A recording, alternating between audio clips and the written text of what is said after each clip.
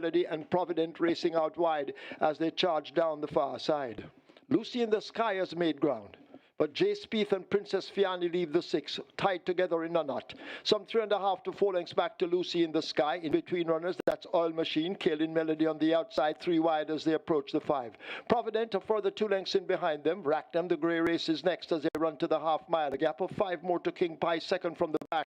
And last of all, it's a Solar Black in the first event as they make their way, arriving at the half mile and go rushing into that turn. Jay Spieth out in front under Dane Dawkins. Here is a Lucy in the Sky now attacking on the outside. 2 lengths back to Oil Machine now, asked to bubble to the boil as they make their way toward the 3. Kaylin Melody is asked to make progress. Princess Fiani dropping back through the field, overtaken by the pair of King Pie and a Provident. RACEHORSE also overtaking her, and Solar Black remains firmly planted at the back of the field as they come rushing into the top of the lane. Jay Spieth attempting to go all the way, has shaken off Lucy in the Sky. Oil Machine now set alight in between horses. King Pie in the red cap on the rail, but it is a Jay Spieth continuing to fend them off. Will arrive at the furlong pole with a 3-length lead. King Pie now sneaking closer on the fence. Oil Machine running on the spot, but it is Jay Spieth with that lead. King Pie and Oil Machine now begin to catch. A stopping Jay Spieth, and King Pie on the rail bursts through. King Pie will take the first by maybe 3 over Jay Spieth, then Oil Machine, Provident and Kaylin Melody.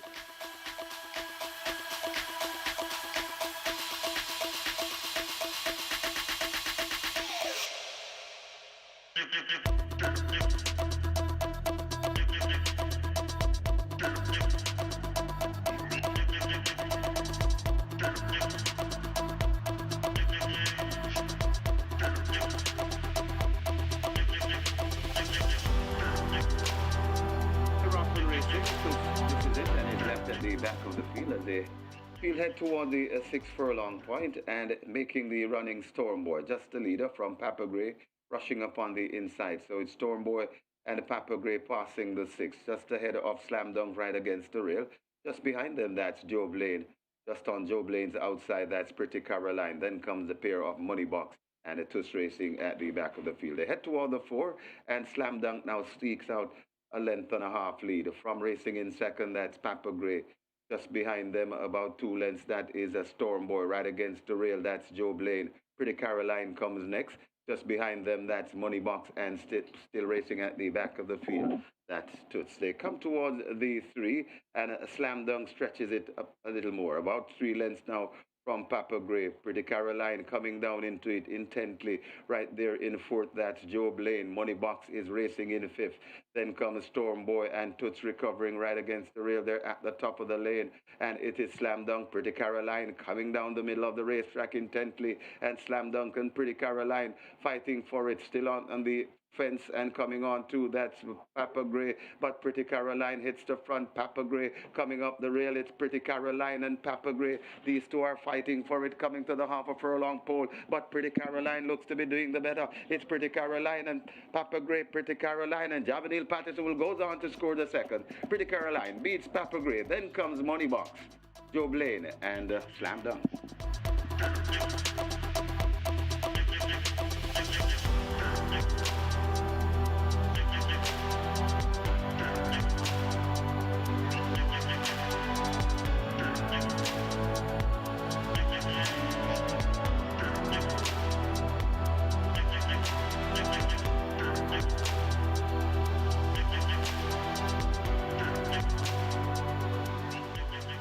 And now they're off on Captured Empress, Smart Asset, the 2 at the back early. As they make their way down the far side, Wayne's Princess, California Gold. They match strides with Bernard de Quick, and Bernard de Quick gets a narrow lead, but only momentarily as they go past the 6. On Captured Empress on the rail, California Gold, these 3 in a tight bunch with Bernard de Quick. Just about a half a length or a neck separates them. Wayne's Princess running in their slipstream as they leave the 5. A break of 2.5 lengths back to Burning Valor. James racing on the outside. Here comes Doc Hidden. As they charge away to the half mile, they're almost there and about to enter the bend. Smart Asset begins to make ground against the rail. Overtaking, here comes Doc and James, and a whiz skid at the back onto the pump, but still not quickening. They're about to arrive at the 3, and California Gold Gold sneaks away with a 4.5 to 5 length lead. Uncaptured Empress, Bernard the Quick, they're joined by 3 wide. Wayne's Princess now beginning a run. Watch Smart Asset on the rail. Burning Valor has to kick in between horses, but it's California Gold at the top of the lane. Just a quarter of a mile to run, and California Gold has that lead. Smart Asset is actually scraping paint and bouncing the rail. Wayne's Princess now asked to get to that leader, but it is a California Gold and Rayan Lewis. A furlong to catch California Gold. Wayne's Princess, Burning Valor, and Whiskey all trying to do it. California Gold by 2 inside the final furlong. California Gold being driven flat to the boards. California Gold just gets there by 3 parts of a length. Wayne's Princess is second. Whiskey is third. Burning Valor is fourth. Could be Uncaptured Empress in fifth.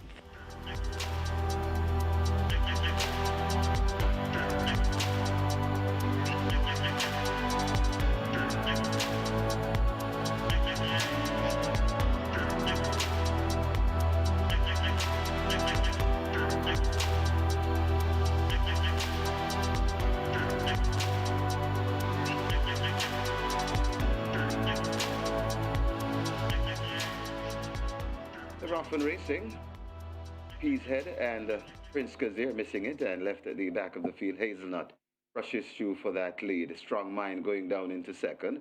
Right there in close touch in third. That's Ideal Winner. About 4 lengths before we come to Kimuchi racing in fourth. Then comes a Beautiful Sunset. Just behind a Beautiful Sunset, that's Simply Enchanting. Right against the rail, that's Roaring Kitty. Just behind Roaring Kitty, that's Mineola. Then comes Prince Kazir and racing at the back of the field, the slow starting Pea's Head. They go past the 3, and it is now Strong Mind that goes on. It's Strong Mind in front of Hazelnut racing in second. Ideal Winner watches them from third. Just on the outside of that one, that's Beautiful Sunset there at the top of the lane. Strong Mind, Hazelnut coming back for more, and now Hazelnut looks to reassume the lead from Strong Mind right against the rail. Beautiful Sunset is hustled up and asks for more out in the middle, but it's Hazelnut once again finding a second win. It's Hazelnut in front and beginning to pull away. Coming on the outside, that's Beautiful Sunset, Hazelnut, and Devastating Dane Dawkins. It's Hazelnut beginning to pull away. Hazelnut by about 4 lengths clear from a Beautiful Sunset. Then comes Strong Mind running on for fourth. That looks to be Roaring Kitty and Kimuchi back in fifth.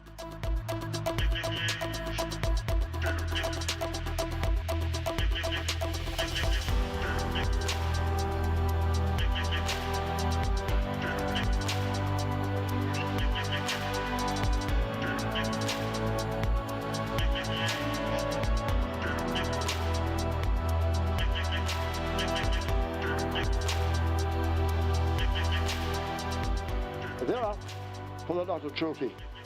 Sunny T and Chippy gets the worst start. Left at the back of the field as they approach the 6. God of Love has grabbed it. Press Conference a length down and racing in second under a snug hold. Rani Bangala about to be overtaken by Burlap rushing down on the outside. Taurus Boy races on the wheel. Whiskey out wide of Rani Bangala. Gilbert races next ahead of No More Deals. March and Shoot in the orange is just ahead of Storm, and Sunny T and Chippy yet to recover. A half a mile to run. They're sprinting into the turn for home, approaching the 7/16. It is God of Love pressed now by a Press Conference. Burlap just toward the outside of these. Taurus Boy trying to sneak upon them as they go flashing past the 3. A gap to Rani Bangala, a Whiskey and Gilbert. These team up. March and Shoot is next. No More Deals on the outside. Sunny T and Chippy has made progress, and Storm not blowing at all at the back of the field. It is God of Love near the rail continuing the battle. Here is Taurus Boy now asked to kick in. Press Conference is running out wide with Burlap on the extreme outside. It's still a wide open affair as they make their way flashing past the furlong pole, and it is Taurus Boy who picks it up. Watch March and Shoot in the orange over against the rail. Sunny T and Chippy has made progress, but it is March and Shoot exploding on the fence, and March and Shoot is running away from them in the end. March and Shoot and Christopher Mamdeen beat Taurus Boy, Sunny T and Chippy. Gilbert Storm has finished in 5th.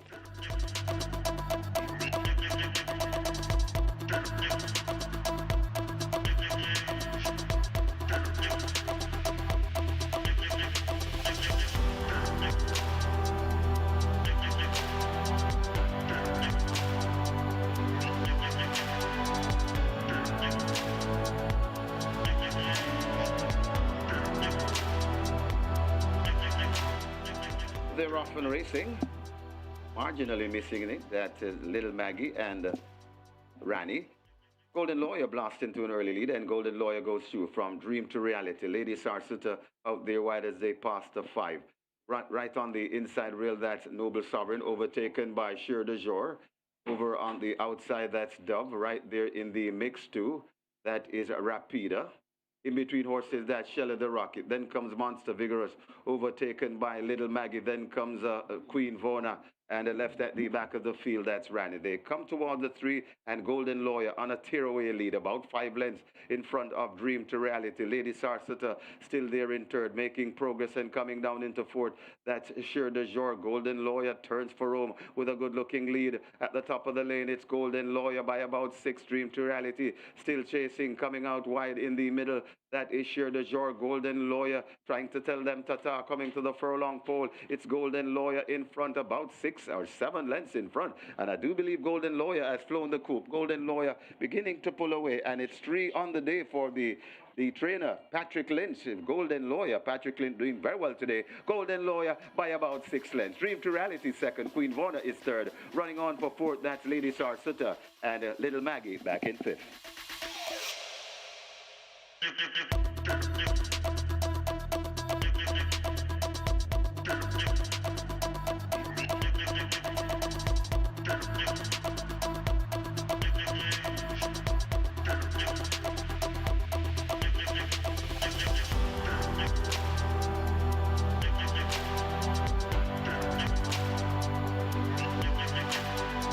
They're up for the Port Royal Sprint. Sensational move left at the back early.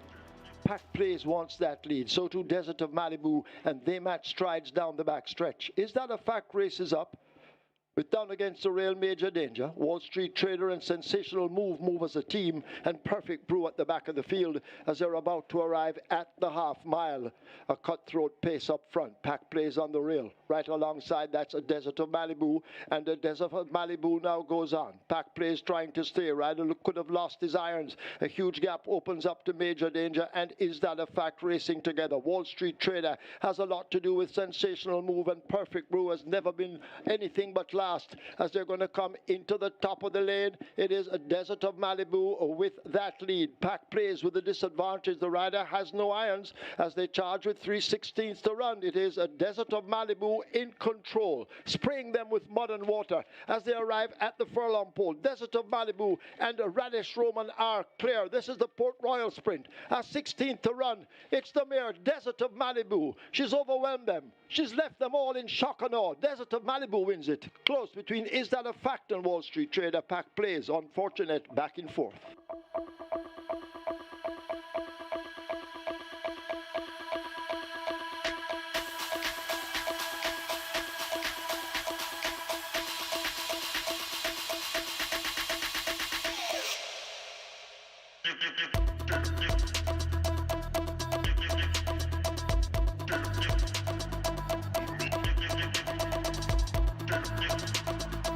Ready for a start. They're off and racing.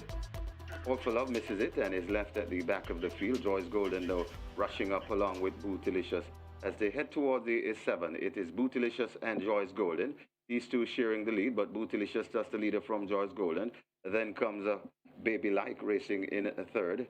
Right there on the inside and coming up, that is Grecian Light. Then comes in between horses, we see Provocativa making a move on the outside. That's Sistine Treasure.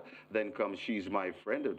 About 5 or 6 lengths before we come to Power From Above and racing at the back of the field as they pass the 5.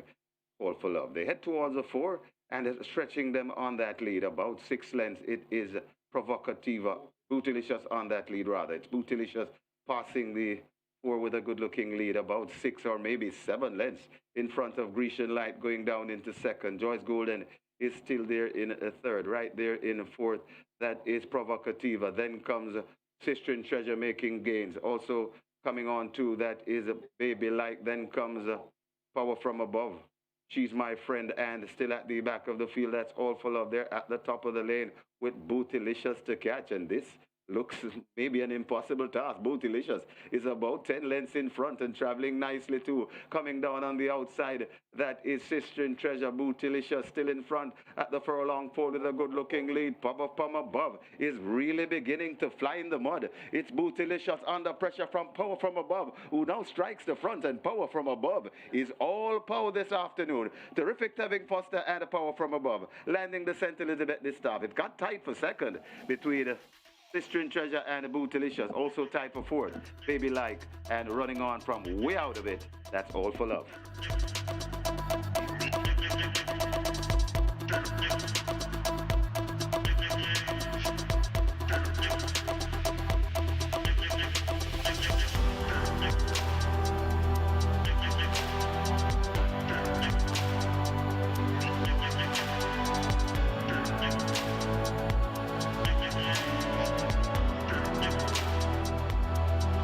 Field in line for the Money Time Trophy. 6 furlongs, 1,200 meters. Starter appears to be ready. They're off for the Money Time. Play Fair comes out at the back with a Midnight Flight. As they're grouping up on that lead, She's That Girl Wants It, along with Miss Cherry and a Prince Aman. Crypto Girl is racing out wide of them. Midnight Flight as they leave the 5, making ground on the rail. Queen of Soul is out wide with Immeasurable Joy. Teflon Don racing just in between horses. Firecracker looks to have been taken in hand and fades back as the leaders now leave the half mile and make their way into that turn. Allegiance racing toward the back with a fading Firecracker, and Play Fair never been in it and still remains last. They come blasting past the 3. She's That Girl out in front as they make their way toward the 5:16. She's That Girl is the one racing right against the rail.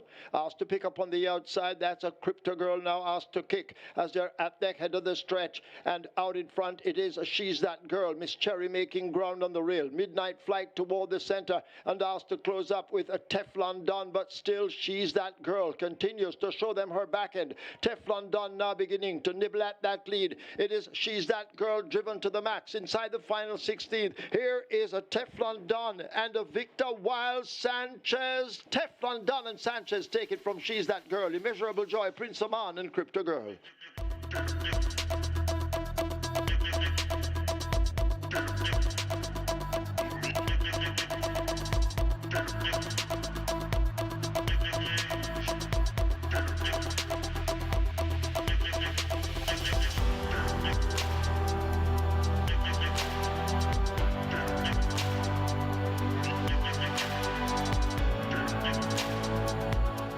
They're up for the Jamaica Cup. The head Cornerstone broke well on the far side, and Atomica, the mare, now travels and gets that lead. Tested early by a Julie Run as they make their way now toward the mile marker. Atomica down against the rail. Run Julie Run almost right alongside. Neo Star is the one picking up on the outside.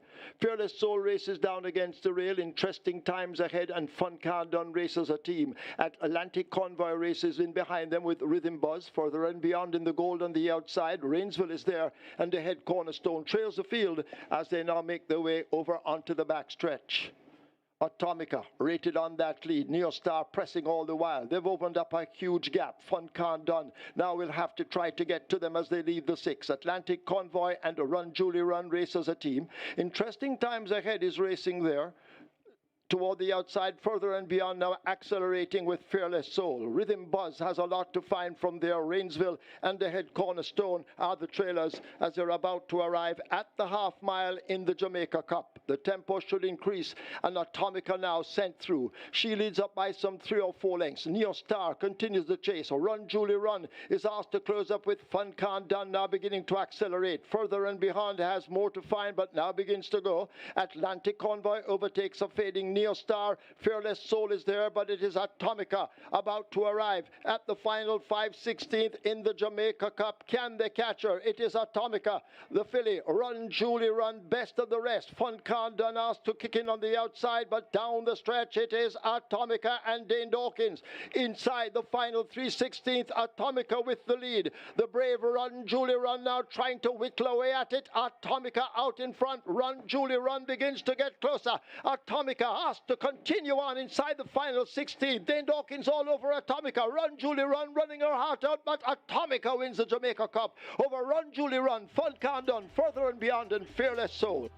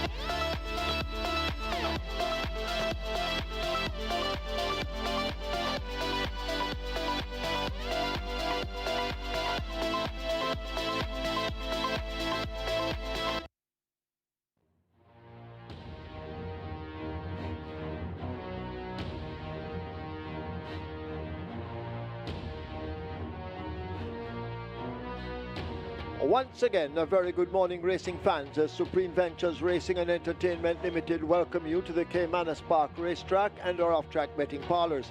In a short while, we will be announcing the program changes. Now we ask you to stand to honor the Jamaica National Anthem.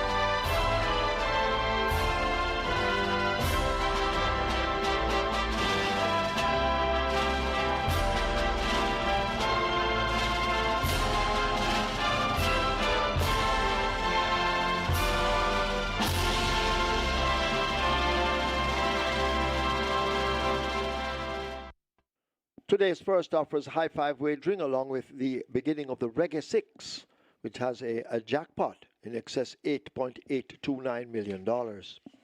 Race 2, that's where the catch 9 begins. A single winner bonus, $1,365,000 plus. Race 3, play spot 8. Quick 4, both start here. The play spot 8 has a single winner bonus in excess of $791,000. The quick 4 in excess of $1,155,000. Race 4 is the ABBIE GRANNUM Memorial Cup. Early 5-star wagering begins. Single winner bonus, $1,128,000 plus. Race 5 offers high five wagering on the start of the Twilight 6. Moving on to race 6. High five wagering. Race 7. That's where the strike 4 begins. A single winner bonus in excess of $2,024,000. Race 8 offers high five wagering. Race 9 offers high five wagering. Scratch number 9, Faith Downey. Faith Downey is injured. In the 9th event, take out number 9, Faith Downey. Faith Downey is injured. And a race 10 offers high five wagering. I'll be back with you later on. It's now time to go over to our racing analysts who will try to figure out the program, thus helping you in your selections, allowing you to leave here with a bag of cash. Over now to Michael Kane.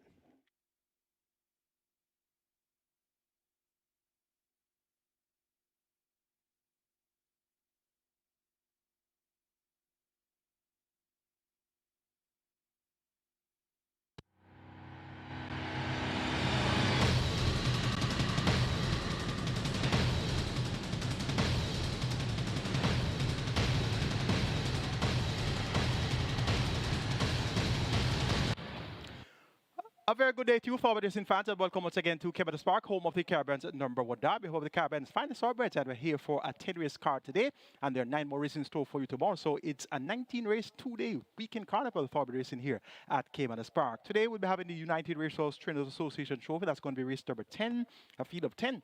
And that's a restricted stakes contest for importees, 3 and up, nuns of 3, and native bred 3 and 4 years, nuns of 4. We'll also be having the ABBIE GRANNUM Memorial Cup. That's going to be race number 4. 2-year-olds will go 1,400 meters or 7 furlongs. It's going to be the longest distance that we'll see the 2-year-olds perform for the season so far. And that's a field of 7, a first of $1,010,000, a maiden special weight contest for 2-year-olds. The United Racehorse Trainers Association of Jamaica Humanitarian Award. That's going to be race number 6, and the awardee there, Anthony Smith. And that's the 6th event with a field of 14. And these are maidens. They go 800 meters straight or 4 furlongs straight. One scratch announced so far. That's Faith Downey in race number 9. And where all systems go as far as the other horses are concerned. It's wet right here at Caymanas Park right now. We had rain all week long, and we have had a steady drizzle so far today. So look for horses that have shown a liking for the wet underfoot condition, and things could get even sloppier later on. So read for the mudlarks, and you should be on the safe side there. In the Jockeys Colony, Leading lights, of course. Radish Roman, he's on 117, and that puts him 2 clear of Tevin Foster on 115, and they continue to rule the roost here at Caymanas Park, and indeed they have some very live mounts all weekend long. So I'm expecting a Radish Roman Tevin Foster show to be on the cards for the 19 race Saturday, Sunday, 2-day carnival. We're 39 minutes to go to post for the first event, and we start our Regular 6 here. Minimum guarantee pay of 3.5 million. We have a jackpot of over 8.8 million, and that jackpot continues to grow quite exponentially. The first event is for the claiming level 400,000, another 300,000. We have a purse here of 790,000. A field of 10, they go 1,500 meters or 7.5 furlongs. Early favorite in the betting is at 4 to 5, and that's number 9, Favorite is. Strong second favorite at 6 to 5 is number 10, Expeditious. Then you get a pair of 8 to 1 chances, 3, Maya, and 5, Right in Flight. And barring those, it's double-digit odds all round. My best 4 for the Omen contest includes 4 Line of Vicati, 7 Bad Investment, 8 Pro Johnny, and 10 Expeditious. 4, 7, 8, and 10. That's where I'm going in the first event. The one that comes out on top for me is number 10, Expeditious. Tevin Foster riding for trader Boris Magichan. This one has worked particularly well. 6 furlongs in 117.2, and that workout came on the 10th of November. And that's last Sunday morning. It's not the norm to see a 400,000 claimer going 117.2 for 6 furlongs at exercise. So that speaks to the well-being of Expeditious. And last time out, went 4.5 furlongs straight, a trip which can be considered to be a trifle short of his best, but ran on to be third by 5.25 against the Queensland and stick it on with the additional 3 furlongs to travel today. I'm expecting Expeditious to be the one to beat here. Tevin Foster is aboard, and he should get a good ride here from this Expeditious, and tipping this one as my top selection. Number 8 is Pro Johnny. This one takes a sneak down the claim ladder. Raced at 550 last time out. Prior to that, raced at 400,000. So has been toggling between 550 and 400. He has some form lines here that date back to April and March this year, where he raced among 750,000 claimers. So look for Pro Johnny. With the outgoing champion jockey Ray and Lewis riding for Greg Fenner, look for this Pro Johnny to be able to acquit himself well here. And if my records are right, he has done well on a wet track in the not too distant past. Number 4 is Line of Vicati, won by the proverbial City Block when running at 250. That came on the 21st of September, won by 13 3/4 lengths in 132 flat, beating 6th Avenue, and he's not much right him about, but he has good back class. Subsequent to that wide margin win, he stepped up to 750, was bet to the tune of 7 to 1, well beaten by Sir John Great Trick and Anonymous, and stepped out to 550 last time out, and was well beaten again, sent by 24 3/4 into Simba the Lion, Princess Talisi, and Lord of Atherton. Now down to 400,000, the minor of victory at 250 suggests that Line of Vicati should be able to acquit himself well at the 400,000 level. Linton Steadman is back. He's fresh from his overseas riding, and he's in the saddle here for Winston Morris and owner Delroy McClarty. I'm expecting Line of Vicati to be a strong factor throughout, and you're getting 23 to 1 there in the early wagering for Line of Vicati, and that would be a great way to start your Regular 6. Number 7 is Bad Investment, claim for 550,000 on the 2nd of November, and 2 weeks later is now down to 400,000. So could this be a bad investment? Well, the connections have foregone 150,000 off that claiming price of 550 down to 400,000. So clearly they must be in a serious mood about getting back some of their investment.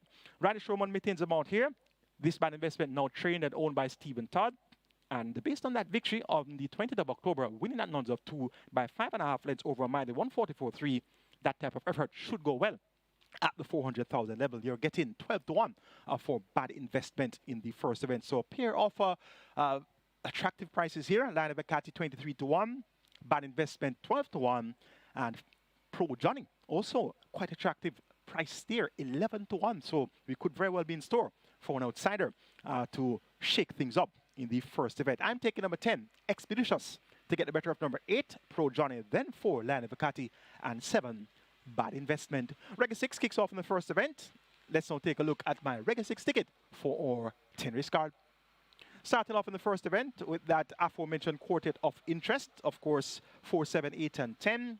Add in number 9, Favorite is in the mix as well, and currently Favorite is a favorite at odds of 4 to 5. So 4, 7, 8, 9, and 10 to kick off the Regular 6. Line of Vicati, 23 to 1. Bad Investment, 12 to 1. Pro Johnny, 11 to 1. Those are the type of prices you need to win to collect a bag of cash. If the favorites come through all day long, we're not going to be collecting much money. So let's look out for these outsiders to come through in race number 1. And of course, you have the 2 favorites here. Number 9, Fair It Is at 4-5, and number 10, Expeditious at odds of 7-5. Top selection is Expeditious, but for Reggae 6 wagering purposes, I'm rooting for the outsiders here on the first leg.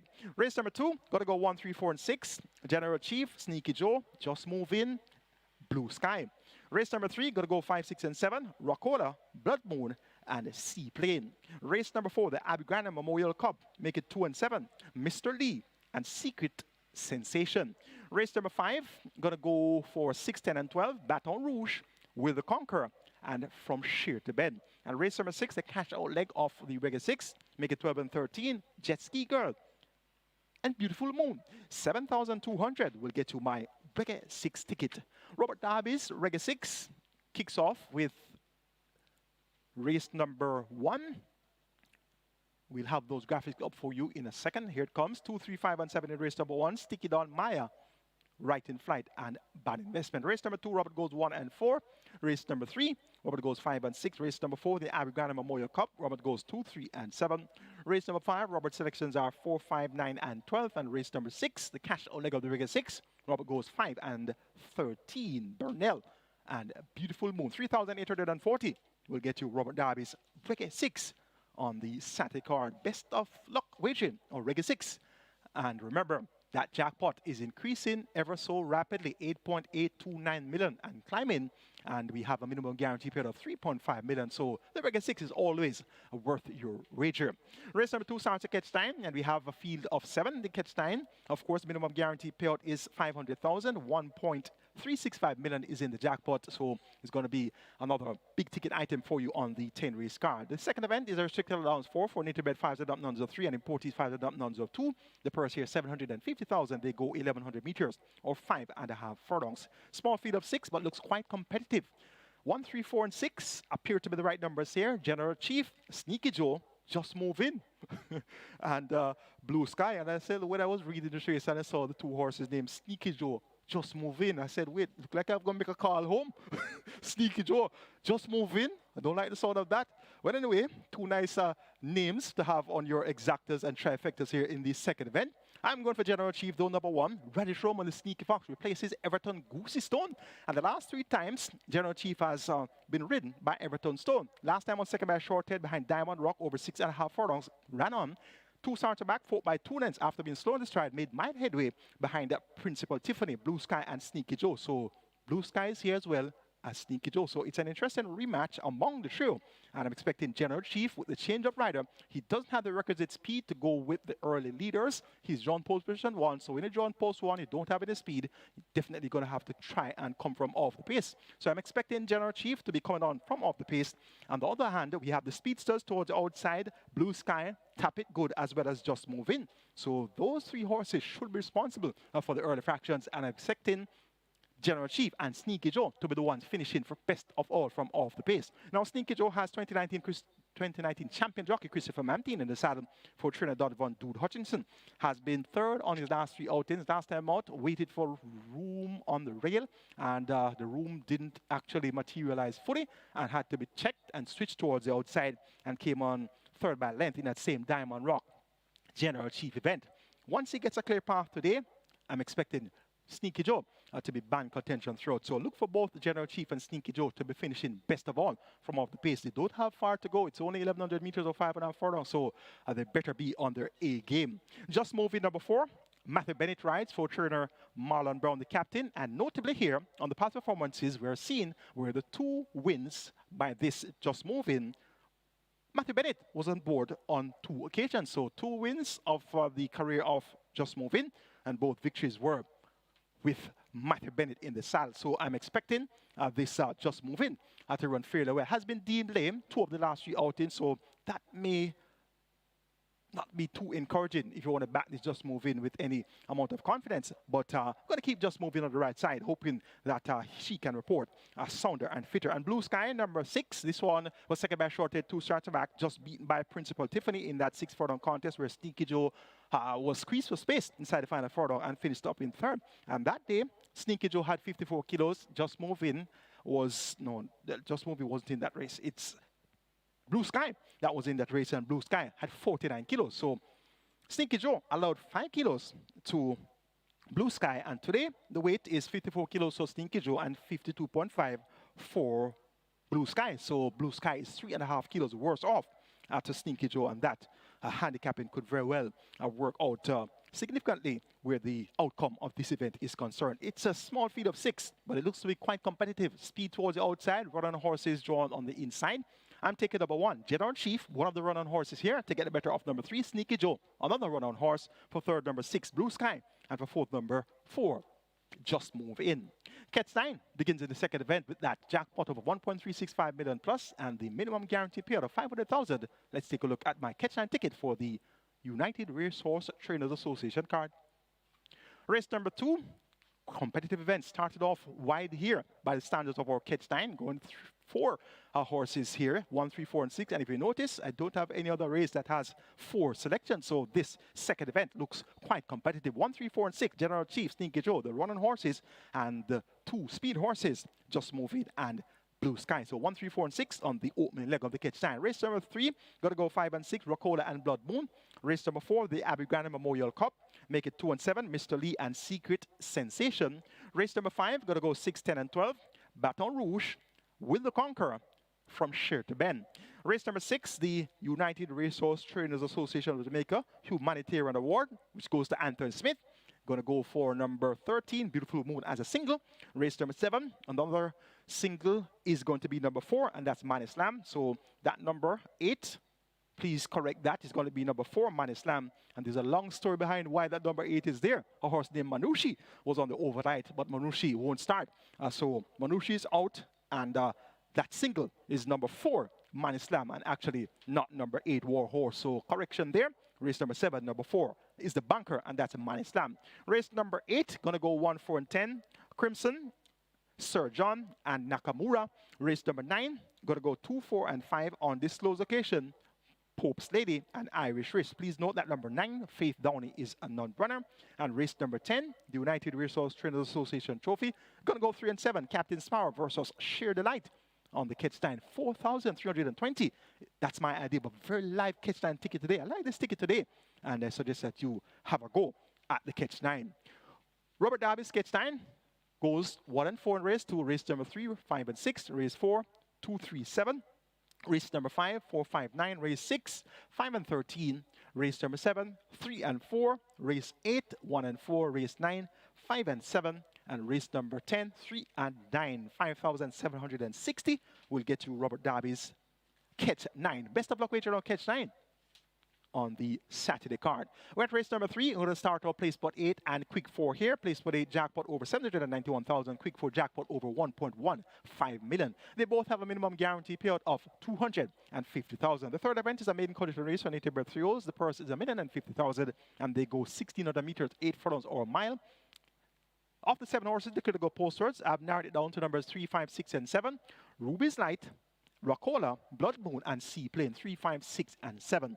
Now, this Blood Moon has been well fancied on his last 6 appearances, but has not won as yet. Not too far away, though, has been second, 3 of the last 6, third on his last 2 appearances, and his third place effort, going 7 furlongs on the 12th of October, beat by Himaya and Happy Force, suggests that he should be able to lead this field for a long way. He is apparently a bit questionable at a mile, but that second place effort, 3 starts and back, going 4 straight, coming from just off the pace, maybe he can be rated. And second by 2 lengths, going 5.5 furlongs, coming from just off the pace as well, beaten by My Sunshine. That tells us that he can be rated. Now, Radish Roman rides very well from in front. He'd have the top weight here, joint top weight of 57 kilos with Seaplane, and not seen much speed, much other speed to go with Blood Moon. Rockola has pace, and you know pace makes a race, but Rockola doesn't have the top end speed that Blood Moon would have coming a man. Seaplane also has some pace, has stamina as well, but won't be as forwardly placed as Blood Moon. So there appears to be a distinct advantage here for Blood Moon, where Blood Moon should be in front, should be able to dictate terms for at least the first 6 furlongs. So the final 2 furlongs is going to be the gray area here for Blood Moon. And if Blood Moon decides to be generous and quicken at the top of the lane, they should have some running to do to get back to Blood Moon. So I've made Blood Moon my top selection here, given the pace scenario, given the fact that he should be well clear of the field for the first 6 furlongs of the event. And once that's the case, keeping my fingers crossed that he will be able to hold on inside that final furlong and a half. Racola, on the other hand, we absolutely have no doubt about the stamina of Racola. Racola has been second for the last 5 outings, second at 7 furlongs, second at 8 furlongs, second at 9 furlongs and 25 yards, and second at a mile again. So clearly, he is going to be reporting from a break since July, 4 months or so. So race fitness, as far as that is concerned, Blood Moon is far more race fit than Racola. And Seaplane also has race fitness going for him as well. So Racola, if he's going to be close by, Blood Moon at the top of the lane, when I say close by, I mean maybe a length or less than a length, he's going to be Blood Moon, because Blood Moon doesn't have as much stamina as Racola. And Seaplane also has much more stamina than Blood Moon based on the past performances here. We've seen Seaplane run the mile twice. We've seen him run at 9 and 25 once, 7.5 furlongs. He was second last time out behind the Soul Warrior. So his stamina is also not as questionable as that of Blood Moon. But I'm hoping that the pace of Blood Moon will slip both Seaplane and Racola here in the third event. Ruby's Light is another that has some bit of speed, and if deciding to before the place here today, we could very well see Ruby's Light being the closest pursuer of Blood Moon for the first 5 or 6 furlongs. An interesting looking third event. Are we going to get a one scrape of effort from Blood Moon, or are we going to get Racola or Seaplane? I'm going to go for number 6 Blood Moon to just barely hold on by the flare of a nostril over number 5, Racola, and in turn, just over number 7, Seaplane for 4th, making number 3, Ruby's Light. Race number 4 is next. It's the ABBIE GRANNUM Memorial Cup, and we have a field of 7 2-year-olds. They go 1,400 meters or 7 furlongs. The purse here, $1,010,000. It's a maiden specialty event for nature-bred 2-year-olds. 2, 3, 4, and 7 represent my best 4, my quartet of interest. Mr. Lee number 2, Althea number 3, Giant Vigorous number 4, and Secret Sensation number 7. Now the Secret Sensation makes his much anticipated debut. He's a 2-year-old chestnut colt by Sensational Slam out of the Maverick Dam Secret Cat, bred, owned, trained Carl Anderson. Baby Harvey will be aboard. The groom is Joseph Harris, and Secret Sensation will have visor and tongue tie fitted for the debut. Has looked quite fluent at exercise on the 9th of November. 4 straight in 48 won by 103.4, and on the 24th of October went 37 flat alongside stablemate Burning Hedge. Now Burning Hedge won in debut in excess of 20-1 odds and came back and finished 3rd and came back and finished 2nd. I think this one finished 2nd last time out to Unspun. So Burning Hedge has shown that he's of very good ability thus far.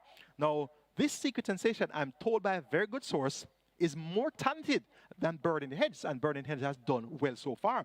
And this could be a notion of the thoroughbred racing circles here at Caymanas Park. And I date back to many years ago. It started when I was learning the different intricacies about racing, and I'd always listen to people, what they say and how they say it. And I always noticed a trend. Whenever you have a horse winning on debut from a barn, particularly a barn that has numerous horses, there's always the saying that you think that one is anything big? Well, wait until you see this one. This one is bigger than that one. And I remember some years ago, there was a horse by the name of Duck or Dinner. And there was a big horse that won first time out of the barn. And the way that horse won, it was so impressive. And it was so mind-boggling and captivating that one would really wonder if they really had a bigger horse in the barn. Now, there was this horse named Duck or Dinner that was named as something bigger than that debutant that won. And we waited and we waited and we waited until Duck or Dinner came to the races. And when Duck or Dinner came to the races, we said, yes, well, this is the big horse now that I'm talking about, that bigger than the other one. So, long and short, Duck or Dinner wasn't much more than like it turned out to be dinner for the other horses. So, the notion is always that there's a bigger horse in the barn. And I'm told by a very good source that this Secret Sensation is better than Burning Hedge. So let's see how true this is going to be. And it's going to be first time out for this Secret Sensation. And looking at the field, not seeing much here in terms of strong talent to oppose Secret Sensation. And as such, I've made Secret Sensation my top selection for the ABBIE GRANNUM Memorial Cup.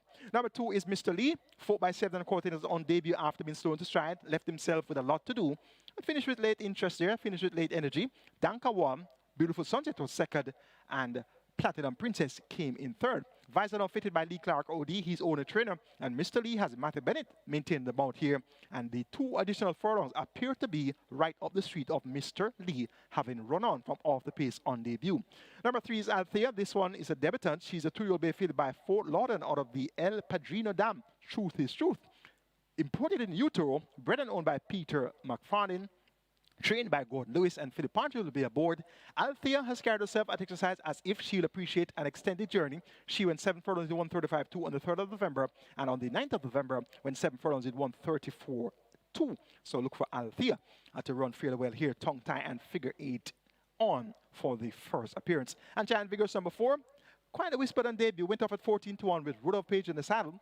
7x17 then trailed in that 900-meter straight contest, won in track record time by Mighty Gully over Ideal Winner and Hazelnut. Ideal Winner came back and didn't perform as well. Hazelnut came back and won, beating Ideal Winner and company. So we're going to keep Giant Vigorous on the right side. Maybe that 4.5 furlong straight was a bit on the snappy side for her. So she gets 2.5 furlongs longer to travel, and Rudolph Page, a.k.a. Yellow, maintains the mount. We'll keep Giant Vigorous on the right side. I'm taking number 7, the highly thought of Secret Sensation, to get the better of number 2, Mr. Lee, then 3, Althea, and 4, Giant Vigorous. The 50 event is next. Twilight 6 begins here. Minimum guarantee pay of 3.5 million. We have a field of 13. They go 1,000 meters straight. It's for the claiming level, 250,000 out of 200,000. The purse here is 700,000. I've narrowed it down to 4, 6, 10, and 12. Stanislaus, Baton Rouge, Will the Conqueror, and From Share to Bend, 4, 6, 10, and 12. Of that quartet, we have 2 horses that are tumbling down the claiming ladder. Well, actually, 1 is tumbling down now, and we saw Will Conquer on a 250 tag for the first time on the 17th of August, and they've both raced at $1 million and over net allowance in their past performances here, dating back to 10 starts ago. So Baton Rouge won at overnight, August 2023, 5 lengths clear, made all in 126, 1 for 7 furlongs, beating Tekka Punt and Junko Jeff. And subsequent to that, stepped down to $1 million, stepped down to 550, won at 550 in April. He's now down to 250. 2-time champion apprentice O'Shea Nugent, also known as Johnny, picks up the mount for trainer Michael Spencer. Let's see, Baton Rouge down to 250. Looks to be a rock bottom level here for Baton Rouge. And if he's even 75% of himself, he can show these the way home. The same can be said about number 10, Will the Conqueror, former top-class campaigner. He last won at $1 million claimers. That was May last year, so it's more than a year, a lot more than a year. So he has declined the ability since then. Now down to 250 for the second time. Last time at 250, he was second by length, beaten by Stanislaus. Notably, Stanislaus had 52.5 kilos, with the Conqueror that day had 57 kilos. Stanislaus is present here, drawn post 4, now has 55.5, and Reseal Will the Conqueror down from 54.5 to 50. Make that down from 57 kilos to 54.5. So when you do the handicapping out of the last time they met on the 17th of August, that's a swing of 5.5 kilos for Will the Conqueror. So that's a significant swing at the scales here. Down to this level of 250 and 180, the handicapping doesn't always work out according to plans, as it does at the much higher level of competition where the horses are far more consistent due to their fitness and readiness. But down to the claiming level of 250, yes, we're going to consider handicaps, but at the same time, we're not going to pay too much attention to it. And I've learned that over the years. You do the handicapping for overnight, open allowance, high-level restricted stakes, and you do the same handicapping for low-level claimers, and the results are not identical. So I always caution you, we're going to do the handicapping, we're going to apply the principles of handicapping, but at the same time, these low-level claimers, they have their different problems, their different quirks, issues, so sometimes they just don't stand up to the calculations. But based on the calculations, Will the Conqueror should turn the tables on his recent conqueror, Stanislaus. Stanislaus has been Dawkins riding for Delroy Wisdom and owner Winston Davis. Number 12 is From Share to Bend, another that doesn't appear to be all that well off at the scale. Now, last time out, he was second by a short head with 51.5 kilos, beat by Phonometer. Phonometer is banging form at the moment. Now, From Share to Bend picks up 5.5 kilos, now up to 57 kilos, top weight, joint top weight, with Baton Rouge and Dancing in the Breeze. So from share to bend, notably, last time out raced at the 400,000 or the 300,000 claiming level. The connections could have put this one in for a 400,000 tag. They opted to put him in for 300,000. So they didn't ask for 400, they didn't ask for 350. They said, give me 300,000 and take him and go. Nobody claimed from share to bend. Well, now the connections have opted for 250. So they're saying, all right, you don't want it for 300, take him for 250. So from share to bend, the for-sale sign is up in a big way, stepping down from nuns of 3 in June, went down to 550, well beaten and lame, came down for 300, still not claimed, but was a lot closer, second by a short head. The hike at the scale, though, from 51.5 to 57, appears to be likely to be a burden here for from share to bend. But it's 2019 champion Christopher Mamdine for Alfred Brown owner-trainer, up against some suspect Downing-class runners, Baton Rouge and Will the Conqueror. Though they have the back class, their current form may not all be that highly recommended. An interesting looking fifth event to start out Twilight 6. I'm going 6, 10, 12, and 4. Baton Rouge over Will the Conqueror from share to bend and Stanislaus. Race number 6 is next. It's the United Racehorse Trainers Association of Jamaica Humanitarian Award, which goes to Anthony Smith, trainer Anthony Smith. A field of 14 go 800 meters straight. It's a maiden condition race for 4 years and up. The purse is 730,000. Of the, well, Twilight 6, yes, thank you very much, producer. It was going on a quick splits there, so let's go for Twilight 6 ticket. And indeed, our Twilight 6 with that minimum guarantee paid of 3.5 billion, always a great wager. Starting off in race number 5, it's 6, 10, and 12. Baton Rouge Will the Conqueror from share to bend, 6, 10, and 12. Race number 6, gonna go 12 and 13, and that's Jet Ski Girl and Beautiful Moon. Race number 7, original selections there were 4 and 8, and that 8 horse was supposed to be Manushi. Manushi is not starting, so we're gonna make it 3 and 4, Magistrix and Manislam. Magistrix and Manislam, so 3 and 4. Doing a correction there, 3 and 4 instead of 4 and 8. Race number 8, gonna go 1, 4, 8, and 10. Crimson, Sir John, Great Trick, and Nakamura. Race number 9, kind of wrote the number 9. Faith Downey is a scratch, make it 2, 4, 5, and 7. On disclosed occasion, Pope's Lady, Irish Wish, and Midnight Galaxy. And race number 10, the cash out leg of the Twilight 6, gonna go 3, 7, 8, and 10. Captain Sparrow, Share the Light, Mac and Rome, and Princess Amali, 7,680 will get you my Twilight 6 ticket. Robert Darby's Twilight 6 kicks off in race number 5 with 4, 5, 9, and 12. Race number 6, Robert goes 5 and 13. Race number 7, 3 and 4.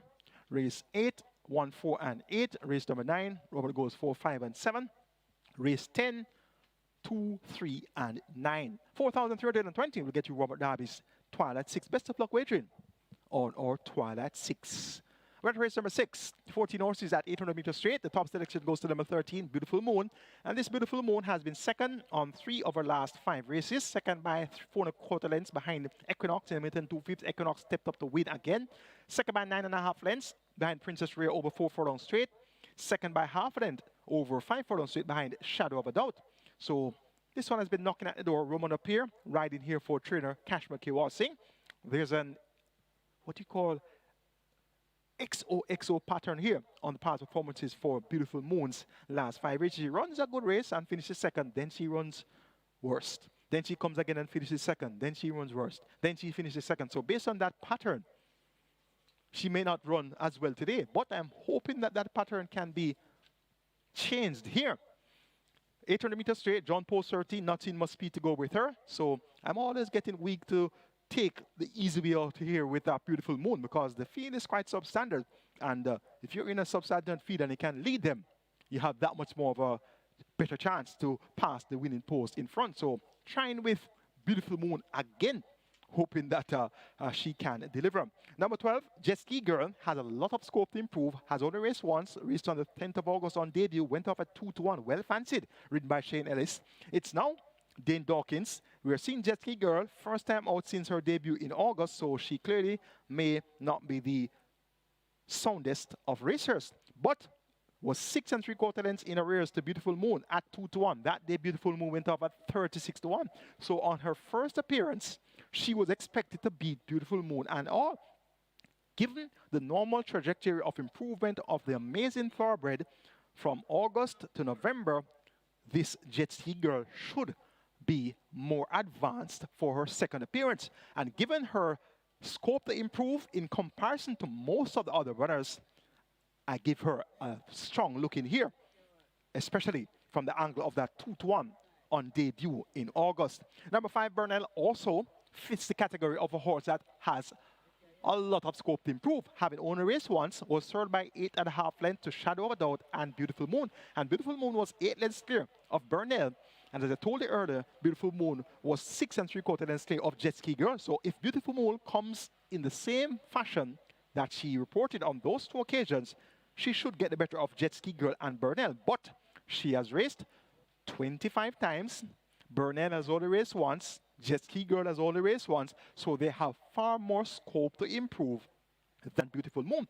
And if they have improved along the expected trajectory of improvement, they could very well be good enough to turn the tables on Beautiful Moon. But I'm taking Beautiful Moon on top, given her experience and her frequency at the races, just over Jet Ski Girl and Burnell, the 2 that have a lot of scope to improve. For 4th, I'm taking number 7, Money Must. So make it 13, 12, 5, and 7 in the United Racehorse Trainers Association of Jamaica Humanitarian Award, which goes to Anthony Smith on the United Racehorse Trainers Association Day.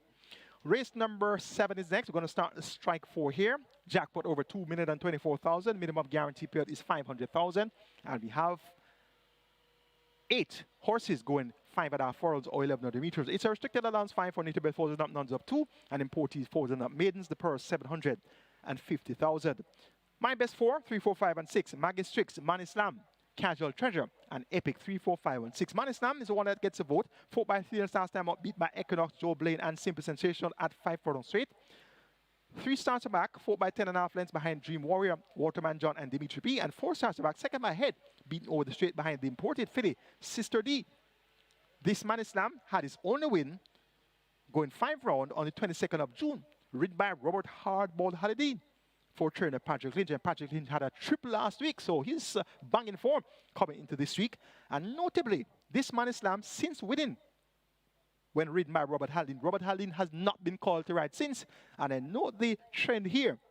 6 consecutive races, Man Islam has been ridden by 6 different jockeys. And this is a pattern of the Professor Patrick Lynch. He doesn't, you don't see Patrick Lynch having a jockey on his horse 2, 3, 4, 5 times. You just do not see that from the Professor. The Professor doesn't really want any jockey to get too comfortable on his horse. So he changed his rider selectively. He changed his rider selectively. And look at this pattern. After Robert Haldane won aboard Man Islam in June, Matthew Bennett rode. From Matthew Bennett to Tevin Foster, from Tevin Foster to O'Shane Nugent, from O'Shane Nugent to Aaron Chatry, from Aaron Chatry to Siobhan Townsend, from Siobhan Townsend to Philip Partridge. 6 consecutive rider changes for Man Islam. And now we're seeing Robert Haldane, who won aboard Man Islam, recalled to ride. So based on the deductive reasoning, yes, we can say that Man Islam should be that much more focused to get the job done this time around. But at the same time, it's the Professor. So we're going to take this one with something of a high amount of confidence. But Man Islam isn't all that consistent of a runner. But we're hoping that that 22nd of June effort with Robert Haldane aboard can bear fruit here. And he is going to be the top selection. Number 3, Maggie Strix. Second in February at 32-1. Second by half length to Lady Randolari. But since then has not gotten as close. Christopher Mamdine, 2019 champion, now called to ride by Dale Murphy and Landmark Farm. So Maggie Strix is in a field where there's not much right home about. Handyman, Answer My Prayers, Cruising Again, Evil Warhorse. He's way out there in terms of form. So Man Islam has such a simple task. It's not funny. And Maggie Strix also has a fairly simple task as well. As her main danger, and possibly her only danger, could be Man Islam. Of the others, Casual Treasure appears one that we should keep on the right side, given that he has shown interest in his last couple of outings when finishing 3rd and 5th. And Epic, based on the fact that this one won on debut, we should keep Epic on the right side. And I theorize that if a horse can win on debut, that horse can win coming off any break because on debut, they didn't run any at all before and they won. So no matter how long a horse is on a break, once that horse could have won on debut, that horse can win coming off any break because when you run on debut, you haven't run in your entire life. So we're going to keep Epic on the right side based on that. But since that debut win has not improved along the expected lines, so this one has been somewhat of a source of disappointment. Keep Epic on the right side, though, for your exotics. Make it 4, 3, 5, and 6 in an interesting-looking 7th event. Man Slam to get the better of Magistrix, Casual Treasure, and Epic. Race number 8 is next. Late triple begins here. Minimum guarantee pay 400,000. A fee of 11. Go 1400 meters or 7 furlongs. It's for the claiming level 750 down to 600,000. The purse here is 860,000. My best 4, my quartet of interest includes 1 Crimson, 4 Sir John, 8 Great Trick, and 10 Nakamura. 1, 4, 8, and 10. Sir John was a winner last by 5 lengths at 3 to 5, ridden by Radish Roman, 4 trainer Carlton Cunningham. That was on a 750 tag, claimed from that event, brought back on the identical tag. It's now 10 Foster picking up the mount for Raymond Townsend, owner trainer. 1 Sir John is presented in the same fashion that he was at last. He'll win again.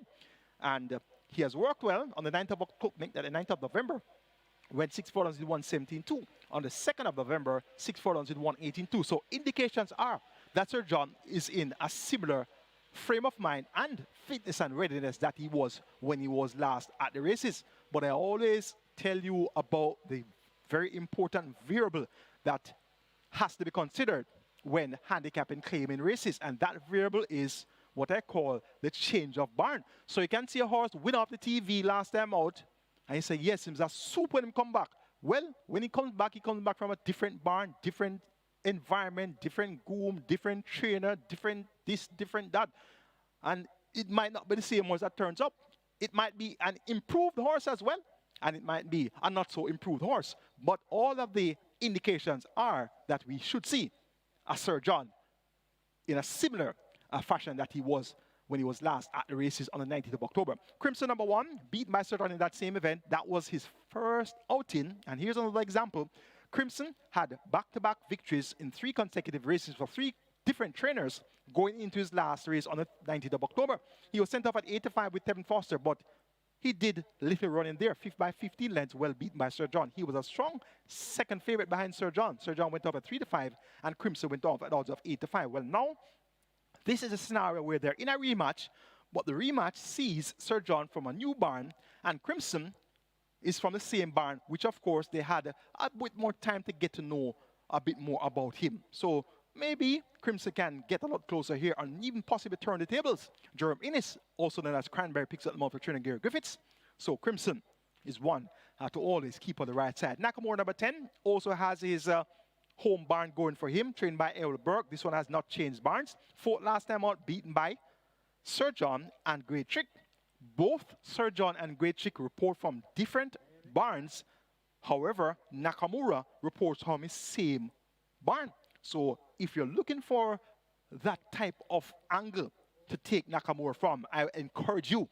Nakamura could very well get a lot closer to both Sir John and Great Trick and possibly turn the tables on them. Great Trick also falls in the same category, claimed for 600,000 in that same Sir John, Great Trick, anonymous event, and he's back here now for new connections. Radish Roman picks up the mount for Fernando Geddes and owner Lancelot Ellis. Great Trick will keep on the right side. So it's an interesting looking 8th event from the perspective of the change of barn. I'm taking number 4, Sir John. After all is said and done, hoping that he'll be the same Sir John we saw on the 19th of October. For 2nd, make it number 1, Crimson. For 3rd, make it number 10, Nakamura. And for 4th, number 8, Great Trick. The 9th up penultimate is next, and the late double begins here. A restricted allowance 2 for native bred 3 nuns of 2 and imported Swiss and maidens. The purse here 1.1 million. A field of 10 declared to go postwards. However, number 9, Faith Downing, is a scratch. My best 4 here includes 2 undisclosed occasion, 4 Pope's Lady, 5 Irish Wish, and 7 Midnight Galaxy. 2, 4, 5, and 7 are going to be my best 4 here. Pope's Lady number 4, this one comes out on top for me. Led for a long way last. Turn for home 6 lengths clear. Cast a furlong post 6 lengths clear. Going 6 furlongs and finished 2nd by length in the end. Didn't have enough gas in the tank to hold on from Zulu Warrior. Well, now cuts back in distance from 6 furlongs to 5 round. Dane Dawkins picks up the mount, replacing Radish Roman. The tongue tie has now been fitted by trainer Stephen Todd for owner Black Brothers. And once Pope's Lady reports in a similar focus that she did on last at 5 rounds, she's going to take a lot of catching here. Irish Race shaped well first time out at nuns of 2, went up at 6-5. This one had been sent off favorite on all 4 career starts, 4-5, 2-5, 1-2, and 6-5, even when stepping up in class. He was not disgraced when third by length at nuns of 2 behind Hot Bread Scammer and Indestructible. So he should be that much more closer at the finish here. Tevin Foster maintains them out for the 4th consecutive occasion. On this occasion, stalemate of Irish Rich. Also should be well poised here, but doesn't appear to be best suited to the 5-round trip. Was second, though, to his stablemate, Prince Aman, over 5 round on a sloppy track on the 6th of October. So if the track becomes sloppy later on, by the time it's race 9, we should see on this location big bang contention as well. At number 7 is Midnight Galaxy, a grey colt, and you know that the grey goes well on the wet track. This Midnight Galaxy has raced 5 times, yet to pass a post in front on his own. He was awarded a race when finishing second behind Irish Rich. Irish Rich disqualified for causing interference on debut. Now, Midnight Galaxy, subsequent to that, has run some big races at nuns of 2. Second by length on the court at 7 furlongs to Blue Sensation. Second by 3/4 of a length over 9.5 furlongs behind Rock, Mac and Rope. Not raced since July, but has been looking particularly well. That exercise has worked quite well. On the 2nd of November, 5 furlongs straight to the minute flat by 46.3. And on the 9th of November, went 6 furlongs in 1:13.2. So Midnight Galaxy has been well and truly prepared by trainer Gresham Smith, a.k.a. Greasy. So if this Midnight Galaxy is close to the pace, we could see Midnight Galaxy getting the job done where it matters most. A competitive looking 9th and penultimate. I'm taking number 4, Pope's Lady, to get the better of number 5, Irish Rich, then 2 on this location, and 7, Midnight Galaxy. The 10th and final is next. It's the United Racehorse Trainers Association Trophy. We have a field of 10. They go the spectator street of 1,820 meters or 925 yards. The purse here is 1.19 million. Of the field of 10, I've narrowed it down to 3, 7, 8, and 10. Captain Sparrow, Sheer Delight, Mac and Rome, and Princess Amali. 3, 7, 8, and 10. Captain Sparrow, strong runner-up, make that strong second runner-up in the Jamaica Derby behind Crown Chaser and Ron Julie Run. What a performance by Ron Julie Run in the Jamaica Cup last week. Gave game chase to Atomica, the horse of the year, right to the very end. So Captain Sparrow, he flopped in the Winston Final of his OD Classic at 1-2, sent by 13.5 lengths. Must have never recovered from that 2,400 meter grueling Derby distance. So he can give an excuse here. He has looked sharper at exercise. On the 4th of November, galloped 7 furlongs in 128.2. On the 10th of November, 6 furlongs in 150.1. So Captain Sparrow appears to be nearing his best once again. 54 kilos the weight. 6-time champion jockey Omar Walker picks up the mount for trainer Anthony Nunes at Own D Syndicate. Captain Sparrow loves 2-turn distances. He won at 9 and 25 on the 15th of June. So he will definitely love every yard of this distance. Number 7 is Sheer Delight, one of the multi-mile invaders, represents the cohort of multi-mile invaders, has raced twice so far. On his local debut with 57 kilos, he was third by just a length and a half, running on to Rainsville and Run Julie Run. Now, 57 kilos for Sheer Delight, 52 kilos for Run Julie Run, the same Run Julie Run that ran second in the Jamaica Cup last week to 2-time horse of the Atomica. So if Sheer Delight could have allowed Run Julie Run 5 kilos on his local debut, first time at the races at Caymanas Park, and just be a length behind Run Julie Run. Run Julie Run, of course, this year's 1,000 Guineas winner, this year's Portmore winner, runner-up in the Derby, runner-up in the Jamaica Cup. So if Sheer Delight can allow 5 kilos to Run Julie Run and just get beaten by a length, first time at the track, what can he do? He must be something quite useful. And his next outing came on the 2nd of November, went at nuns of 4, and was prominent for the entire 7.5 furlongs there, beat by Impressive Force and Supremacy in 1:33.3 for 7.5 furlongs. He had 57 kilos again.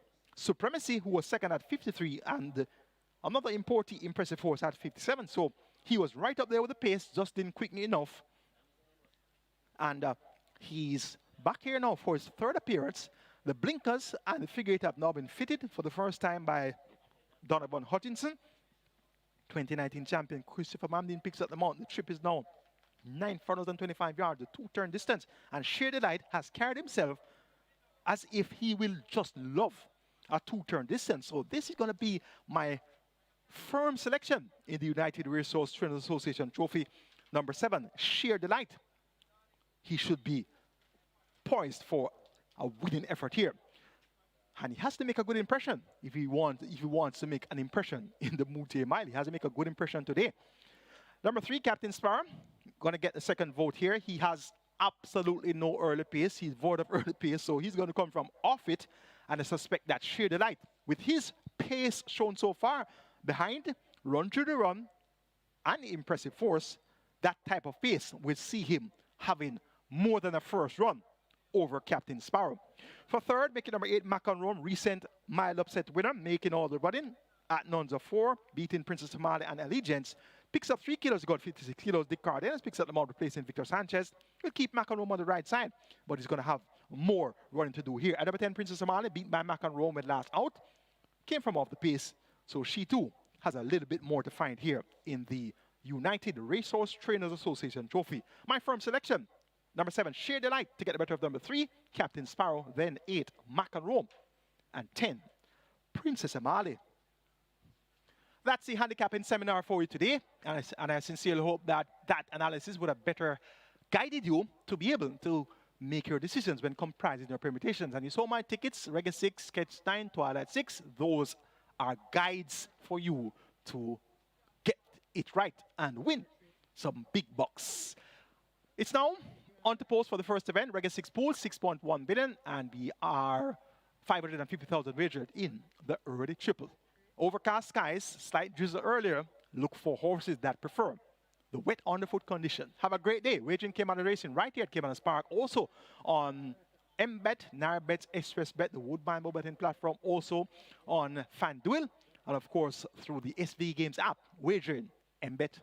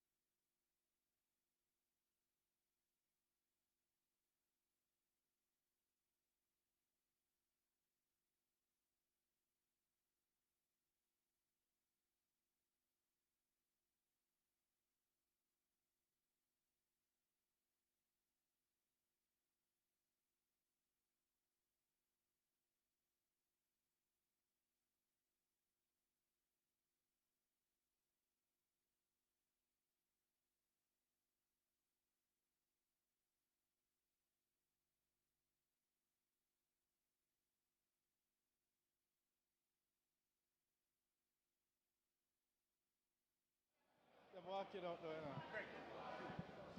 Hello everyone, and it's another rainy Saturday here, so looking for some good action at the track again today. So quite a bit of betting taking place in the first race. So Magnificent, Stick It On, Maya, Pro Johnny, Ferretis, those are the ones that are taking a lot of money, but the one who is the best back runner in the first race here is number 10, Expeditious, currently at 220, and by far Expeditious is the best back runner in the race, and it's the even money favorite in the tote as well. Later down the program, race 2, Sneaky Joe taking a lot of money. Race 4, Secret Sensation. Race 5, Will the Conqueror and Baton Rouge are the ones taking the cash there. In race 6 is Burnell and Jet Ski Girl. Race 9, Midnight Galaxy, who is actually the best back runner of the day. And in race 10, Share the Light, 370 down to 320. That's the best back runner in race number 10. So looking forward to some good racing here, and good luck from the Fixed Odds windows.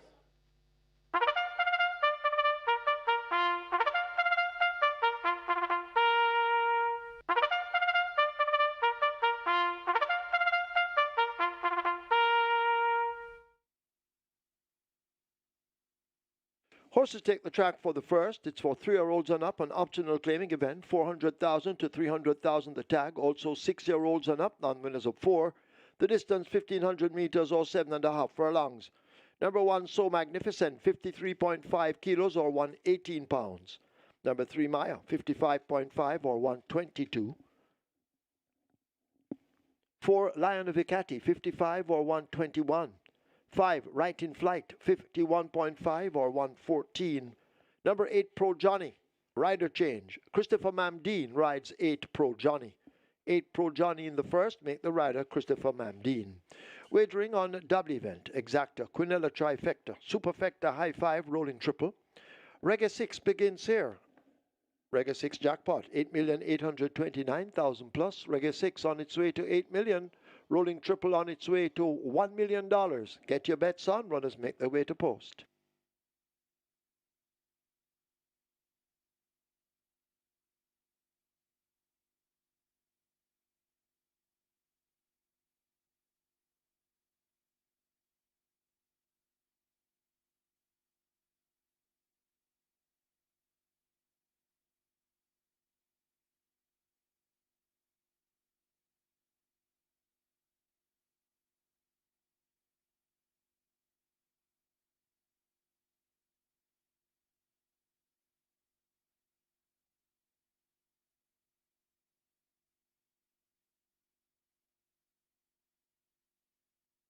So runners are heading to post for race number 1, Reggae 6 pool approaching $8 million.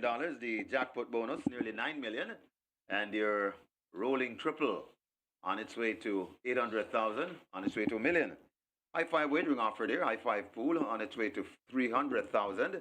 And well worth mentioning, over at Samuel Castellan, we have a GP6 carryover today in excess 800,000 up for grabs. And that's just a fraction of the action on Samuel Cost today. So GP6, man, it make that carryover in excess 800,000. Get your bets on here at Caymanas Park. Runners heading to post.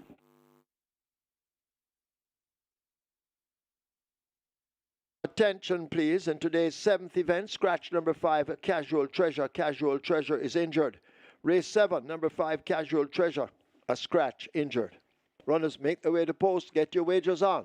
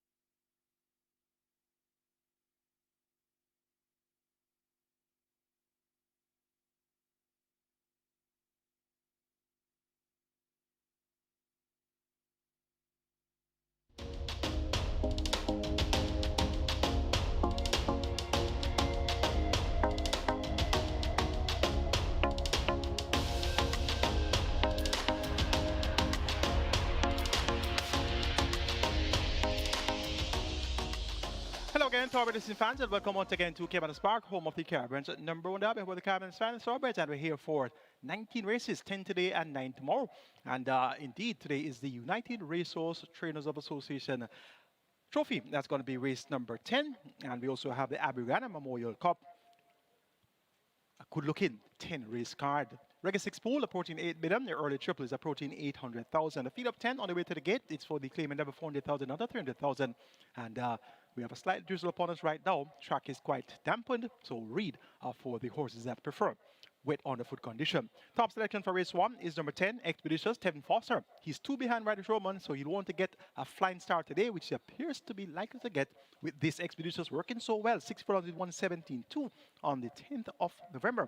So Expeditious, even money, gets a vote here. Number 8, Pro Johnny, gets odds of 10 to 1. Big price, outgoing champion, Ray Lewis, right, returner Greg Fenner. This one represents a live outsider at that. Lovely 10 to 1. Number 4, also quite attractive, 21 to 1. Lion of Icati, Linton Stedman for Winston Morris, one off the TV on the 21st of September, though at 250. That type of victory suggests that he can get the job done at level above, which is indeed 400,000. And number 7, Bad Investment, gets 9 to 1. The Sneaky Fox, Randy Roman at 9 to 1. That would be a good investment if he gets the job done. Steps down of the claim for 550 on the 2nd of November. So one wonders if it's actually a bad investment. That's why the connections have opted to throw him in for 150,000 less than he was claimed for. So 10 to 1 now, a new flash in the betting. An interesting looking first event. If we don't get one of the favorites winning, that's Expeditious or Fair It Is. An outsider looks likely to come to the fore. 10, 8, 4, 7 in the first event.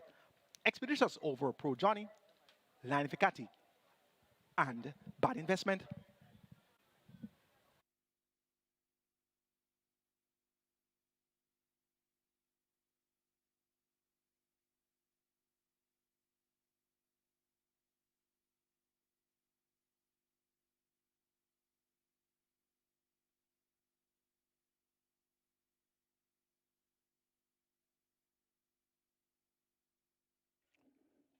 We're closing up the front of the gates for this, the first event. You need to get your wagers on. Regular 6, almost at 8.5. Rolling triple, almost at 900,000. And the high 5 now gathering momentum and on its way to 300,000. Get your wagers on. Runners will begin to load shortly.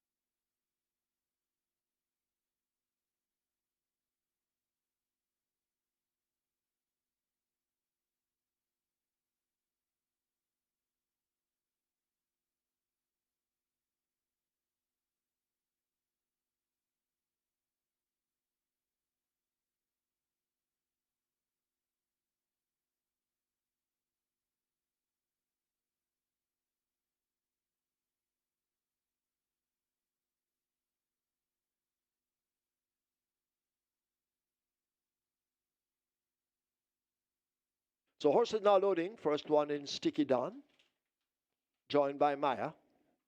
This is 7.5 furlongs or 1,500 meters.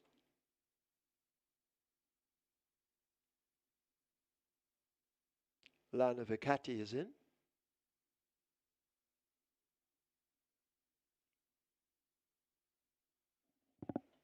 Right in Flight goes in at 5. Thunderstrike coming into 6.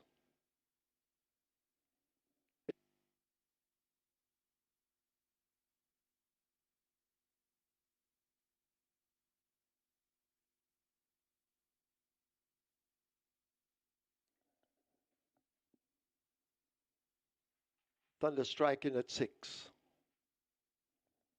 They're trying with 8. That's Pro Johnny.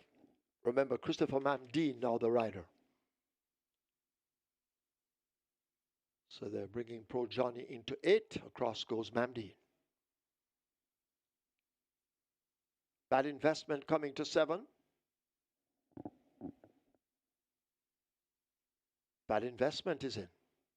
Pharaoh it is next at 9. Expeditious about to load at 10. And the final one will be So Magnificent.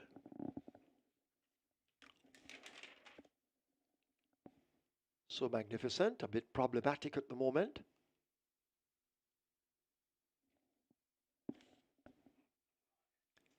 So Magnificent in, field in 9. 7.5 furlongs, 1,500 meters. The first of 10 thereof. Lion of Icati comes out at the back of the field. Expeditious on the far side, breaks well. So too Bad Investment. They mix it up on that lead and vie for it. Sticky Don races next. In behind Sticky Don racing out wide. That's a Pharaoh. It is asked to make progress. Meyer is 3.5 to 4 lengths in behind. So Magnificent is the one running the rail as they lead the 6. Pro Johnny is a further 5 lengths back. Joined by Right in Flight. Just in behind those in the blue silks. That's a Thunderstrike, and a long way last is a Lion of Icati. Down the far side they go. They've left the 5 behind them, and they make their way now toward the final half of a mile in the first event, and Bad Investment has the lead by some 3 lengths. A Sticky Don chasing toward the outside and asked to make some progress. That's Expeditious as they've left the half mile and arrive at the 7:16. Pharaoh it is taking aim, needing to find 6 lengths to get to them. So Magnificent 2 lengths back, almost joined by Maya. A gap to Pro Johnny and Right in Flight as they leave the 3. Thunderstrike is next, and last of all it's a Lion of Icati as they go blasting past the 5:16. Bad Investment out in front with a good advantage. Sticky Don left 4 or 5 lengths back in second, but Bad Investment at the top of the lane continues to lead them a merry chase. Sticky Don down against the fence. Expeditious in the middle in the orange silks. Out wide, that's Pharaoh it is, but they drive toward the final furlong. Bad Investment just on that lead. Sticky Don under the left-hand stick trying to close the gap. Bad Investment holding on to a 4-length lead. Inside the final 16th, it's a Bad Investment under the pump and driven flat to the boards by Radish, the Sneaky Fox Roman. They win by nearly 4. Sticky Don is second. Right in Flight is third. Fourth, So Magnificent. Fifth, Expeditious.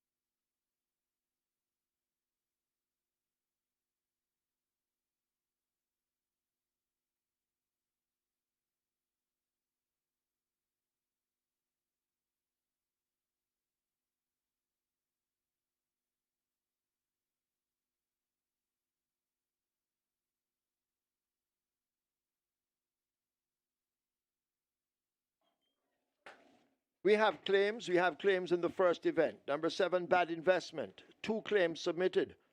Oraldo Chin for Rainford Pasley. Oraldo Chin claims Bad Investment for Rainford Pasley. 2 claims for number 9, Pharaoh it is. Lincoln Lungs for himself. Lincoln Lungs claims Pharaoh it is. There were 6 claims for number 10, Expeditious. 2 void in a 4-way shake. Lawrence Fremantle claims Expeditious for Byron Anderson. Lawrence Fremantle claims Expeditious for Byron Anderson.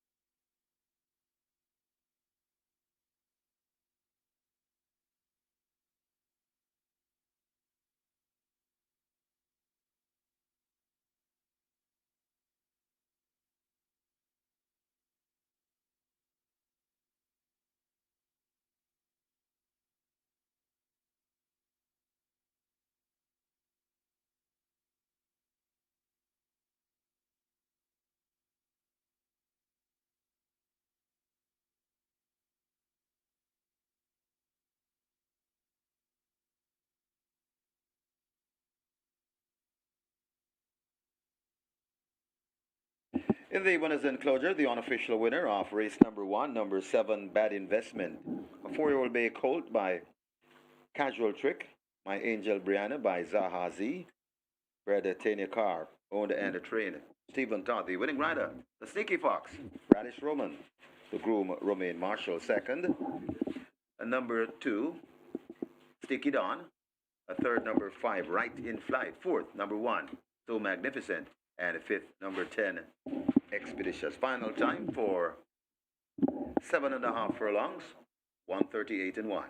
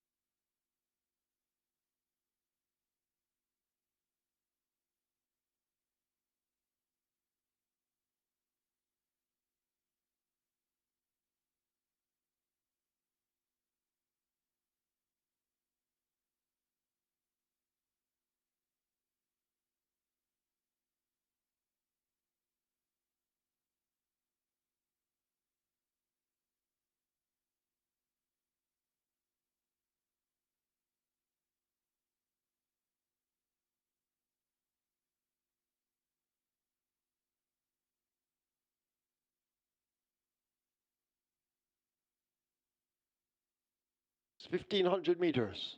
The first of 10 thereof. Land of Icati comes out at the back of the field. Expeditious on the far side, breaks well. So too Bad Investment. They mix it up on that lead and vie for it. Sticky Dawn races next. In behind Sticky Dawn racing out wide. That's a Pharaoh. It is asked to make progress. Meyer is 3.5 to 4 lengths in behind. So Magnificent is the one running the rail as they lead the 6. Pro Johnny is a further 5 lengths back. Joined by Right in Flight. Just in behind those in the blue silks. That's a Thunderstrike, and a long way last is a Lion of Icati. Down the far side they go. They've left the 5 behind them, and they make their way now toward the final half of a mile in the first event, and Bad Investment has the lead by some 3 lengths. A Sticky Dawn chasing toward the outside and asked to make some progress. That's Expeditious as they've left the half mile and arrive at the 7:16. Pharaoh it is taking aim, needing to find 6 lengths to get to them. So Magnificent 2 lengths back, almost joined by Maya.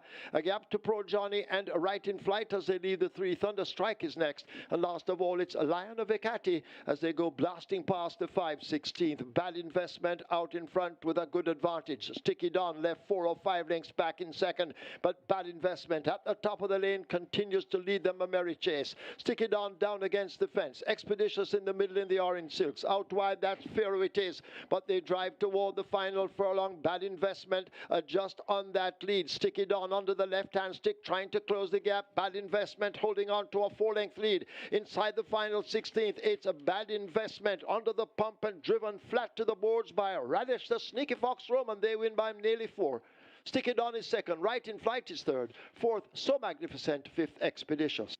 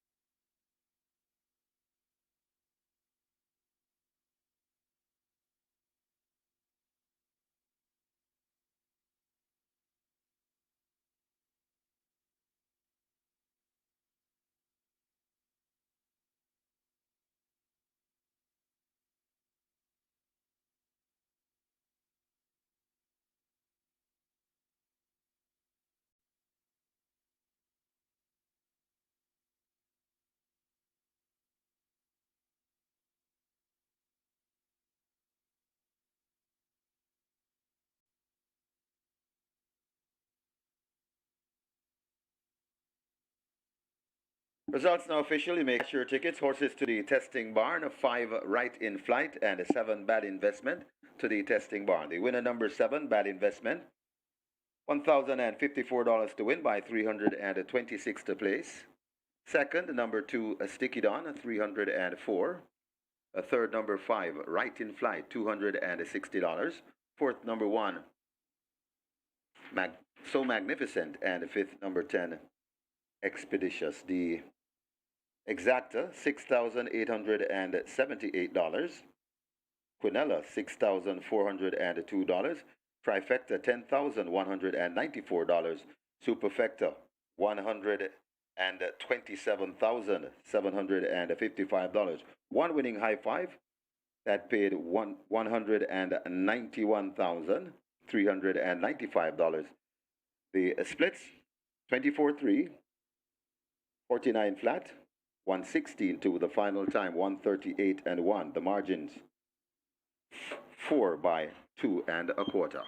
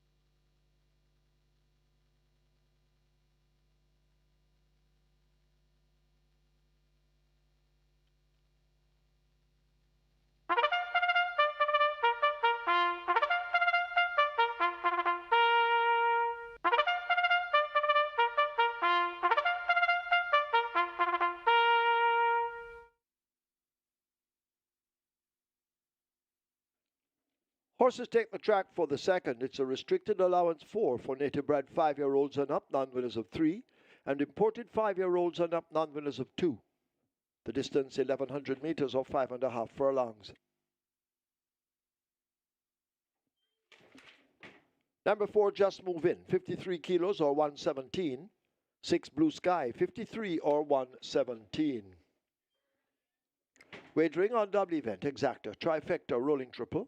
Catch 9 begins here. The single winner bonus in excess of $1,365,000. Catch 9 heading for 600,000. Rolling triple 300,000. Get your wagers on.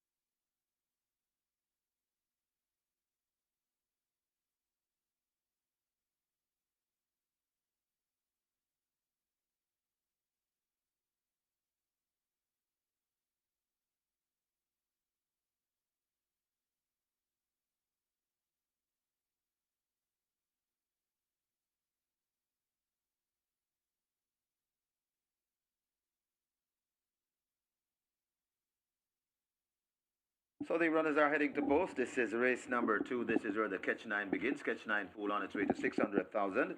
Jackpot bonus in excess 1.3 million. Rolling triple on its way to 300,000. And just repeating, over at Simulcast today, we have a massive GP6 carryover in excess 800,000 in the GP6. And we'll have a mandatory payout tomorrow at Mountaineer Park. Mandatory payout on the MR6 from Mountaineer. Get your bets on as the runners are making their way to post.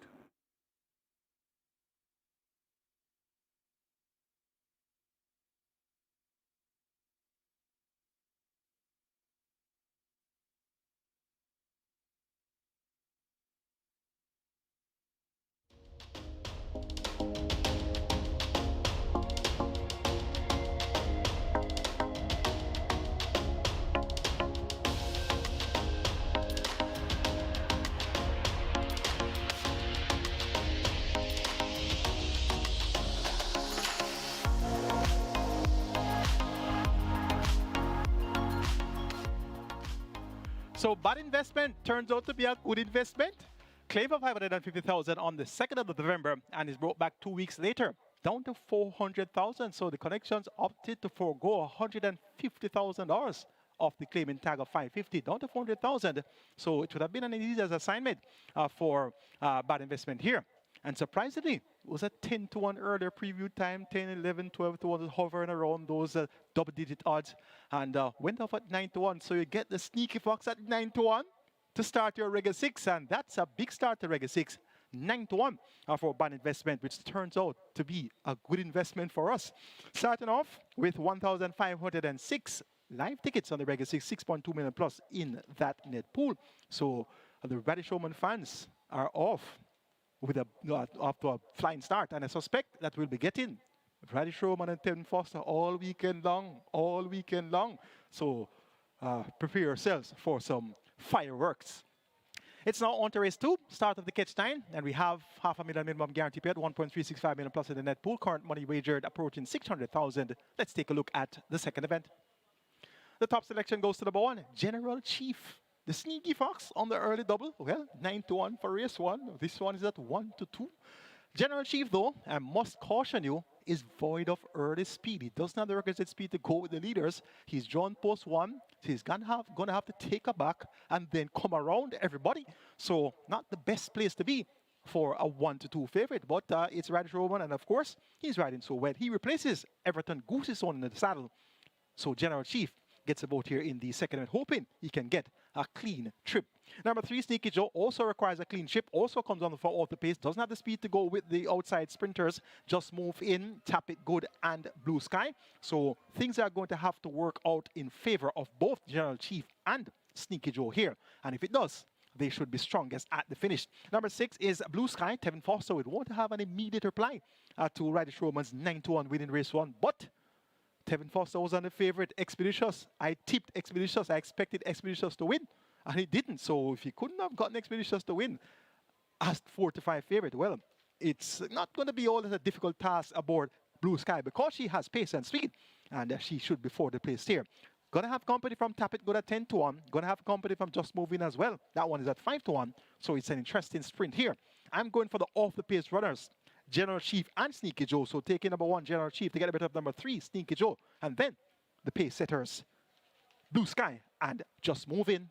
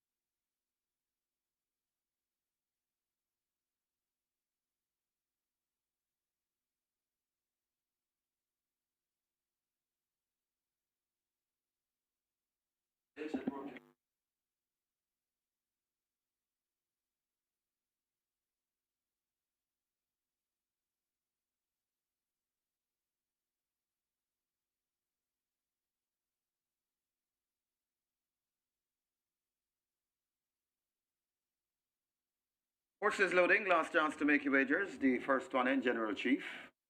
Also in, Just Move In as well. Sneaky Joe heads to 3. Sneaky Joe goes in. Blue Sky heads to gate 6.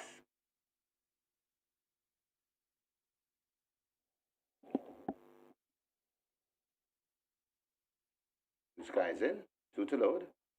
Ahmad Ali and a Tap It Good.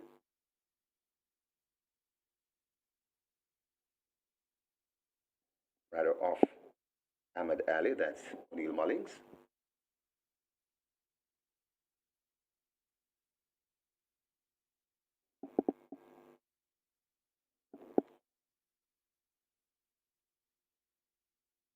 H9 approaching 800,000. A very nice jackpot bonus. Excess 1.3 million.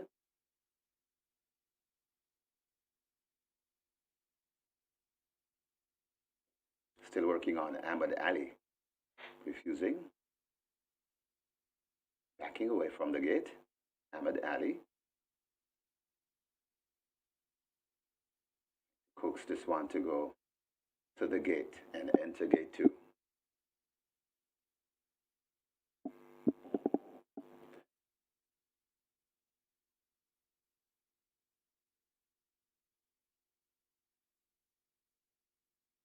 They've opened gate 2 to encourage this one to load.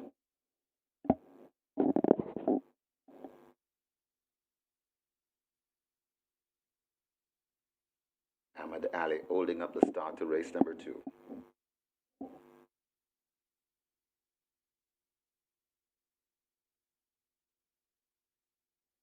Tap It Good waiting patiently. Load at 5.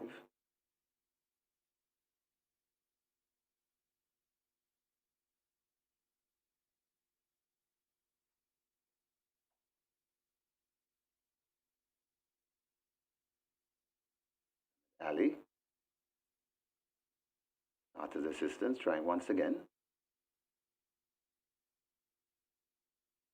And still refusing this Ahmad Ali.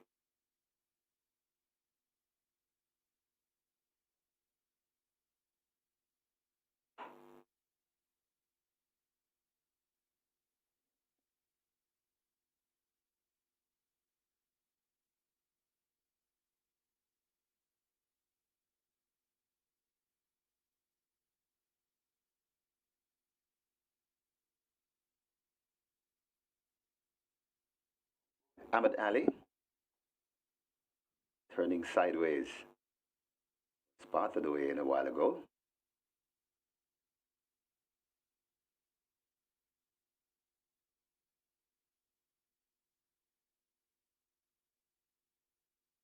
Ahmad Ali is half the way in. Backing out once again.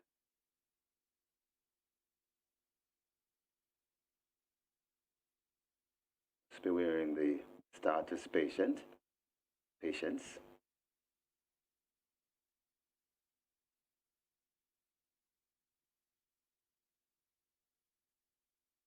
Blindfolds employed to Ahmad Ali. Let's see if this will do the trick.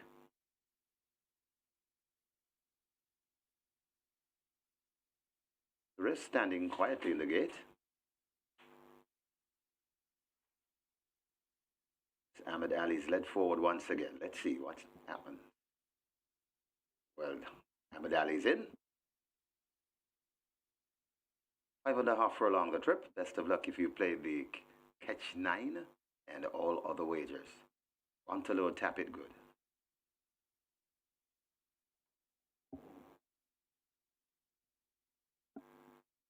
Tap It Good enters. And we're ready for a start. They're off and racing, Just Move In, steps a bit slow, and he's left at the back of the field as Ahmad Ali, the troublemaker, goes on for that lead. It's Ahmad Ali in front of racing down into second. That's Tap It Good. Right there, too, that's Blue Sky. Then comes a Sneaky Joe. Just about a length and a half before we come to just moving and racing at the back of the field, the General Chief. They head toward the 3 and is still making the run in Ahmed Ali, about a length and a half in front of racing second. That is Tap It Good. Blue Sky is right there too, but just moving is making a sharp move on the outside, and Sneaky Joe backing out of it. Now that's Blue Sky as General Chief gets rolling there at the top of the lane, and it is Ahmed Ali just in front of Sneaky Joe. Right on the outside, it's still Ahmed Ali. Sneaky Joe comes a-calling, coming up the rail. That's General Chief. It is still Ahmed Ali. Sneaky Joe now hits the front. Ahmed Ali fighting on right against the rail. General Chief coming on. It's Sneaky Joe. General Chief begins to come forward on the rail. It's still Sneaky Joe. General Chief coming forward. Sneaky Joe hanging tough from General Chief. Sneaky Joe. Sneaky Joe beats General Chief. Ahmed Ali back in third. Then comes Just Moving in fourth.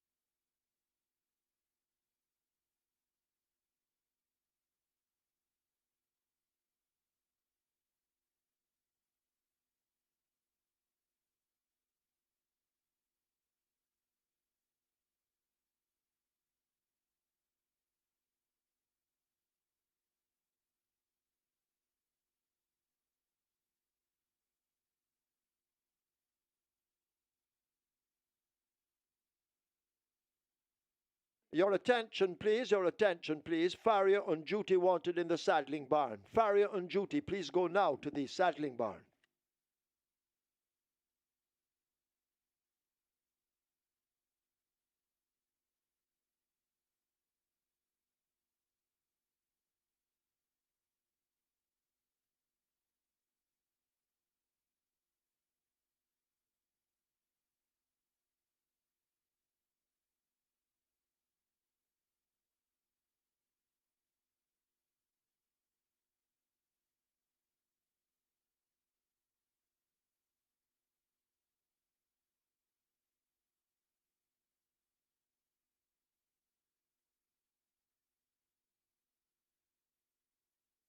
The winners enclosure, the unofficial winner of race number 2, number 3, Sneaky Joe.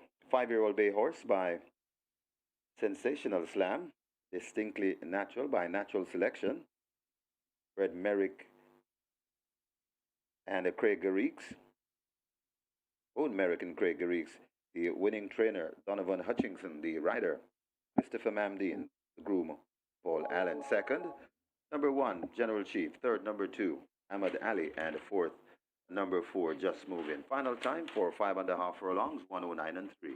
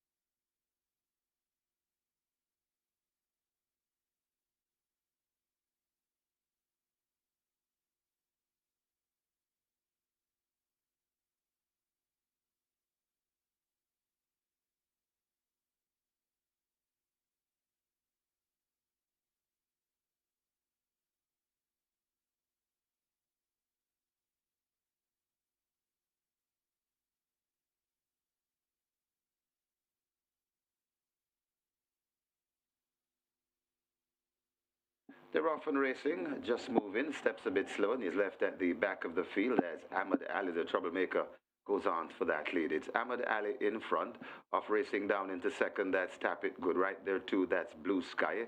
Then comes a Sneaky Joe, just about a length and a half before we come to just moving and racing at the back of the field, the General Chief. They head toward the three and is still making the run in Ahmed Ali, about a length and a half in front of racing second. That is Tap It Good. Blue Sky is right there too, but just move in. Is making a sharp move on the outside, and Sneaky Joe backing out of it. Now that's Blue Sky as General Chief gets rolling there at the top of the lane, and it is Ahmed Ali just in front of Sneaky Joe. Right on the outside, it's still Ahmed Ali. Sneaky Joe comes a calling, coming up the rail. That's General Chief. It is still Ahmed Ali. Sneaky Joe now hits the front. Ahmed Ali fighting on right against the rail. General Chief coming on. It's Sneaky Joe. General Chief begins to come forward on the rail. It's still Sneaky Joe. General Chief coming forward. Sneaky Joe hanging tough from General Chief. Sneaky Joe. Sneaky Joe beats General Chief. Ahmed Ali back in third. Then comes Just Moving in fourth.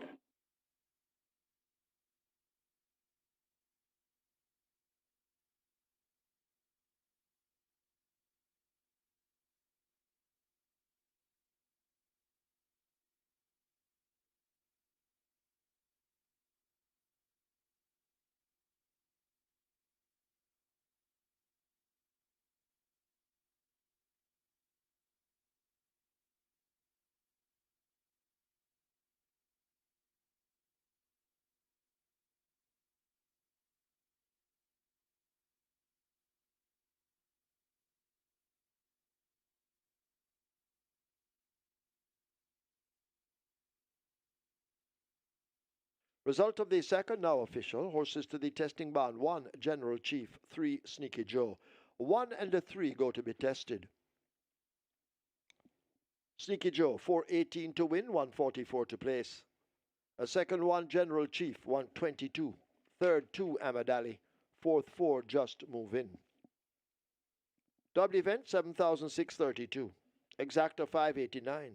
Trifecta, 1,634. Splits, 24-4, 50 and 1. They raced 1,100 meters or 5.5 furlongs in 109.3. The margins are neck by 2 1/4.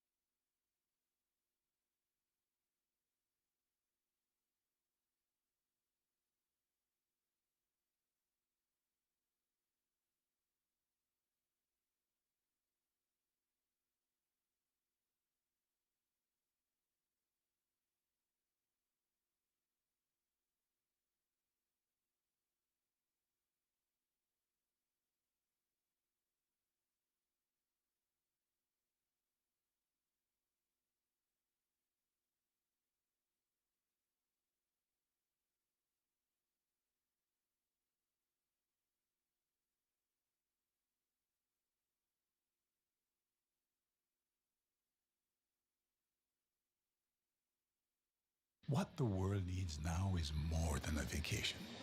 We need to come back to feeling our best selves again. Back to inviting. Back to loving.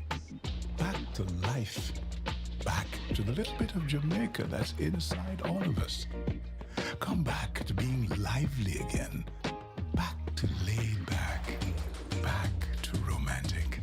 Come back to the vibe that comes alive in Jamaica.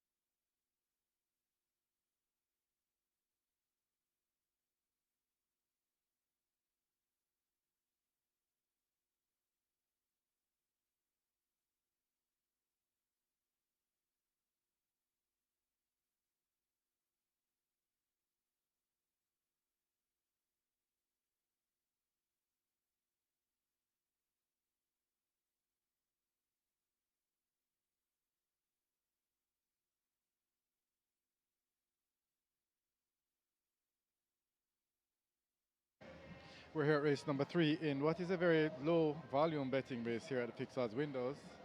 But it's number 2, Queen Varna, taking some support at $9. Then there's 6, Blood Moon at $2.20, and 7, Sweet Plain, who's actually the best backed runner in the race. However, number 5, Rockola at $1.90 is not taking a whole lot of support. Rockola is actually very, very cold at the Fixed Odds Windows, despite being the 3-5 favorite in the total and $1.90 at the Fixed Odds Windows. Rockola very, very cold so far, but it's really number 7, Seaplane at $8, who's actually the best backed runner at the Fixed Odds Windows. And as I mentioned earlier, it's pretty much a low volume betting race here. So that's pretty much it. But it's Seaplane, Blood Moon, and Queen Varna. That's the ones that are taking the money at the Fixed Odds Winners for race number 3. Good luck.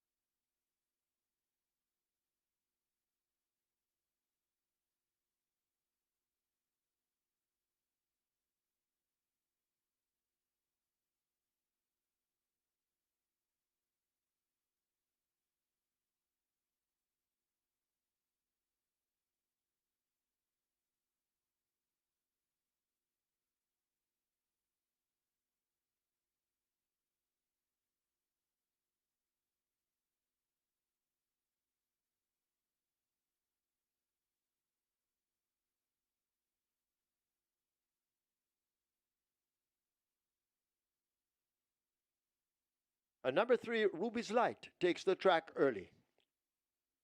Ruby's Light, taking the track early for race 3.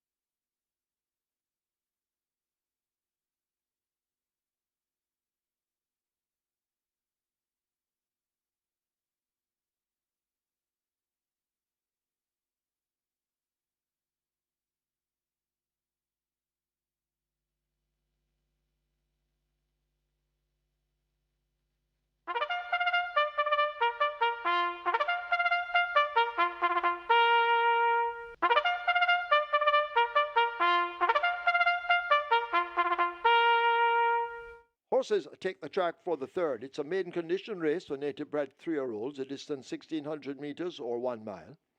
Number 1, Town Star, make the weight 53 kilos or 117 pounds.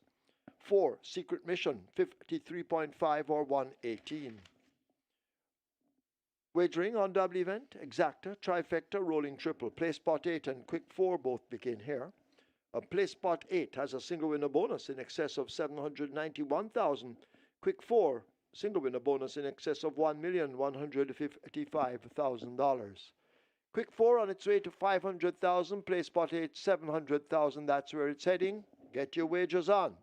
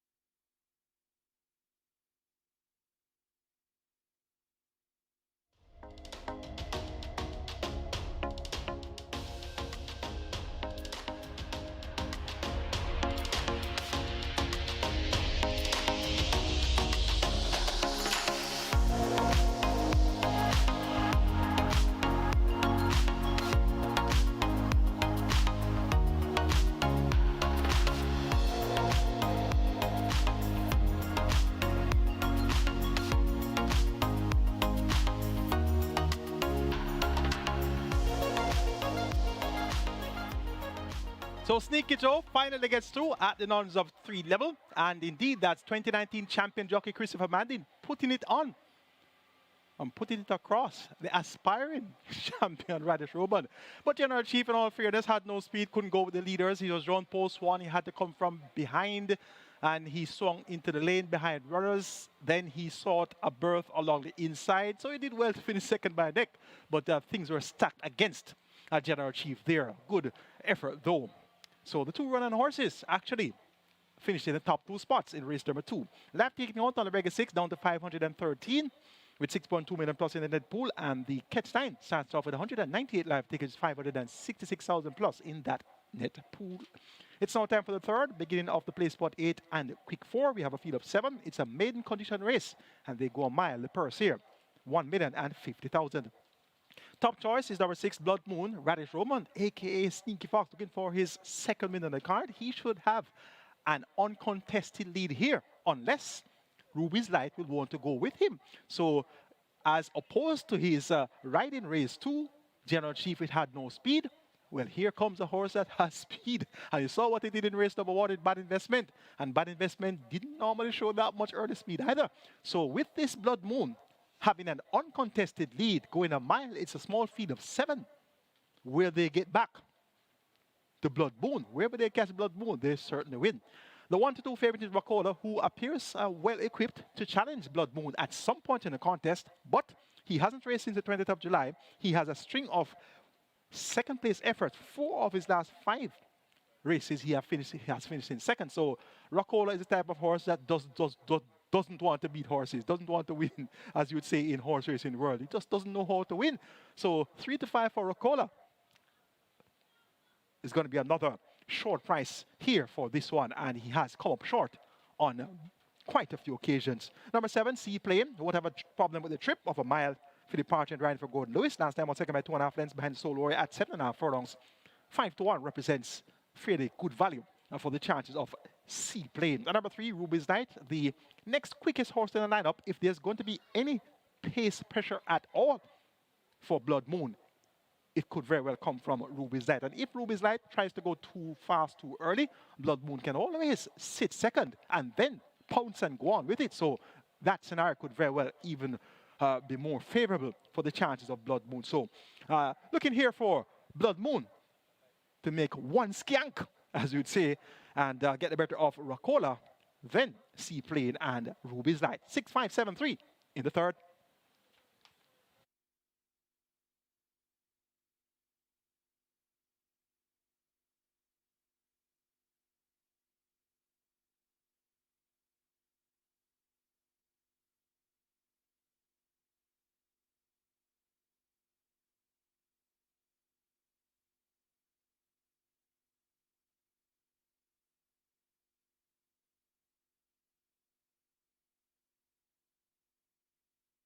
Runners are at the post, and the front of the gates are closed for the loading process.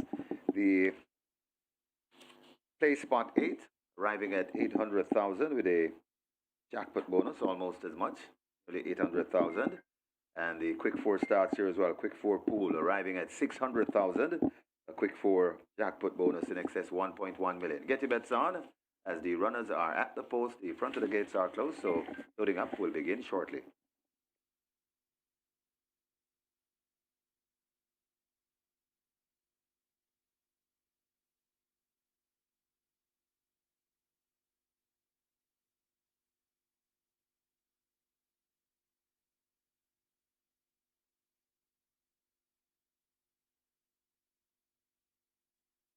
Horse is now loading.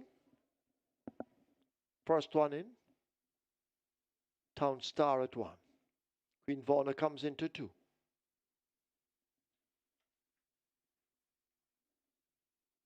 So 2 have loaded. Out of a total of 7. Secret Mission coming into 4. This is 1 mile the trip. Blood Moon. 6 to 5. In the betting.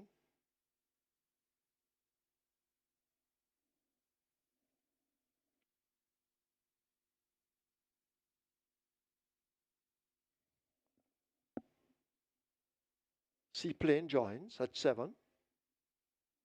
Secret Mission is in. Not many left to load.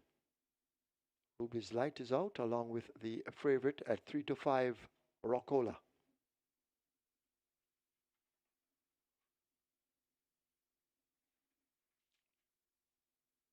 So Rockola acting up, rider off, and they wait with Ruby's Light to load her last.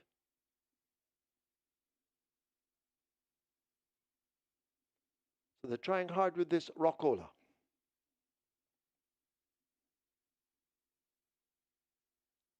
Holding firm at 3 to 5 in the wagering.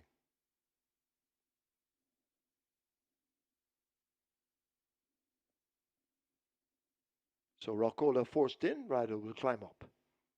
Ruby's Light being led now to 3.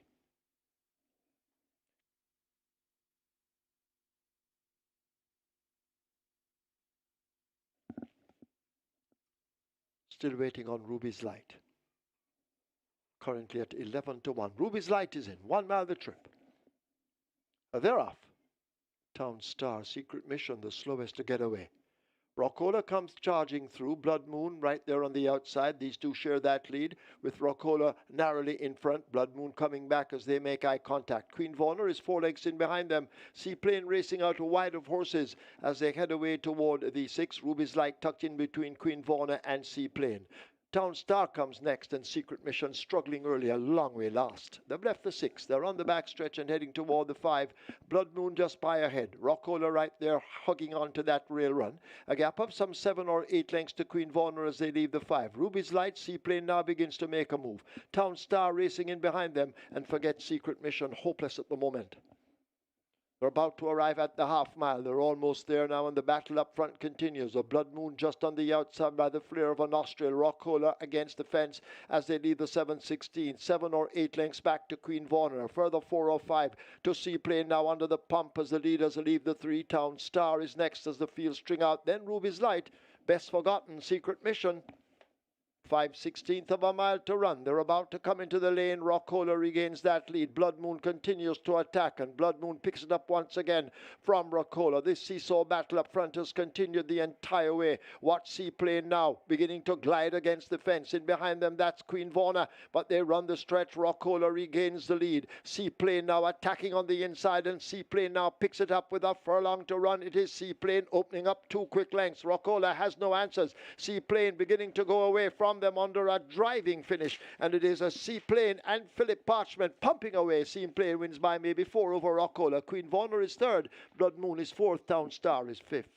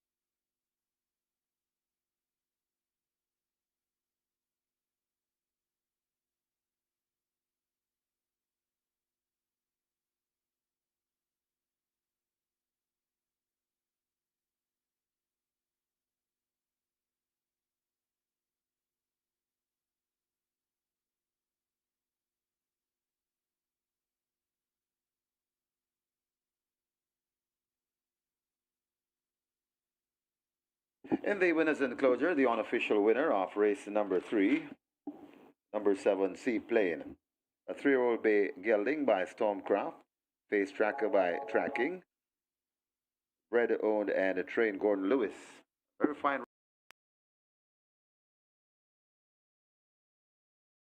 Wayne Johnson second. Number 5, Racola. A third, number 2, Queen Vorna, and a fourth, number 6, Blood Moon. Final time for 1 mile, 8 furlongs, 1:45 and 1.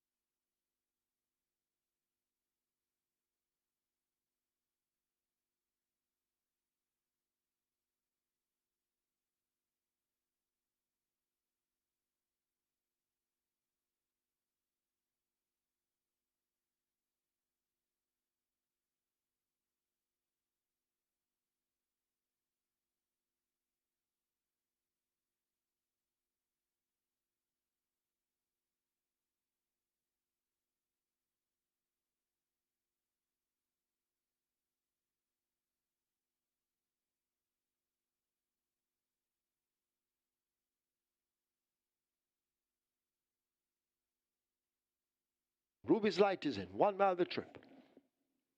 They're off. Town Star, Secret Mission, the slowest to get away. Rockola comes charging through. Blood Moon right there on the outside. These two share that lead with Rockola narrowly in front. Blood Moon coming back as they make eye contact. Queen Vorna is 4 lengths in behind them. Seaplane racing out wide of horses as they head away toward the 6. Ruby's Light tucked in between Queen Vorna and Seaplane. Town Star comes next, and Secret Mission struggling early, a long way last. They've left the 6. They're on the back stretch and heading toward the 5. Blood Moon just by ahead. Rockola right there hugging onto that rail run. A gap of some 7 or 8 lengths to Queen Vorna as they leave the 5. Ruby's Light, Seaplane now begins to make a move. Town Star racing in behind them, and forget Secret Mission, hopeless at the moment. They're about to arrive at the half mile. They're almost there now, and the battle up front continues. A Blood Moon just on the outside by the flare of a nostril. Rockola against the fence as they leave the 7:16. 7 or 8 lengths back to Queen Vorna. A further 4 or 5 to Seaplane now under the pump as the leaders leave the 3. Town Star is next as the field string out. Then Ruby's Light. Best forgotten, Secret Mission. 5/16 of a mile to run. They're about to come into the lane. Rockola regains that lead. Blood Moon continues to attack, and Blood Moon picks it up once again from Rockola. This seesaw battle up front has continued the entire way. Watch Seaplane now beginning to glide against the fence. In behind them, that's Queen Vorna, but they run the stretch. Rockola regains the lead. Seaplane now attacking on the inside, and Seaplane now picks it up with a furlong to run. It is Seaplane opening up 2 quick lengths. Rockola has no answers. Seaplane beginning to go away from them under a driving finish, and it is a Seaplane and Philip Parchment pumping away. Seaplane wins by maybe 4 over Rockola. Queen Vorna is 3rd. Blood Moon is 4th. Town Star is 5th.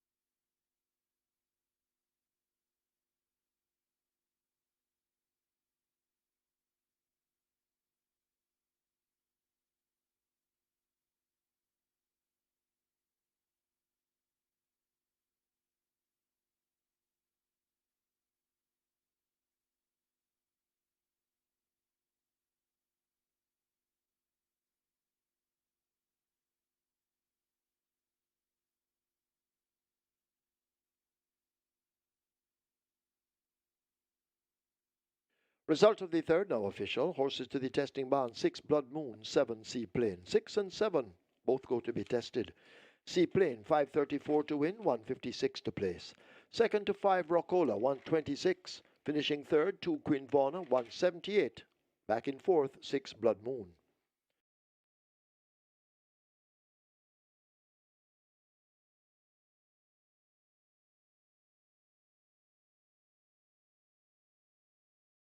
Eight four. The margin's 4 by 8 3/4.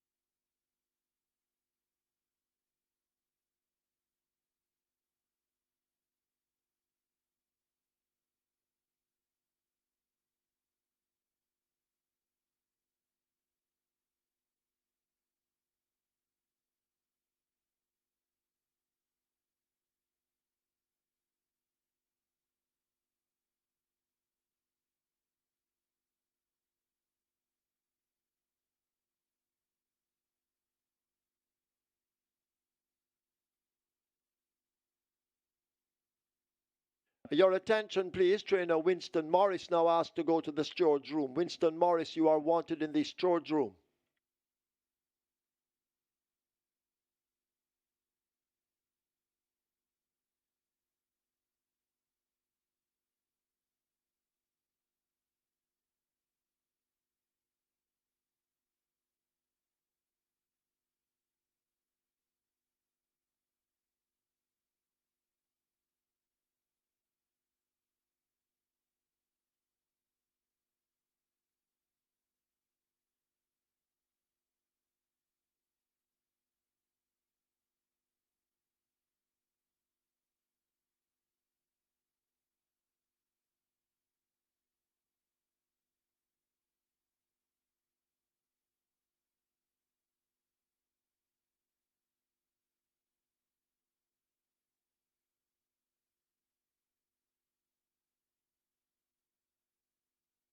And we're on to race number 4 here, and this is another one where there's a 1-9 favorite in number 7, Secret Sensation, and the fixed odds windows, the punters are all over number 7, Secret Sensation, currently at $1.80, and it's pretty much the only horse that's really taking any money at all. There's a little sprinkle that came in for number 3, Althea, but it's really number 7, Secret Sensation, by far who is the best backed runner at the fixed odds windows for this race.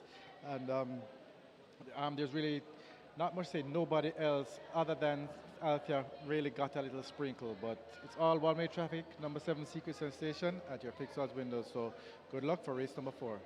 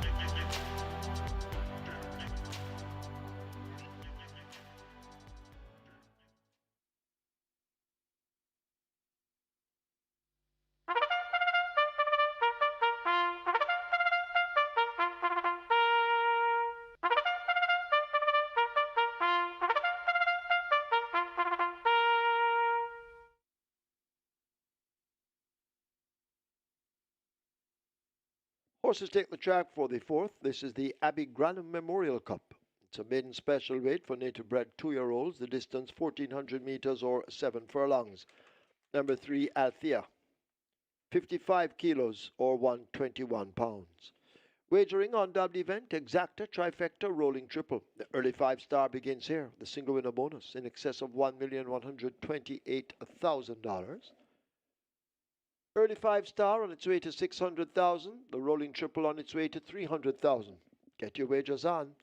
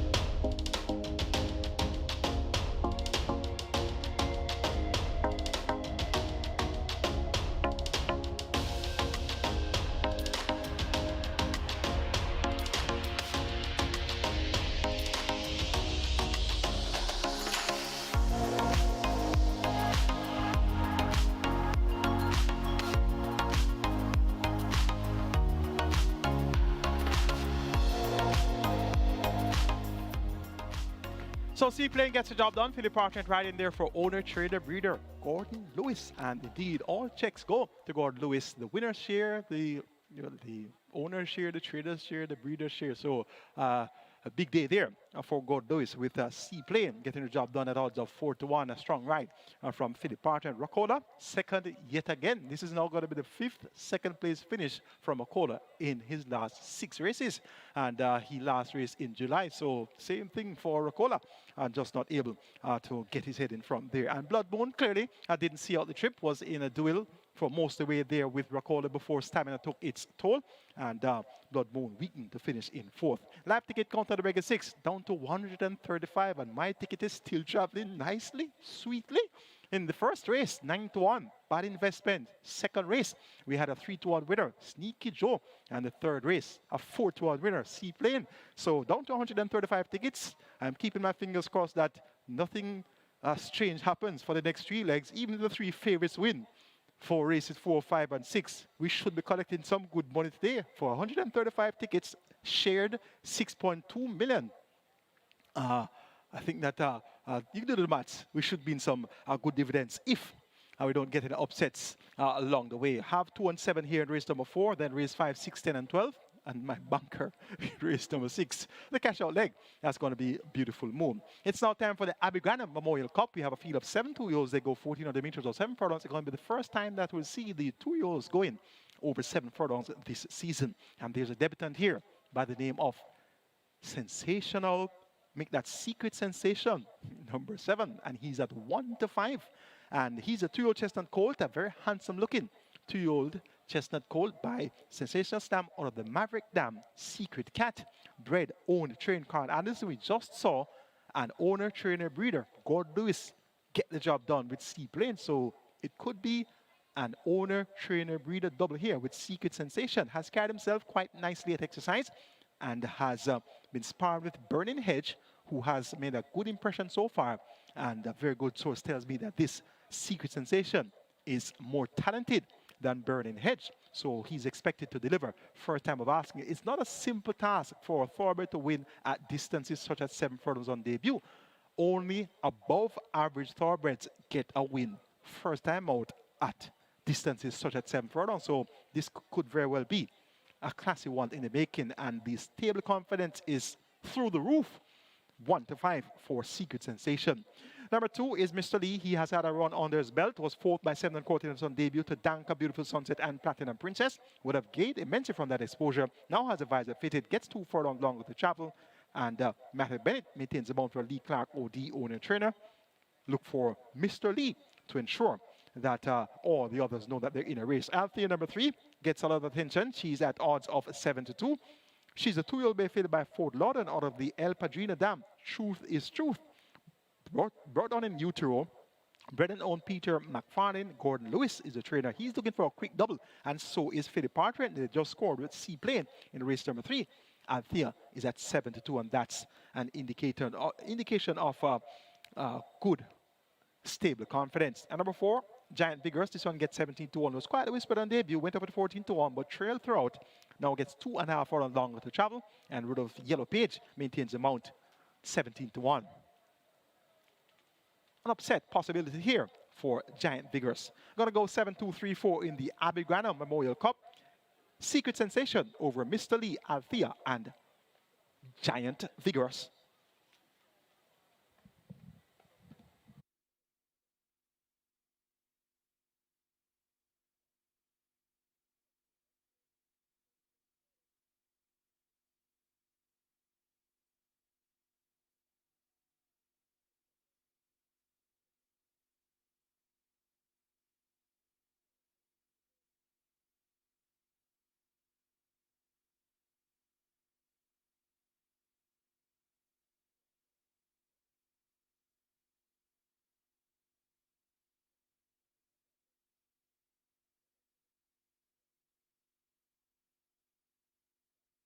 So the runners are at the post. Runners at the post and the front of the gates are closed for the start of race number 4, the ABBIE GRANNUM Memorial Cup.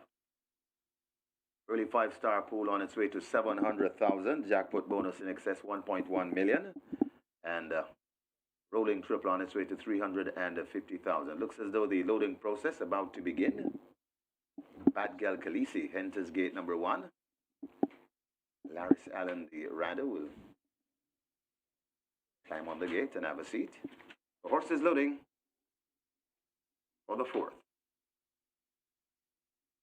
Giant Vigorous is next.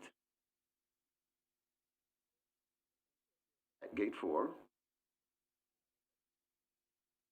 Attila comes to gate 5.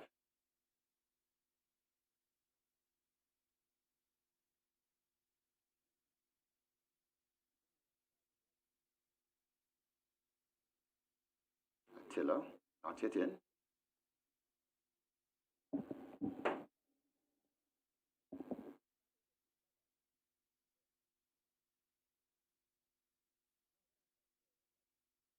Working on the 5, Attila.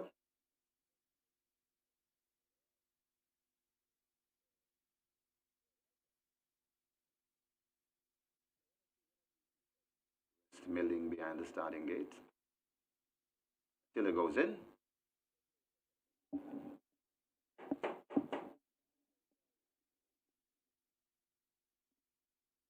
Altogether, loads at 6. Mr. Lee enters gate number 2.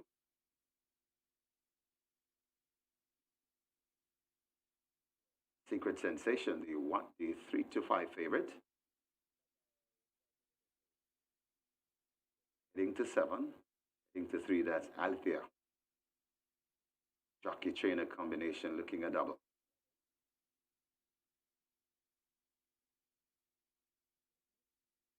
So 2 to load. Get your bets on if you can.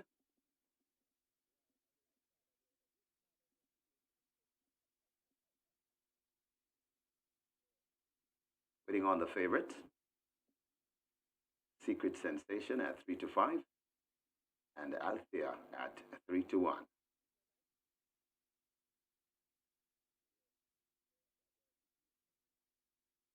Here goes in at 3. 1 to load. Secret Sensation.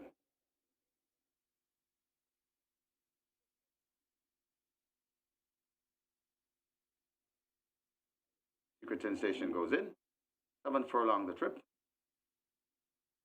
Ready for a start. They're off and racing. Althea misses it and is left at the back of the field as they head towards the 6 furlong point. Altogether on the outside, just the leader from Mr. Lee, racing back in second as they pass the 6. Right against the rail. That is Bad Gal Khaleesi. Then comes Giant Vigorous. Just behind them, Attila. Recovering after that break and coming down into it, that's Althea as they pass the 5. And racing at the back of the field, the favorite, Secret Sensation. They head towards the 4, and it is on that lead, Mr. Lee, about 3/4 of a length in front of racing in second. That's all together. They're 5 lengths in front of Bad Gal Khaleesi. Then comes a Giant Vigorous. Recovering and coming on, that is Althea. Just on the outside of Althea, Attila, and racing at the back of the field still the favorite, that Secret Sensation. They're at the top of the lane, and it is Mr. Lee kicking away from this field. Mr. Lee in front, about 4 lengths in front of altogether. Coming on the inside, that's Bad Gal Khaleesi, but it is Mr. Lee beginning to come away from this field. Mr. Lee traveling impressively at the furlong pole with a good-looking lead, about 6 or 7 lengths, and looks home and dry from here. Mr. Lee in front and traveling nicely. Bad Gal Khaleesi down into second. Althea running on for third, but it's Mr. Lee beginning to pull away. Mr. Lee comfortably in the end. Matthew Bennett and Mr. Lee by about 10 lengths. Althea runs on to be second. Then comes a Bad Gal Khaleesi, and running on for fourth looks to be Giant Vigorous.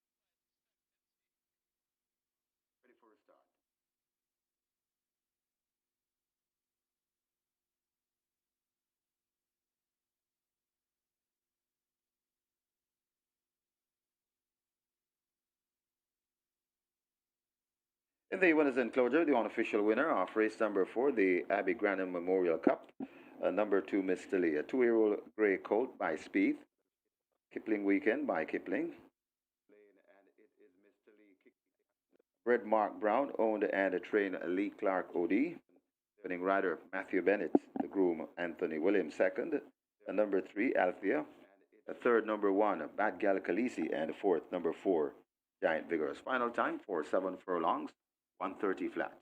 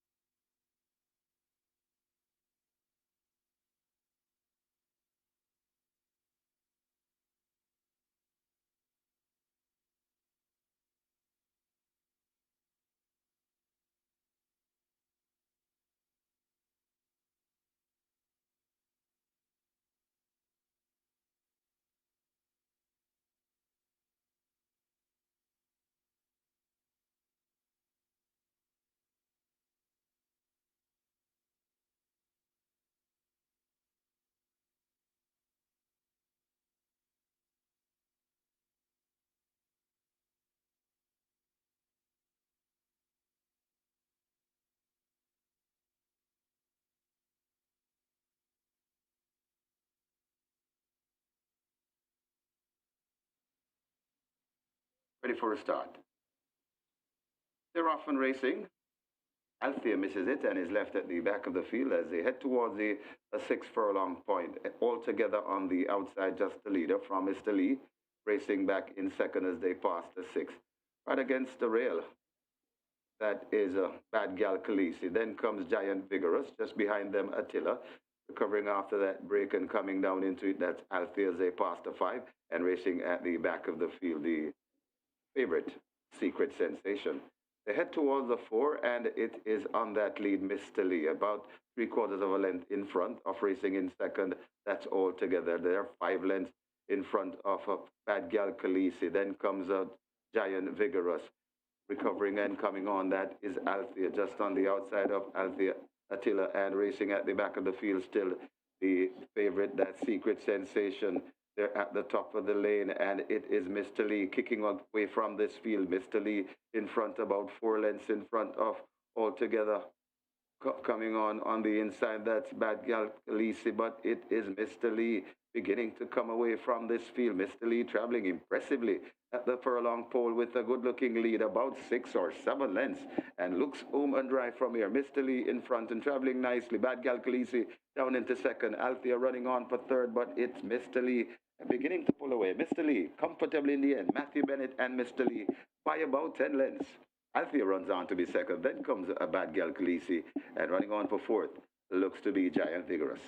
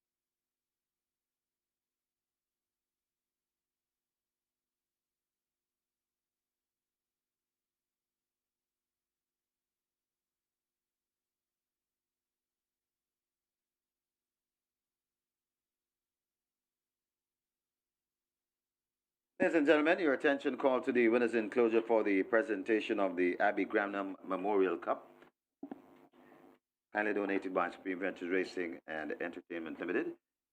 Making the presentation, Trainer Dale Murphy, Vice President of the United Racehorse Trainers Association of Jamaica, and he makes it to the winning owner, Mr. Lee Clark OD. Also in the presentation party, the winning rider, Matthew Bennett. Congratulations to the winning connections, race number 4, the ABBIE GRANNUM Memorial Cup.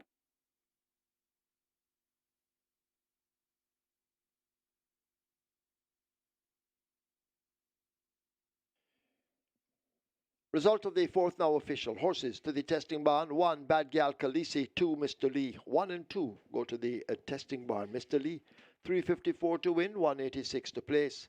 Second, 3, Althea, 152.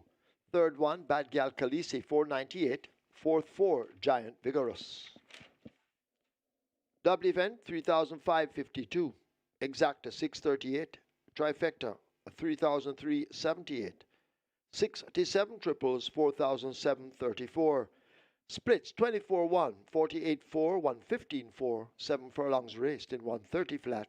The margins are whopping 20 and a half by 3/4.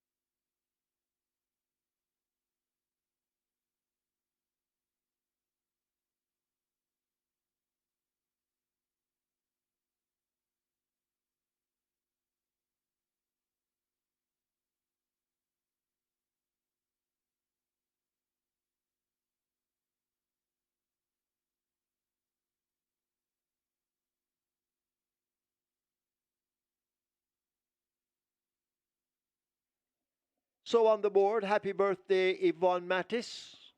And of course, we call her Suki. Mrs. Mattis Nihana is an avid supporter of horse racing and has been an active stakeholder and passionate patron at Caymanas Park for over 60 years. Today we celebrate her 96th birthday. You would never know the way she comes up the steps. Her love for the sport of kings was ignited at a young age as her family was heavily involved in the industry as owners and breeders. It was perhaps a natural progression when she married someone who shared her love for horses. Her late husband, Kenneth Mattis O.D., is a two-time Hall of Fame inductee both as jockey and trainer. In fact, it was Yvonne, along with her 3 brothers and their partner, who gave Kenneth his first 2 horses, Birabella and Aggregate. Yvonne was his biggest supporter throughout his career as a jockey, and he credited her for encouraging him to transition to training horses after he retired from the saddle. She continued to play an active role in the operations of his stable and was the driving force behind his numerous milestones, records, and championship victories. Yvonne's passion for horses and horse racing evolved into her becoming an advocate for the industry. Never one to shy away from speaking her mind, she has always been vocal about matters pertaining to improving the racing product. The horse racing love affair has extended to the next generation as her only son Michael Lynn Cook is also involved in the industry as an owner. We salute and celebrate Mrs. Mattis today and wish her all of God's richest blessings. Happy birthday, my friend. Happy birthday, Mrs. Mattis.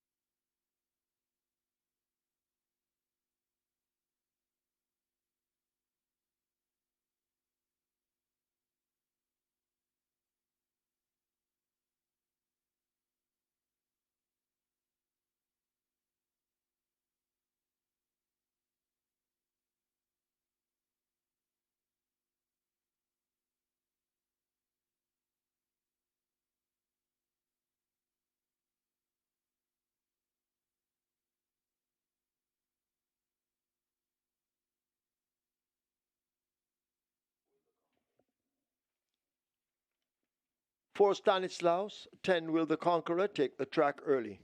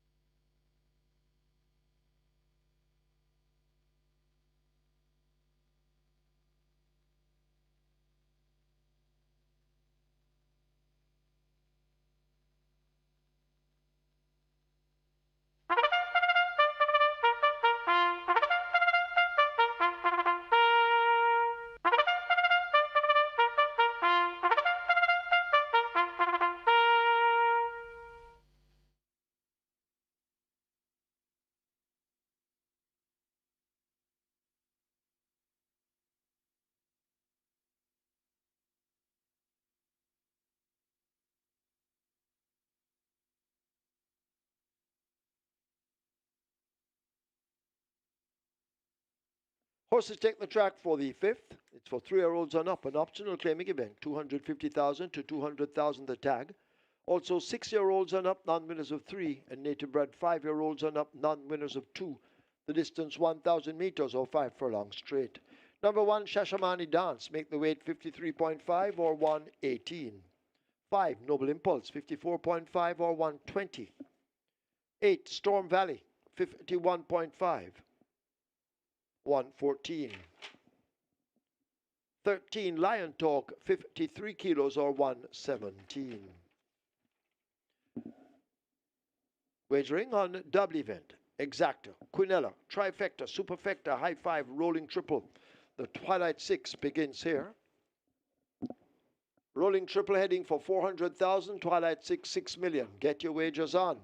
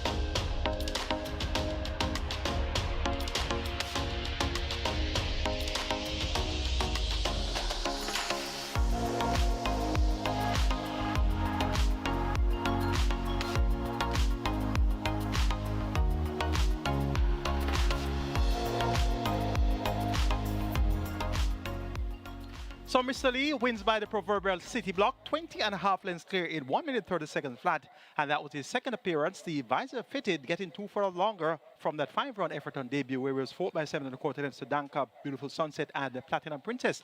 And he totally dismantles the field.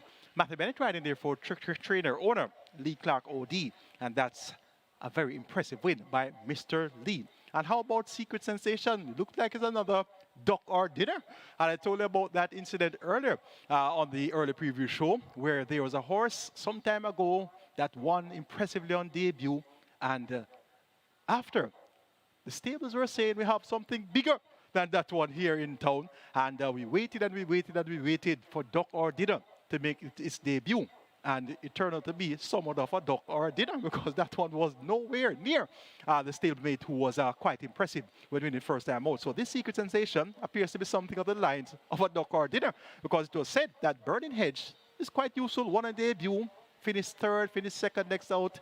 And this Secret Sensation was said to be something more talented than Burning Hedge. Well, it appears to be another duck or dinner. That one broke last and stayed last as a short price favorite, and did absolutely nothing that was expected first time of asking. But we're going to make a note of that one for future engagements.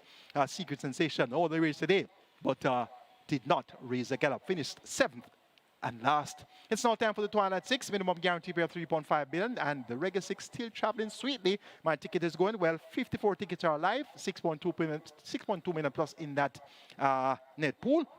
And we have 2 legs remaining, so whatever happens from now on, even if the 2 favorites win races 5 and 6, we should be in some good dividends. Catch 9 has 19 live tickets with 566,000 plus in that net pool. Let's take a look at race 5, the start of the Twilight 6. The top selection is going to be number 6, Baton Rouge. This one gets odds of 6-1. His back class could make him get the job done here. O'Shea Nugent, 2-time champion apprentice for trainer Michael Spencer. Baton Rouge down to 250. Clearly has what it takes to get the job done, but quite questionable is his well-being. Also questionable is the well-being of number 10, Will the Conqueror, which is all the rage at 4-5. This one steps down to 250 for the second time. Last time out beat by Stanislaus, meets Stanislaus on 5.5 kilos better off terms. And Tevin Foster, he picks up the mount here for Omar Williams and Owner Righteous One. And this one has been the talk of the town. So Will the Conqueror back here now, and is expected to get the job done now. Even money in the new flash. Number 12 is from Sheer to Ben, Christopher Mandine, 2019 champion. He's looking for his second win on the card. Rode a peach of a race aboard Sneaky Joe at 3-1 in the second event. So look for another good ride here. But from Sheer to Ben picks up 5.5 kilos, coming up from 51.5 to 57 kilos. Look for this one to run another pleasing race. But the top weight, joint top weight here with Baton Rouge and Dancing in the Breeze may not be the best point of the scale to be for him, but he has good current form to recommend. And number 4 is Stanislaus, last one in August. Deem Lay, when finishing, is 5.5 kilos worse off to Will the Conqueror. And Will the Conqueror, of course, has good back class and is reportedly well primed for his return here. So let's see if Stanislaus can maintain that advantage over Will the Conqueror. The scales do not suggest so. Got to go for number 6, Baton Rouge at 5-1 to get the better of number 10, Will the Conqueror, the even money favorite. Then 12 from Sheer to Ben at 2-1. And these are my 3 Reggae 6 ticket selections, 6, 10, and 12. So I'm hoping that one of them can win to enable me to go on to the cash out leg with my banker. And that's going to be beautiful moon. So riding on 6, 10, and 12 here in the 5th. And that's going to be my order of preference, 6, 10, 12. And for 4th, number 4. Stanislaus. Twilight 6 pool approaching 7 million. Your triple is at 400,000. Best of luck.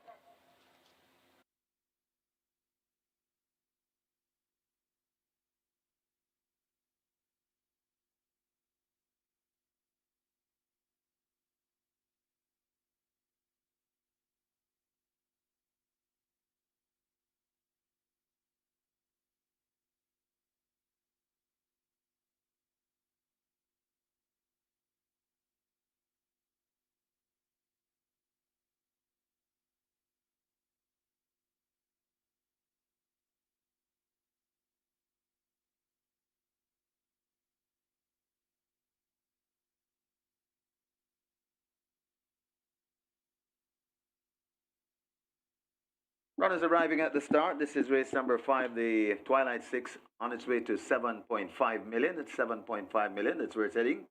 Rolling trip approaching 500,000, and we have a high 5 wagering.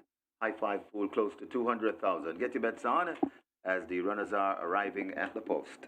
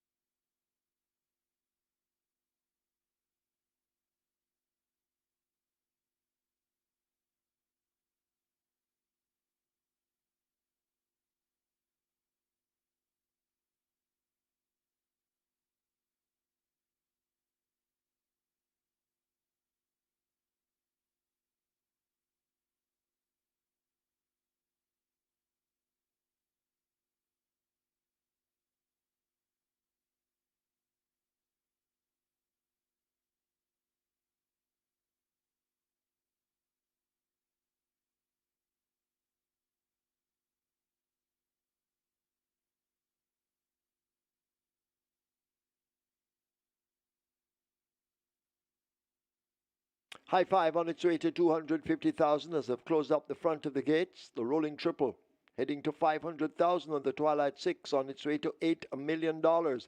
Zero on the board. Get your bets on. Time not on your side.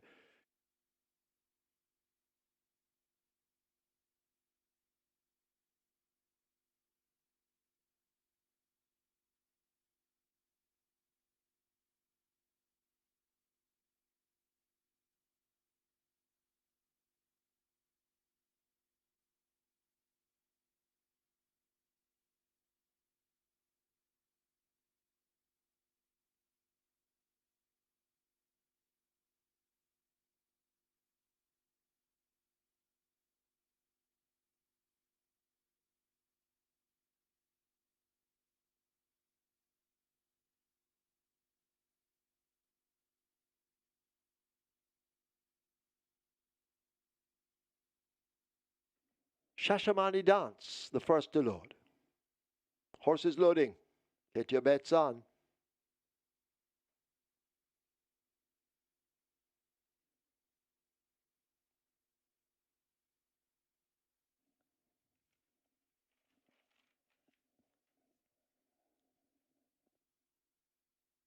Boss Izzy is in, followed by Dancing in the Breeze. So quite a few to load. 13 runners, which gives you time to wager if you haven't, but you need to go now. Rolling Triple heading for 500,000. Twilight Six creeping closer to $8 million. Noble Impulse is in at 5.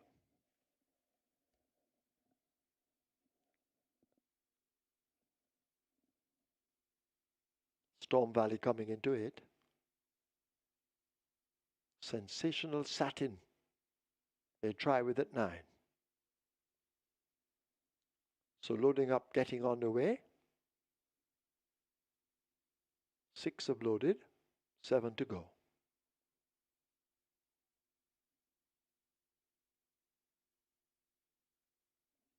Number 10, Will the Conqueror at even money, the favorite.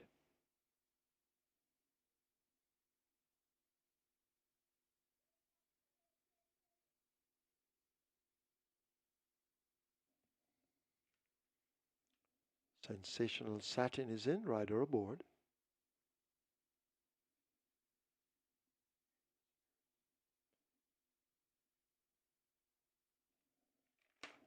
In the Spirit, Devon A. Thomas.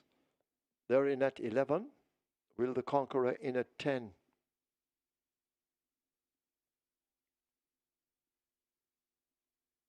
They try with Muscatoon. O'Neill Mullings up.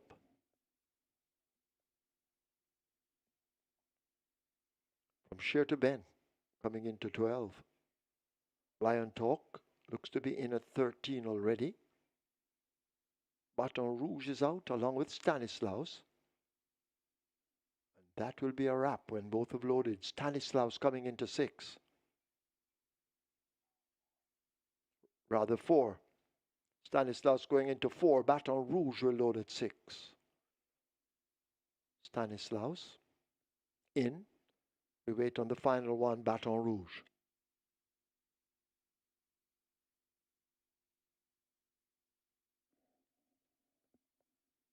So Baton Rouge is in. Field of 9. 1,000 meters, 5 furlong straight. 13 starters. They're off. Looks to be a fair start. Boss Izzy left behind horses as they charge toward us. Noble Impulse races in the center, running pretty quickly. Sensational Satin is showing speed. The favorite, Will the Conqueror, in the pink, that's the grey nearest to us, is also showing good dash. They make their way toward us. Will the Conqueror. Stanislaus now tacking over.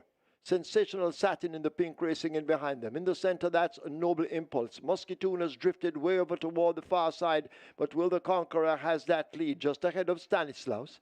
Sensational Satin drifting over toward the center of the course. Muscatoon is there with them, just in behind them in the pink. That's Noble Impulse, but it's Will the Conqueror and Stanislaus now exchanging blows. Inside the final furlong, Stanislaus picks it up from Will the Conqueror. Here is Sensational Satin now beginning to fly in the center, and Sensational Satin strikes the front under Radish Roman. He'll have his second win in the card. Sensational Satin easy in the end, maybe 4 or more.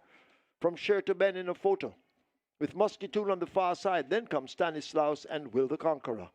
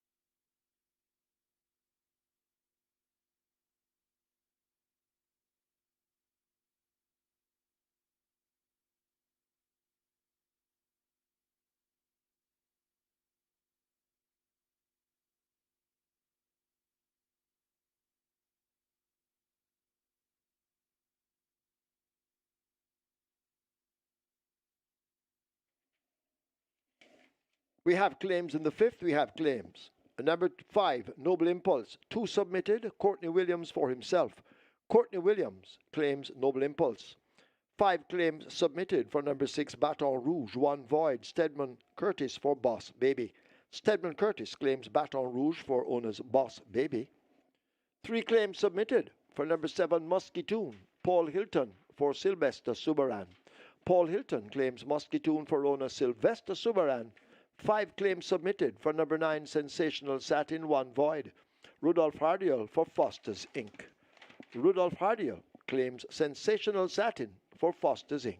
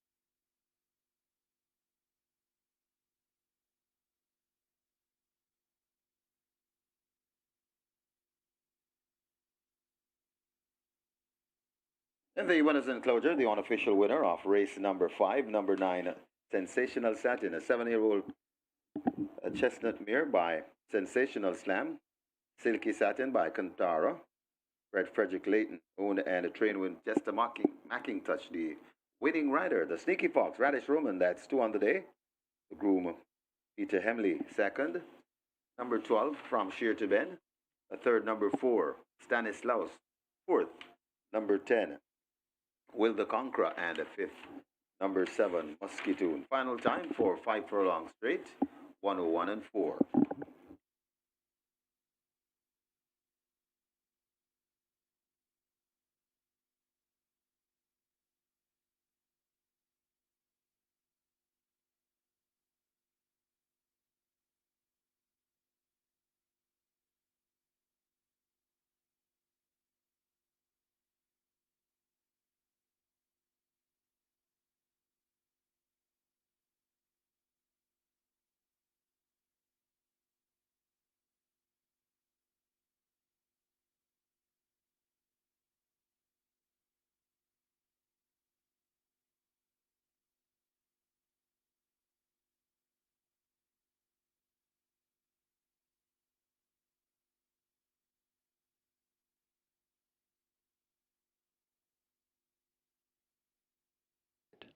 13 starters. They're off. Looks to be a fair start. Boss Izzy left behind horses as they charge toward us.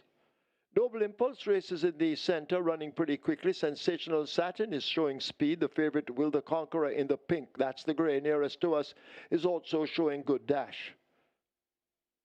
They make their way toward us. Will the Conqueror. Stanislaus now tacking over. Sensational Satin in the pink racing in behind them. In the center, that's a Noble Impulse. Muscatoon has drifted way over toward the far side, but Will the Conqueror has that lead just ahead of Stanislaus.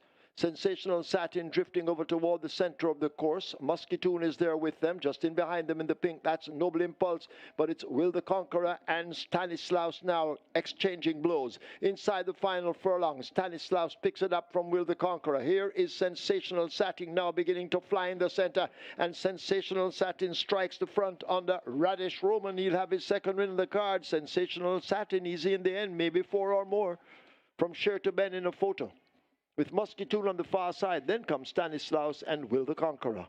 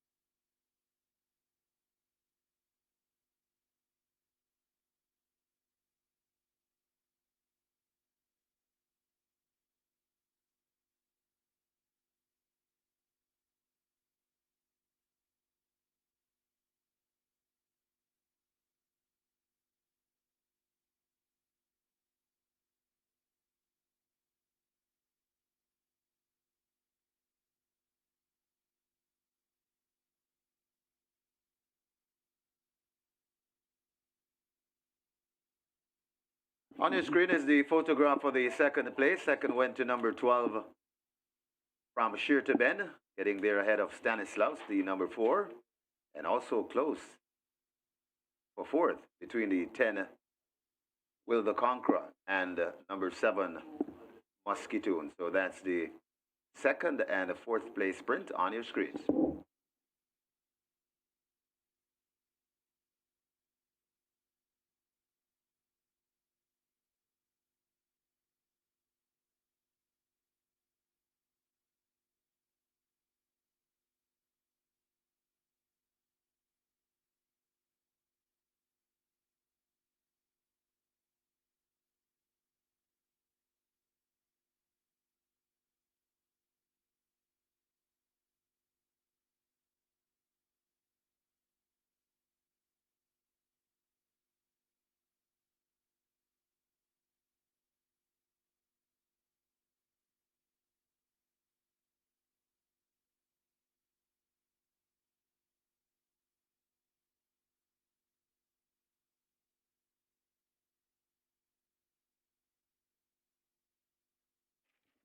Result of the fifth now official. Horses to the testing barn. 7 Muscatoon, 9 Sensational Satin. 7 and 9 both go to the testing barn. The winner, Sensational Satin, 1,396 to win, 302 to place. Second, 12 from Share to Ben, 158. Third, 4 Stanislaus, 292. Fourth, 10 Will the Conqueror. Fifth, 7 Muscatoon. Double event 4,206. Exacta 2,922. Quinella 2,762. Trifecta 6,974. The superfecta 12,836 and the high five is carried over. 161,353 and 3 cents, and that carryover goes to race 6 coming up. 8 winners of the triple, 33,232. Splits 24-1, 48-1. 5 furlong straight raced in 101.4, and the margins 4 by a neck.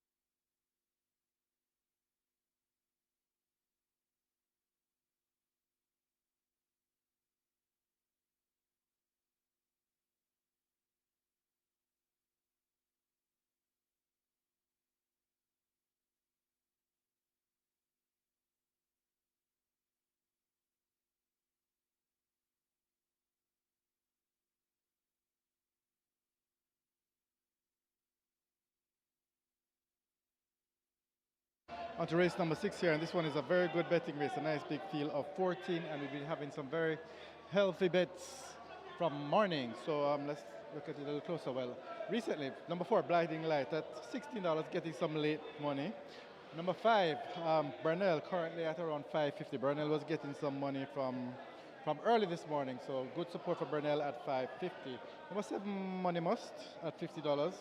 Big price, but getting some good support. Well, this one is at 90.22 at $15 at the fixed odds window. So if you're looking to have a better money must, at $15, the fixed odds windows is probably the place you want to be. Number 12, Jet Ski Girl, currently at $1.90, and this one is actually the best backed runner at the fixed odds window, and it's also the 4 to 5 favorite in the tote at the moment too. So great support for number 12, Jet Ski Girl. And interestingly, number 14, Select Prince, I think he's at around $10 at the moment. Select Prince getting quite a bit of support at the fixed odds windows as well. That's right, $10, Select Prince, number 14. So if you're looking to bet on Select Prince, he is at $10 at the fixed odds windows compared to 6 to 1 in the tote. So some good value at the fixed odds windows there.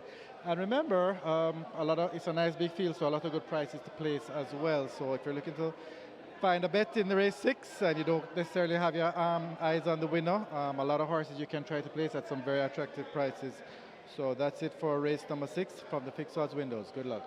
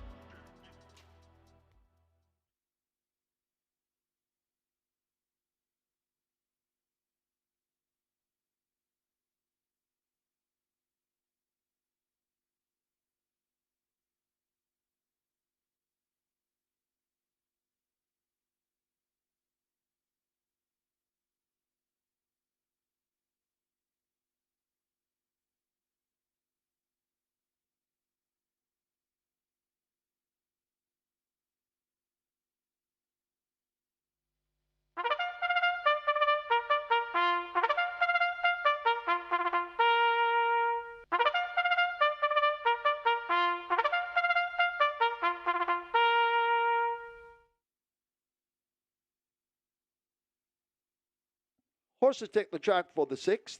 This is the URTAJ Humanitarian Award, and Anthony Smith will get it. It's a maiden condition race for native bred 4-year-olds and up. The distance 800 meters or 4 furlongs straight. 3 security code. Make the weight 52 kilos or 115. 4 blinding light, 55 or 121. 7 money must, 53 or 117. 8 you look okay, 53 or 117. 9 Empress in the breeze, 53 117. 10 Crafty Zelazine, 53 117 pounds. 11 Medal Award, 54.5 or 120. 13 Beautiful Moon, 53 or 117. Wagering offered on double event. Exacta, Quinella Trifecta, Superfecta, High Five with a carryover in excess of $161,000. Late 5-star. 950,000 wagered on the late 5-star as it approaches $1 million. And the rolling triple, 300,000, that's where it's heading. Get your wagers on.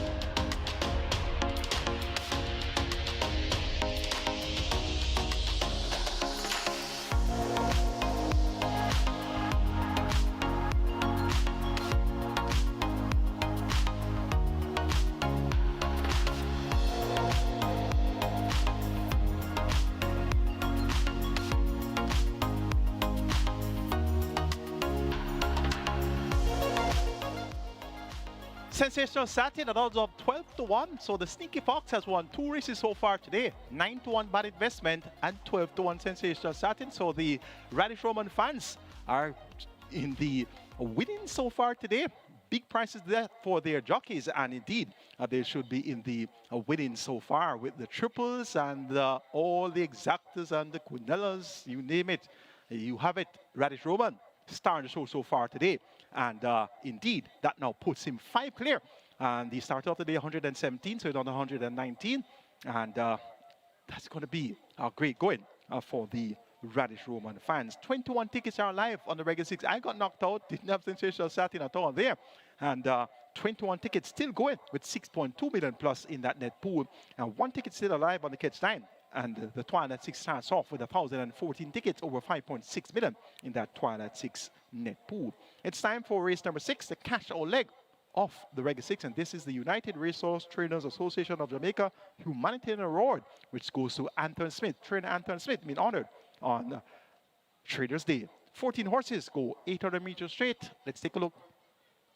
Top selection goes to number 13, Beautiful Moon. This one gets 5 to 1 run on the pay riding for Cashwell K. Waltzing. Second three of the last 5 has speed drawn on the outside and is only 800 meters straight, so look for Beautiful Moon to be the one to catch here. 5 to 1 represents great value. Number 12 is Jet Ski Girl. Ran third on debut in August, beaten by Beautiful Moon by some 6 3/4 lengths, but she looks quite advanced, looks much improved.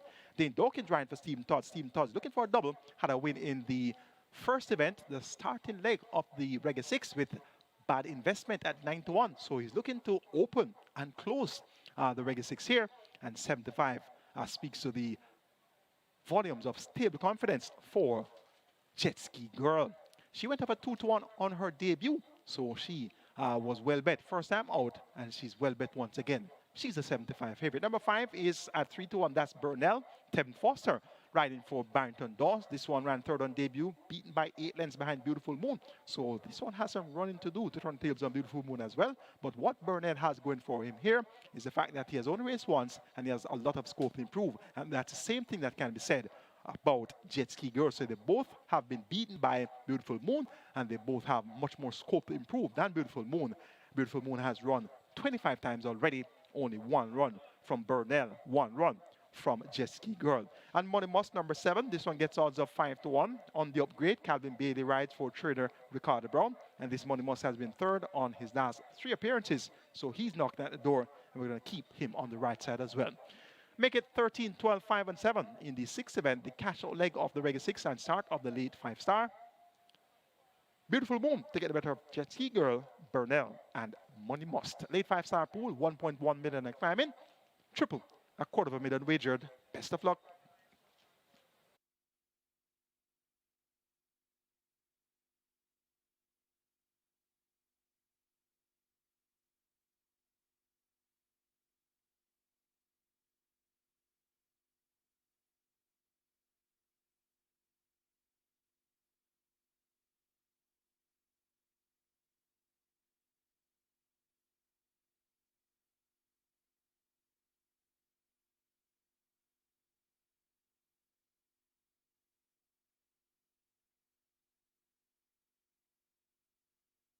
Runners arriving at the post. This is race number 6, the URTAJ Humanitarian Award for Anthony Smith.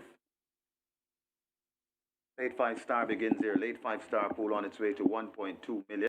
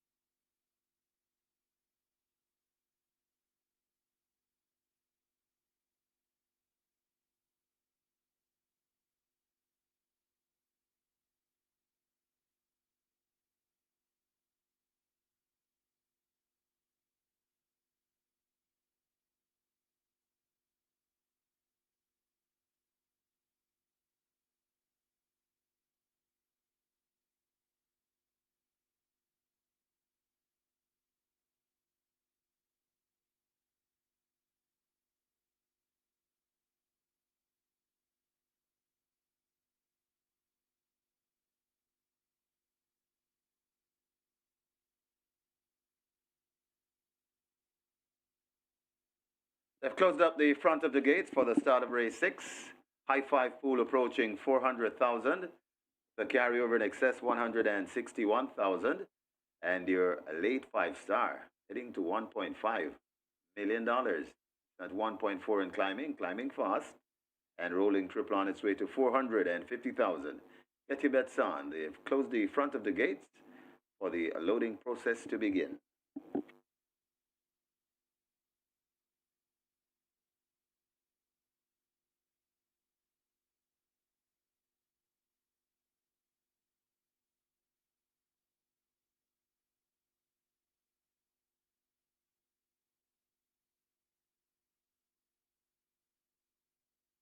Horses loading, last chance to wager. First one in, Sicario Man.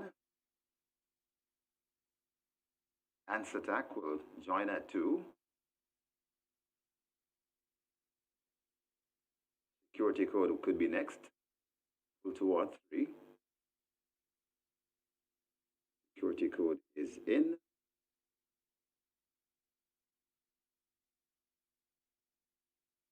Blinding Light. It's to 4. Blinding Light goes in. Burnell. To gate 5.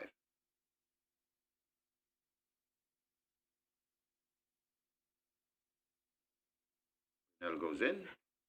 Lady Katgara. Be next at 6. You Look Okay could be next at 8. Okay is in. Empress in the Breeze. Join at 9. The Breeze goes in.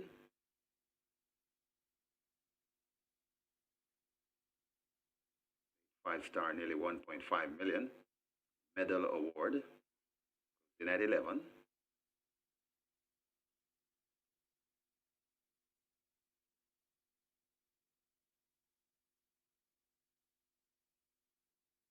Money Must. It's to 7.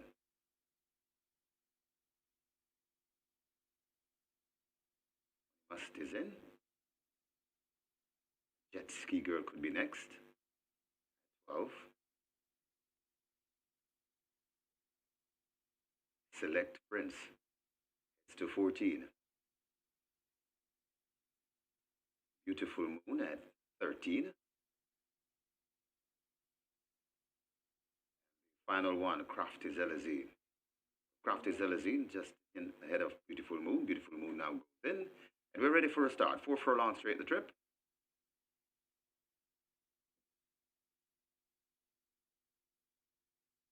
Ready for race number 6. They're off and racing. Beautiful Moon gets a good start to the near side. Select Prince also. Right in the middle, that's You Look Okay. Over on the far side, that's Burnell and Security Code. Way over on the far side, that's Sicario Man and Ants Attack. Spread it right across the track with You Look Okay in the center, prompting the pace with Burnell. Over on the near side, that's Beautiful Moon and Jet Ski Girl right there too, as they come inside the final furlong, and it is Burnell could just have the overall lead from right there too.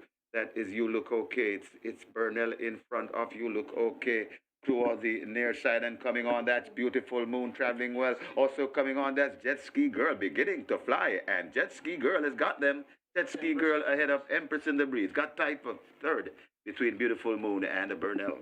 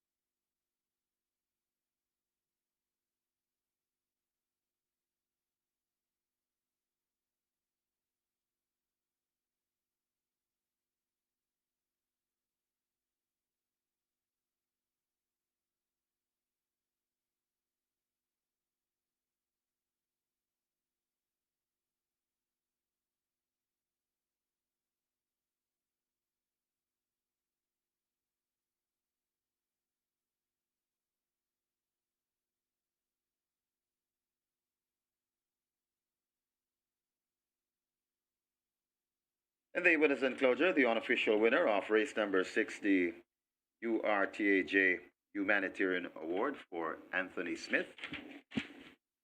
Number 12, Jet Ski Girl, 4-year-old Bay Filly by Deputy Glitters.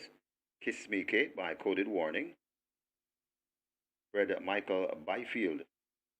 Own Paul Williams. Train Stephen Todd. It's the second win on the card for trainer Stephen Todd. Congratulations. The winning jockey, Devastating Dane Dawkins, the groom, Marlon Marshall, second. Number 9, Empress in the Breeze. Third, number 13, Beautiful Moon. Fourth, number 5, Burnell. And fifth, number 8, You Look Okay. Final time for 4 furlong straight, 50 and 1.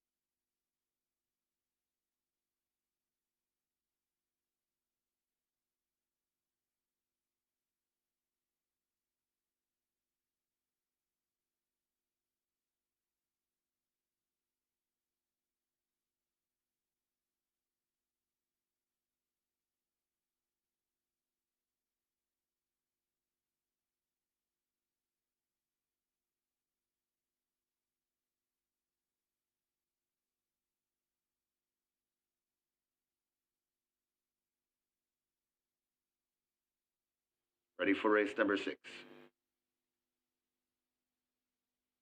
They're off and racing. Beautiful Moon gets a good start to the near side. Select Prince also. Right in the middle, that's You Look Okay. Over on the far side, that's Burnell and Security Code. Way over on the far side, that's Sicario Man and Answer Tax. Spread it right across the track with You Look Okay in the center, prompting the pace with Burnell. Over on the near side, that's Beautiful Moon and Jet Ski Girl right there too, as they come inside the final furlong, and it is Burnell could just have the overall lead from right there too. That is You Look Okay. It's Burnell in front of You Look Okay toward the near side, and coming on, that's Beautiful Moon traveling well. Also coming on, that's Jet Ski Girl beginning to fly, and Jet Ski Girl has got them. Jet Ski Girl ahead of Empress in the Breeze. Got tied for third between Beautiful Moon and Burnell.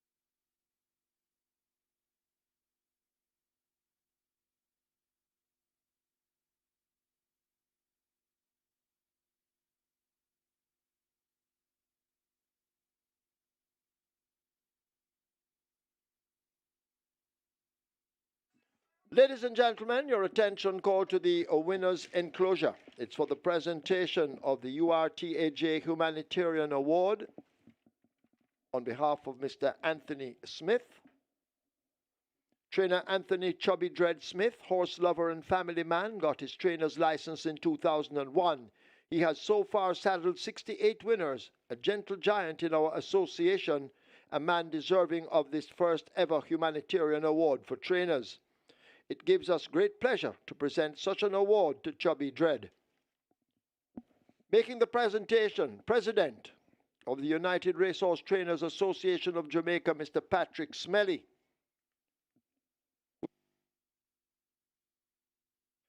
Receiving it, Anthony Smith. In the presentation party, daughters Dara Smith, Tamika Smith, and Kerry Ann Hall.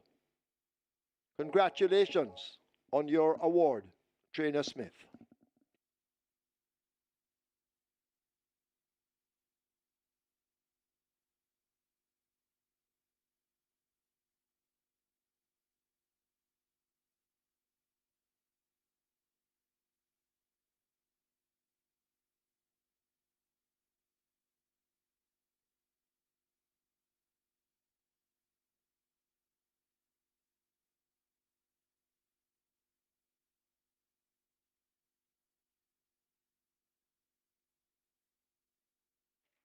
Result of the six now official.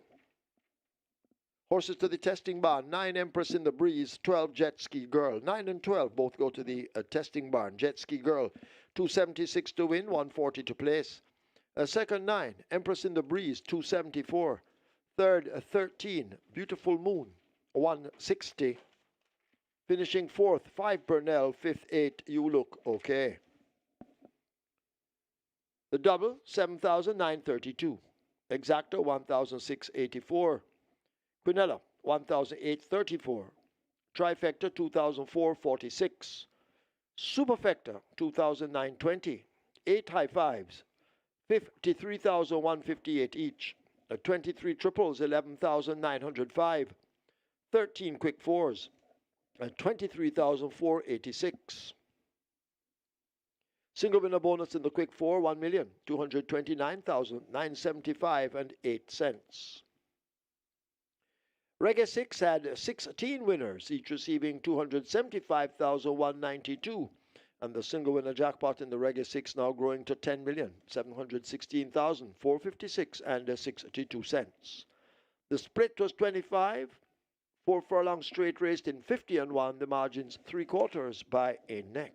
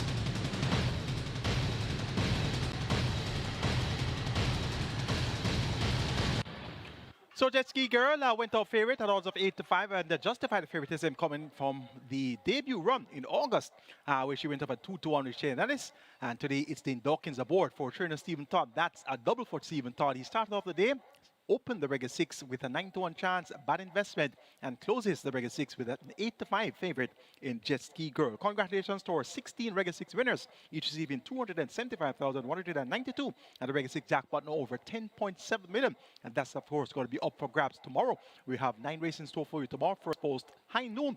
But now, let's take a look at the replay of the closing stages of our Regular 6 events. But bad investment at the top of the lane continues to lead them a merry chase. Stick it on down against the fence. Expeditious in the middle in the orange silks. Out wide, that's fair it is. But they drive toward the final furlong. Bad investment just on that lead. Stick it on under the left-hand stick, trying to close the gap. Bad investment holding on to a 4-length lead. Inside the final 16th, it's a bad investment under the pump and driven flat to the boards by Radish, the Sneaky Fox Roman. They win by nearly 4. Stick It On is second. Right in Flight is third. Fourth, So Magnificent. Fifth, Expeditious. They're at the top of the lane, and it is Ahmad Ali just in front of Sneaky Joe. Right on the outside, it's still Ahmad Ali. Sneaky Joe comes a-calling, coming up the rail. That's General Chief. It is still Ahmad Ali. Sneaky Joe now hits the front. Ahmad Ali fighting on right against the rail. General Chief coming on. It's Sneaky Joe. General Chief begins to come forward on the rail. It's still Sneaky Joe. General Chief coming forward. Sneaky Joe hanging tough from General Chief. Sneaky Joe. Sneaky Joe beats General Chief. Ahmad Ali back in third. Then comes Just Moving in fourth. They're about to come into the lane. Rockola regains that lead. Blood Moon continues to attack, and Blood Moon picks it up once again from Rockola. This seesaw battle up front has continued the entire way. Watch Seaplane now, beginning to glide against the fence. In behind them, that's Queen Vaughan, but they run the stretch. Rockola regains the lead. Seaplane now attacking on the inside, and Seaplane now picks it up with a furlong to run. It is Seaplane opening up 2 quick lengths. Rockola has no answers. Seaplane beginning to go away from them under a driving finish. And it is a Seaplane and Philip Parchment pumping away. Seaplane wins by maybe 4 over Rockola. Queen Vaughan is third. Blood Moon is fourth. Town Star is fifth. They're at the top of the lane, and it is Mr. Lee kicking away from this field. Mr. Lee in front, about 4 lengths in front of altogether.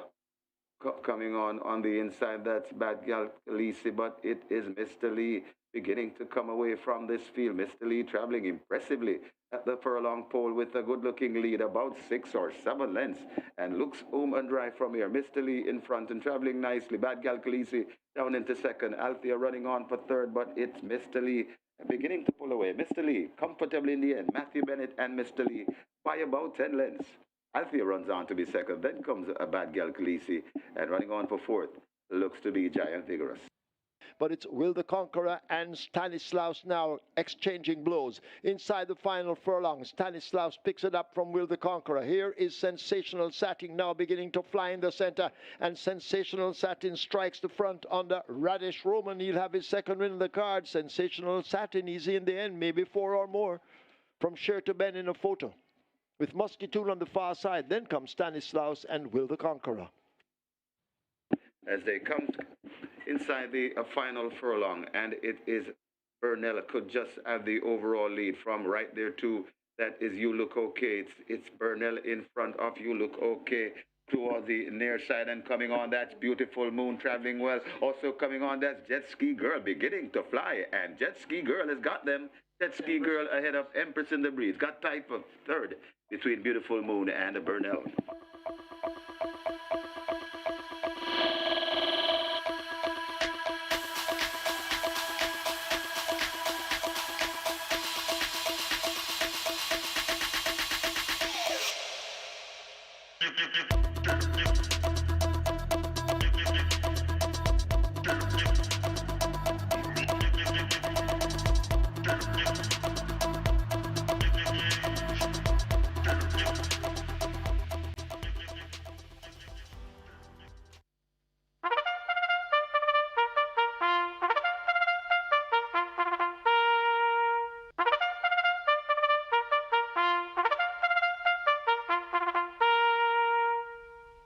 Horses take the track for the 7th. It's a restricted allowance 5 for native bred 4-year-olds and up, non-winners of 2.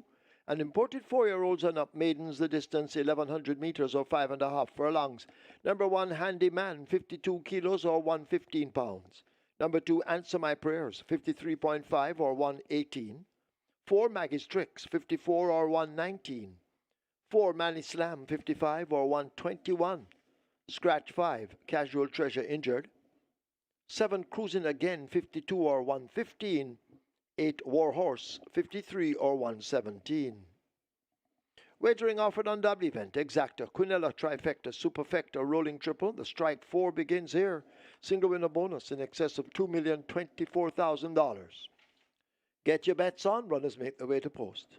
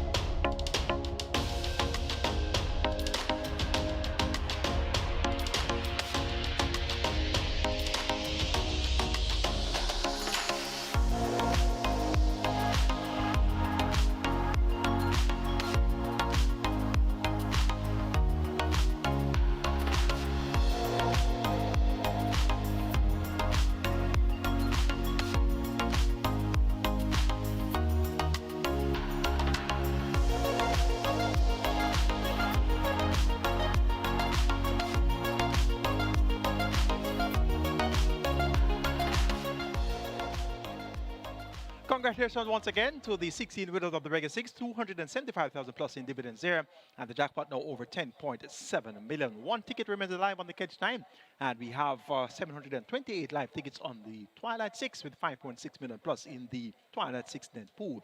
It's now time for race number 7. We have a field of 7, given the scratch of number 5, Casual Treasure. They go 5.5 furlongs. It's restricted allowance 5 for native bred foals and up nuns of 2, and imported maidens, the purse 750,000.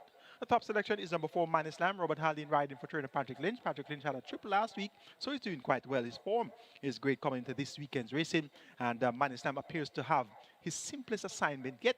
3-5 for the favorite, and this man slam last one in June, and on that occasion was ridden by Robert Haldane. He has had 6 races since, and on 6 different occasions there was another rider. So Robert Haldane finally called to ride again, and as such, Man Islam is expected to deliver the goods here. And he's getting some gates cooling, and Man Islam, all things being well, should get a job done here. The 3-5 favorite. Number 3 is Magistrix. Has not gotten as close to winning since that runner-up effort in February at 32-1. She appears to have her easiest assignment since, and barring Man Islam, there's not anything else to recommend to beat Magistrix. So Magistrix should acquit herself very well here. Christopher Mandine, he's looking for a double, and Magistrix could very well go close to delivering same. Number 6, Epic, gets odds of 4-1. Was a winner on debut April last year, but has not progressed along the expected lines. And such, not giving this one a great deal of confidence here, but given the makeup of the field, we could see Epic running in one of her better races. And number 8 is a War Horse. This one gets 9-1. Johnny Forbes riding for Shirley Barrington Dawes has been fading badly in most of his recent races, but his victory on the 7th of October last year by 6 lengths in 108 flat, beating Shipohoy and Crucial Alexia, would see him having an outside chance here. So 9-1 for War Horse. Johnny Forbes, aka Allen, he's aboard, and we keep War Horse on the right side for our exotics. Make it 4, 3, 6, and 8 in race number 7 to start the strike 4. Man Islam over Magistrix, Epic, and War Horse. Strike 4 pool is at 850,000, so that's approaching $1 million. Your triple is at 200,000. Best of luck.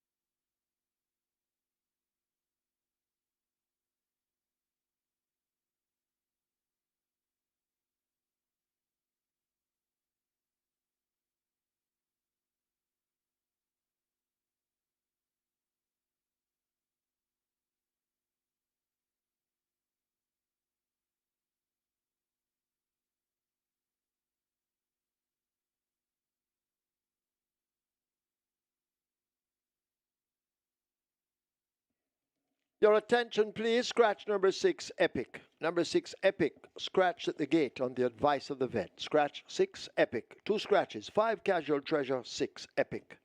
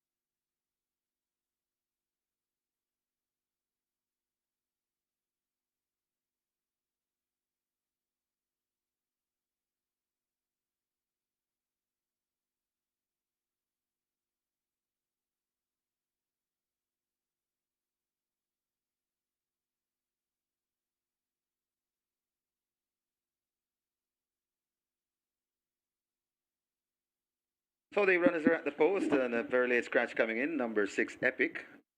We have 2 scratches here in 5, Casual Treasure and Epic, number 6. Strike 4 approaching 1.2 million. The strike 4 pool on its way to 1.2 million. They're closing the front of the gate, so the wagering time has dwindled, limited to none. And the rolling triple on its way to 400,000. Get your bets on as the loading up about to begin. Horses now loading. First one in, Handyman. Ramon the pair. Answer My Prayers, Jerominis. They will load at 2.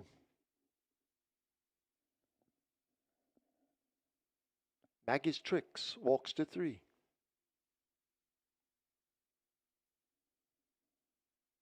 Three to load.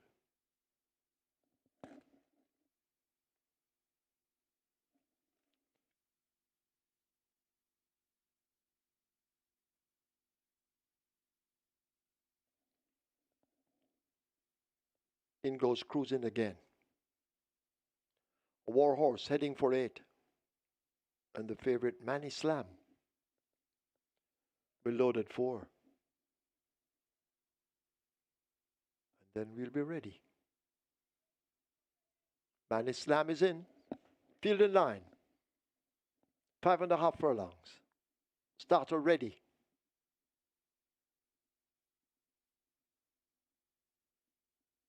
Maggie's Tricks acting up a bit. They're off. Fair start. Answer My Prayers just left toward the back. It's Cruising again grabs the early lead as they flash past the 5. Answer My Prayers moving through the pack. A Manny Slam almost alongside. Warhorse and Maggie's Tricks team up in behind, and Handyman in the orange silks races at the back as they leave the half mile and go rushing into that turn. Answer My Prayers out in front. Manny Slam a length and a long tail back in second. Cruising again is third, possibly 4 off that lead. Maggie's Tricks a further 2 lengths in behind that one as they leave the 3, and Warhorse is next, and Forget Handyman struggling a long way last. They've left the 5/16th. They're about to come into the lane, and Manny Slam has now assumed that lead. Answer My Prayers racing down against the rail. Cruising again is in between horses, and Maggie's Tricks out 3 wide, but Manny Slam, the favourite, and Robert Hallidine, they have that lead as they run toward the furlong pole. Cruising again, trying to rally down against the fence. Maggie's Tricks asked to come on the outside, but it is a Manny Slam leading by about 2 lengths. Inside the final 16th, Manny Slam keeps on rolling. Cruising again is asked to charge up down against the rail. Manny Slam under a drive, hangs tough to beat Cruising again. Then Maggie's Tricks. Warhorse comes in fourth.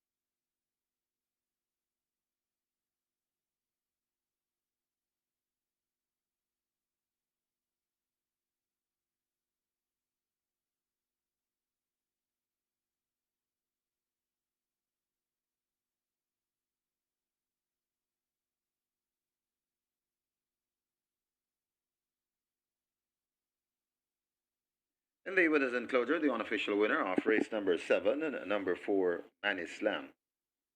4-year-old Dark Bay or Brown Colt by Sensational Slam, Breezy Adley, by Casual Trick, bred Valerie Marlowe, own Metrodon Racing, trained Patrick Lynch, the winning rider, Robert Halliday, the groom, Keith Cornwall, second, number 7, Cruising Again, third, number 3, Maggie Strix, fourth, number 8, War Horse. Final time for 5.5 furlongs, 1:10 and 2.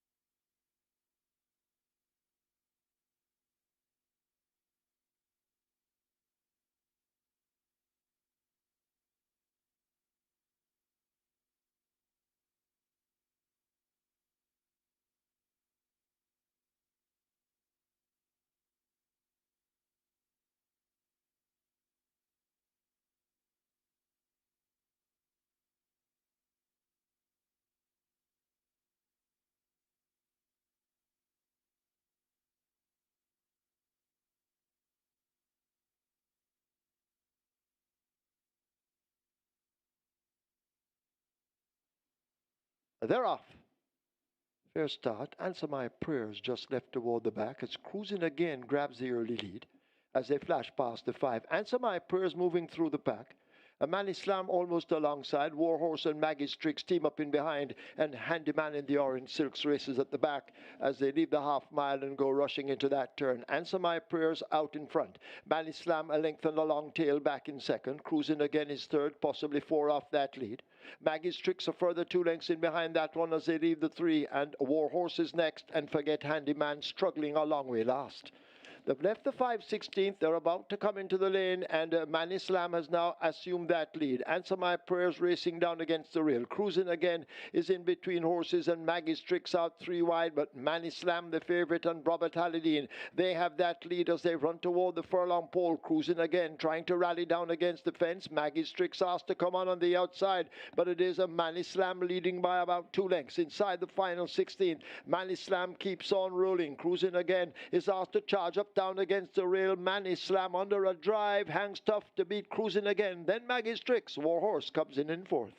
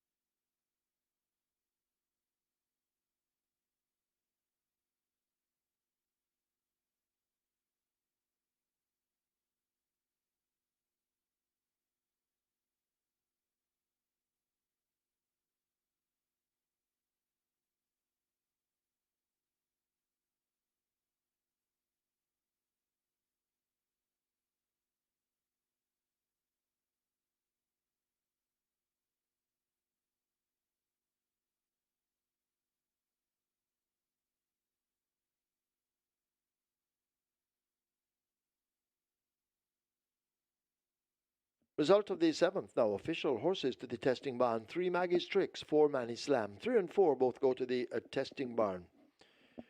Manny Slam, 158 to win, 116 to place. Second 7 Cruising Again, 338. third 3 Maggie's Tricks, fourth 8 War Horse. 6 Epic was a very late scratch with a special double of $322. The dub event 426, Exacta 635, Quinella 420, Trifecta 728, Superfecta 846, 63 triples 5,520, splits 24-1, 50 and 1. 5.5 furlongs raced in 110-2, the margins 3/4 by 2.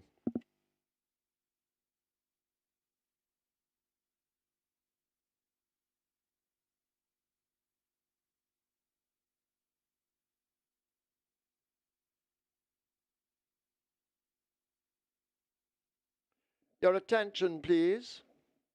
The management, staff, and all involved in horse racing would like to send condolences to the family of the late Trevor Mackenzie. Trevor Mackenzie passed away. So on behalf of the management, staff, trainers, all the racing personnel, condolences to the family of the late Trevor Mackenzie.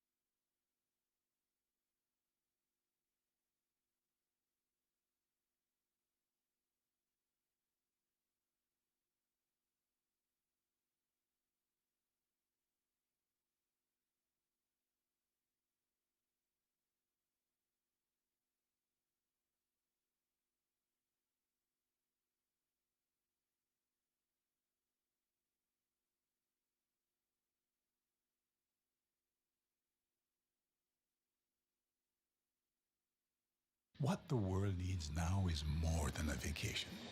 We need to come back to feeling our best selves again. Back to inviting. Back to loving. Back to life. Back to the little bit of Jamaica that's inside all of us. Come back to being lively again. Back to laid back. Back to romantic. Come back to the vibe that comes alive in Jamaica.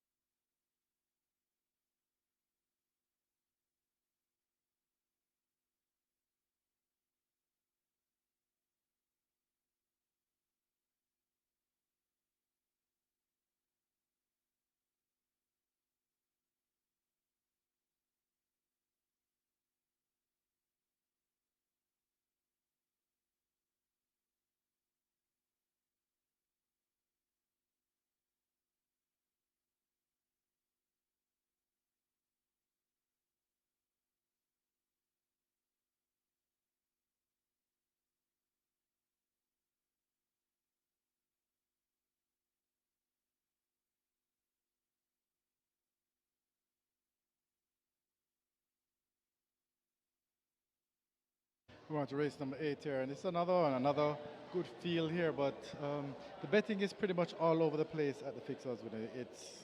They're not really committing to any one horse as a clear and defined best back runner. I mean, of those that are being bet, I would say number 7, Shibum, is the actually at $9 is the best backed runner in the race, but just slightly because tons of horses are getting support. Fly Messenger Fly at $26, good support there, the big price. Sir John at $1.60, good support there as well. Turn on the Light, $21, good support there as well. 8, Great Trick, $3.80. 11, Heroin at $17, I guess. And number 10, Nakamura, also, that one is about at the $7 mark. So quite a few horses are getting support. It's just, the betting is all over the place. But like I say, of those that are being bet, it is number 7, Shibum. That is the best back runner at the Fixed Odds Windows for race number 8 here at the Fixed Odds Windows. Good luck.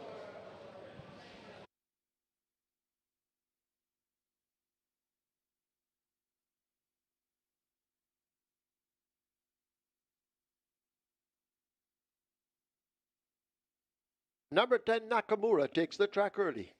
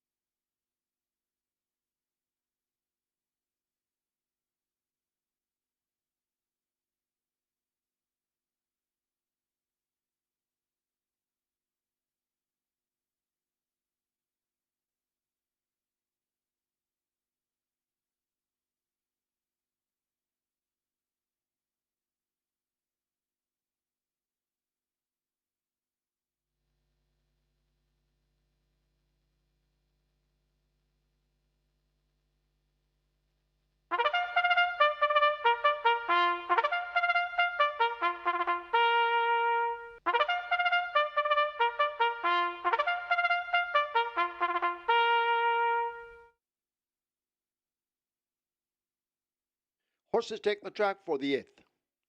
It's for 3-year-olds and up. It's a claiming event. 750,000 to 600,000 the tag. The distance 1,400 meters or 7 furlongs. Number 3, Inspired Miracle. Make the weight 55 kilos or 121 pounds. 5, Turn on the Light. 52.5 or 116. 7, Shiboom. 54 or 119. 9, Veliki Vicky, 52 or 115. Wagering on double event, exacta, quinella trifecta, superfecta, high 5. This is where the late triple begins. The late triple on its way to 700,000, on its way to 1 million. Get your wagers on, 1 minute to post.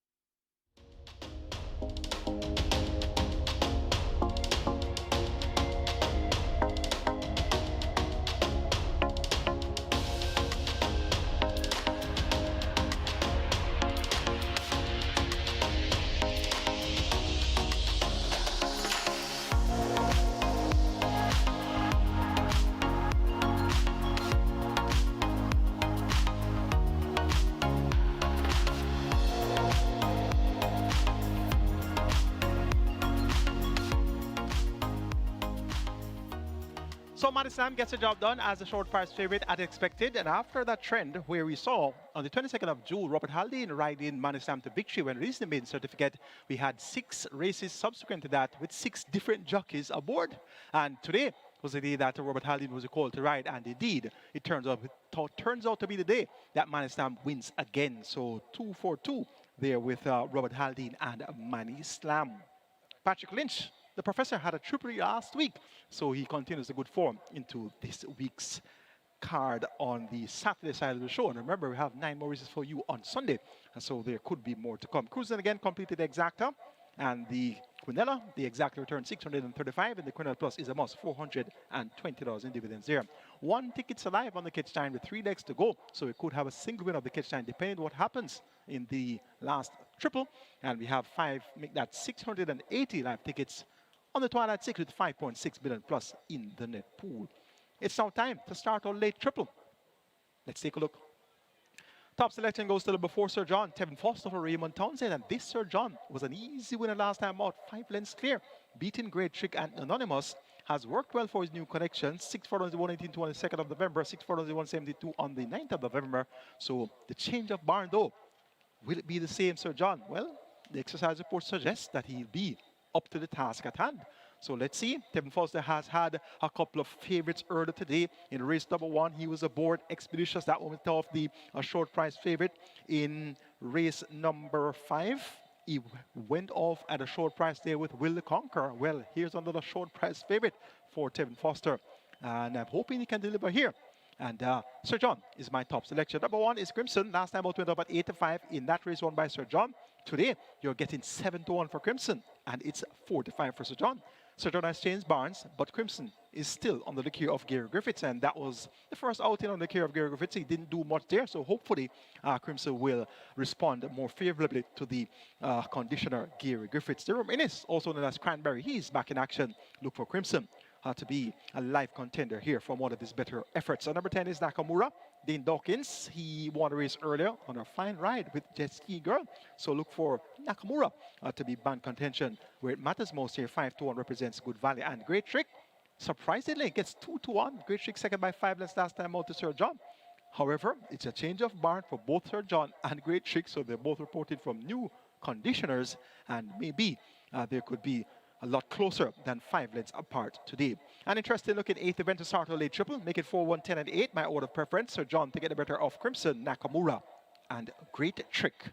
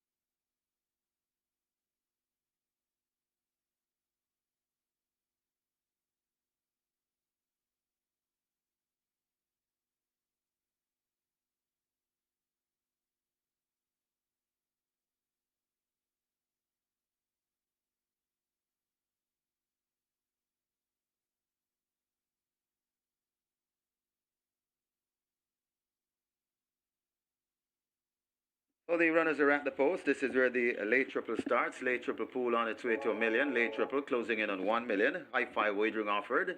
High 5 pool approaching 250,000. Get your bets on. Runners at the post. Late triple on its way to $1 million. And don't forget tomorrow, paying out your favorite track, Mountaineer. Mountaineer on a Sunday. Everybody's favorite night track. That's Mountaineer. Mandatory payout on the MR6, and we have a jackpot bonus of almost 800,000. Jackpot bonus carryover for the mandatory payout for tomorrow at Mountaineer.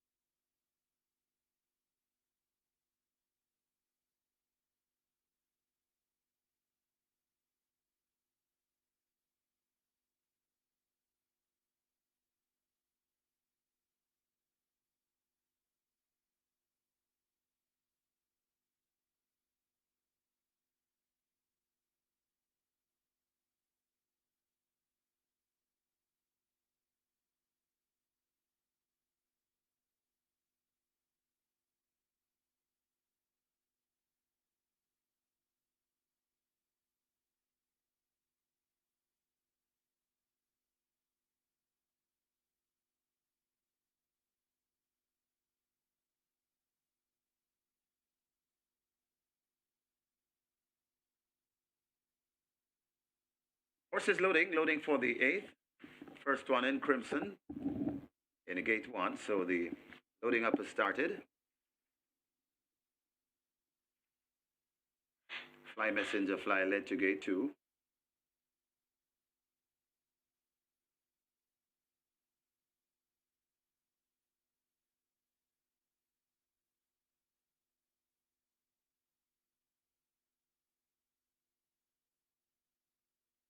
Fly Messenger Fly goes in at 2. Inspired Merkle to 3.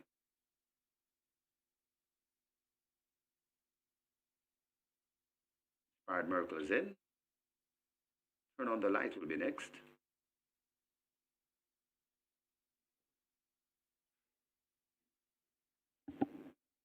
At 5. Solo Black. Moving into 6.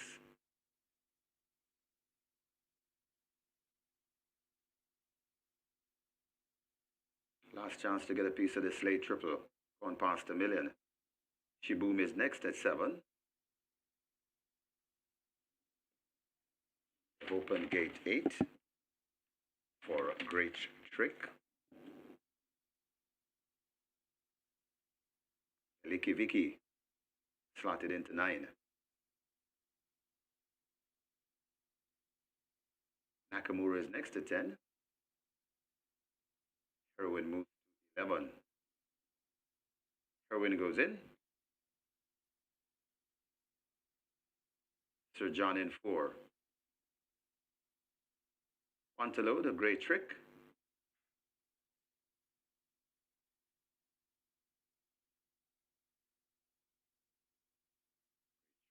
Turning sideways, great trick. Try again. Waiting on great trick. Complete the line.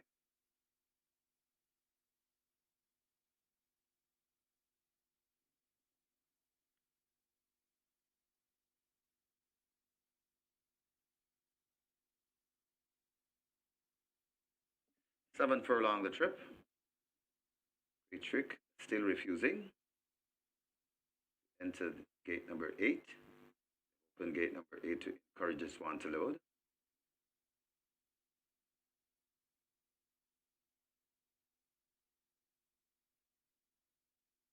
Great trick forced into gate 8. Great trick goes in.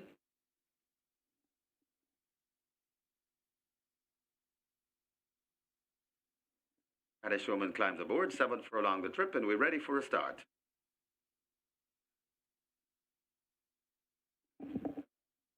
They're off on racing. Fly Messenger Fly misses it along with Inspired Miracle as they head towards the 6 furlong point, and on the outside, Heroin with that narrow lead. Right against the rail, that's Crimson. Solo Black is right there too, but backing out also in the mixed, that is a Turn on the Light. They head towards the 5 furlong point, and it is Heroin on that lead. Crimson racing in second. Great Trick joining Turn on the Light for third. Right there too, and recovering after that break, that's Inspired Miracle. Sir John is right on the inside rail. Out wide, that's Shiboom. Just then you see Solo Black sandwich in between horses, that is Nakamura. Then comes a Solo Black, Veliki Vicky, and racing at the back of the field, that's Fly Messenger Fly. They head towards the 3, and it is Heroin on that lead, about 3 lengths in front. Off on the outside, coming down, that's Shiboom. Right there too, that's Great Trick. Nakamura is in the mix, right against the rail, that's Turn on the Light. They're at the top of the lane. Heroin just the leader from Shiboom, bearing down on Heroin as they come to the furlong and a half pole. It's it now, Shiboom that hits the front. Heroin trying to fight back. Coming in between horses, that's Nakamura. It's 3 across the line, 3 across the track. Nakamura now strikes the front from Shiboom right there too. Heroin fighting back. Sir John is coming on the rail too, but it is Nakamura in front. It's Nakamura hanging them off. Here comes Sir John against the rail and out wide. That is Shiboom, but it's Nakamura beating Sir John. Shiboom then comes, got tight for fourth between Heroin and Inspired Miracle.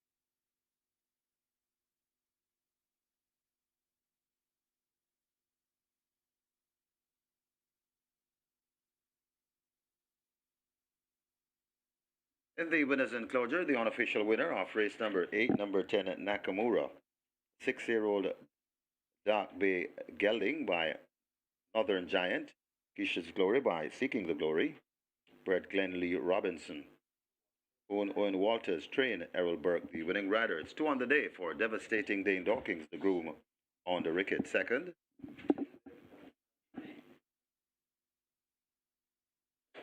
number 7, Shiboom. Third, number 4, Sir John. Fourth, number 11, Heroin. And fifth, number 3, Inspired Miracle. Final time for 7 furlongs, 129 and 4.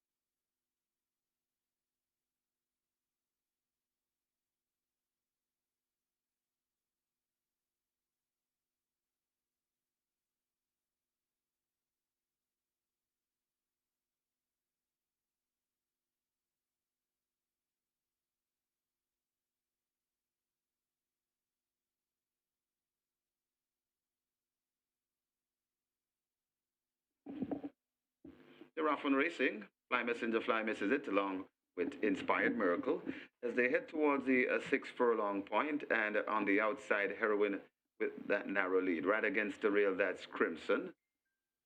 Solo Black is right there too, but backing out also in the mixed, that is a Turn on the Light. They head towards the 5 furlong point, and it is Heroin on that lead. Crimson Racing in second. Great Trick joining Turn on the Light for third. Right there too, and recovering after that break, that's Inspired Miracle. Sir John is right on the inside rail. Out wide, that's Shiboom. Just then you see Solo Black sandwich in between horses, that is Nakamura. Then comes a Solo Black, Veliki Vicky, and racing at the back of the field, that's Fly Messenger Fly. They head towards the 3, and it is Heroin on that lead, about 3 lengths in front. Off on the outside, coming down, that's Shiboom. Right there too, that's Great Trick. Nakamura is in the mix right against the rail. That's Turn on the Light. They're at the top of the lane. Heroin just the leader from Shiboom, bearing down on Heroin as they come to the furlong and a half pole. It's it now Shiboom that hits the front. Heroin trying to fight back. Coming in between horses, that's Nakamura. It's 3 across the line, 3 across the track. Nakamura now strikes the front from Shiboom right there too. Heroin fighting back. Sir John is coming on the rail.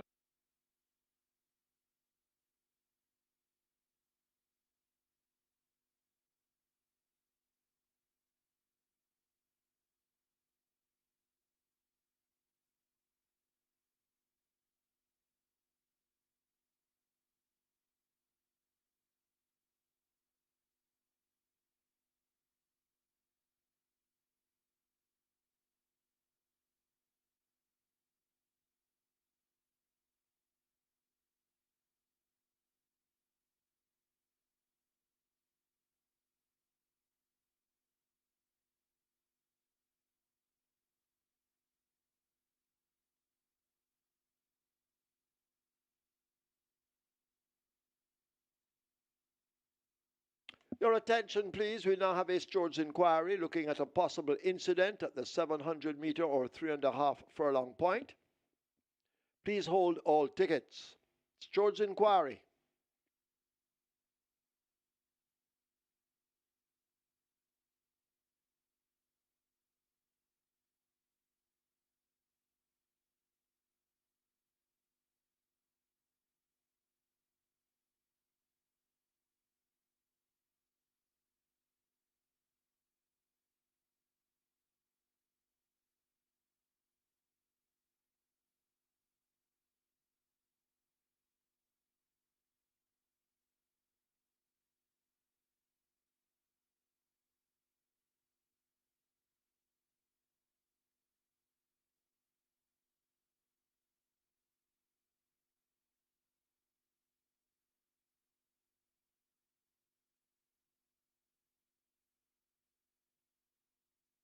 We have a claim in the 8th event. Number 4, Sir John. 13 submitted, 2 void.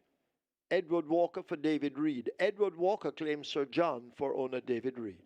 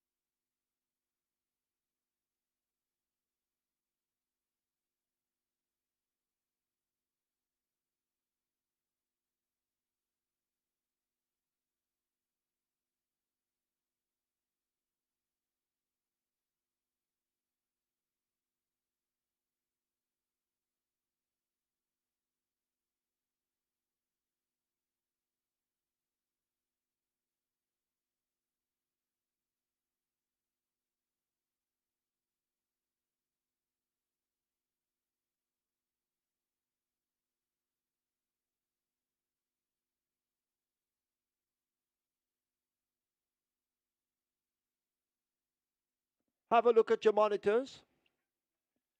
Shaboom, number 7, getting the better of on the rail, number 4, Sir John. So that's the photograph on the screen for 2nd and 3rd. Shaboom the grey wide, getting it over 4, Sir John on the rail.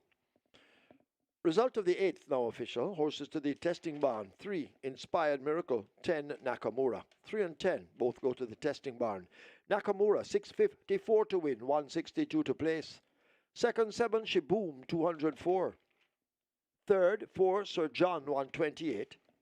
4th, 11, Heroine. 5th, 3, Inspired Miracle. Double event, 2,200. Exacta, 5,223. Quinella, 3,954. Trifecta, 2,586. The superfecta, 18,618. 3 high fives, each receiving 54,235. 119 triples, 2,331. 29 winners of the early 5-star, 14,809. And the single winner bonus in the 5-star, $1,237,125.28. Splits 24-4, 49-2, 116-2. They raced to 7 furlongs in 129.4. The margin's 1 1/4 by a head.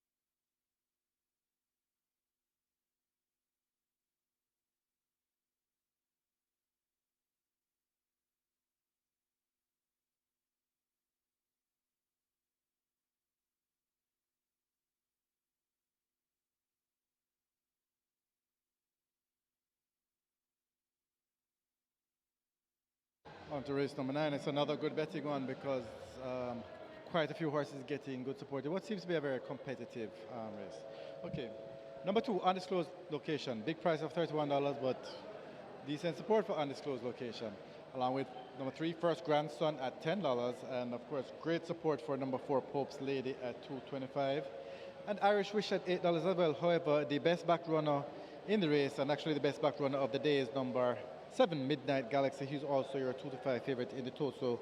No surprises there. Number 7, Midnight Galaxy at $1.70. By far the best back runner at the fixed odds winners for race number 9. However, like I said, quite a few others getting good support, especially undisclosed location, First Grandson, Pope's Lady, and Irish Wish. So that's the story from the fixed odds winners here for race number 9, and it's great, great, great support for the best back runner of the day, number 7, Midnight Galaxy. Well, good luck.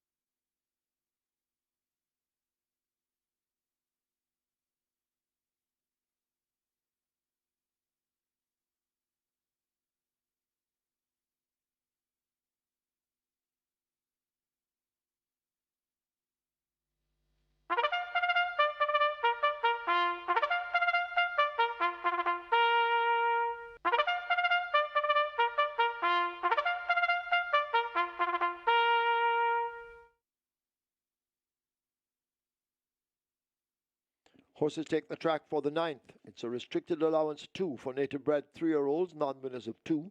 And imported 3-year-olds and up maidens the distance 1,000 meters or 5 furlongs round. Number 1, La Vida, 51.5 or 114.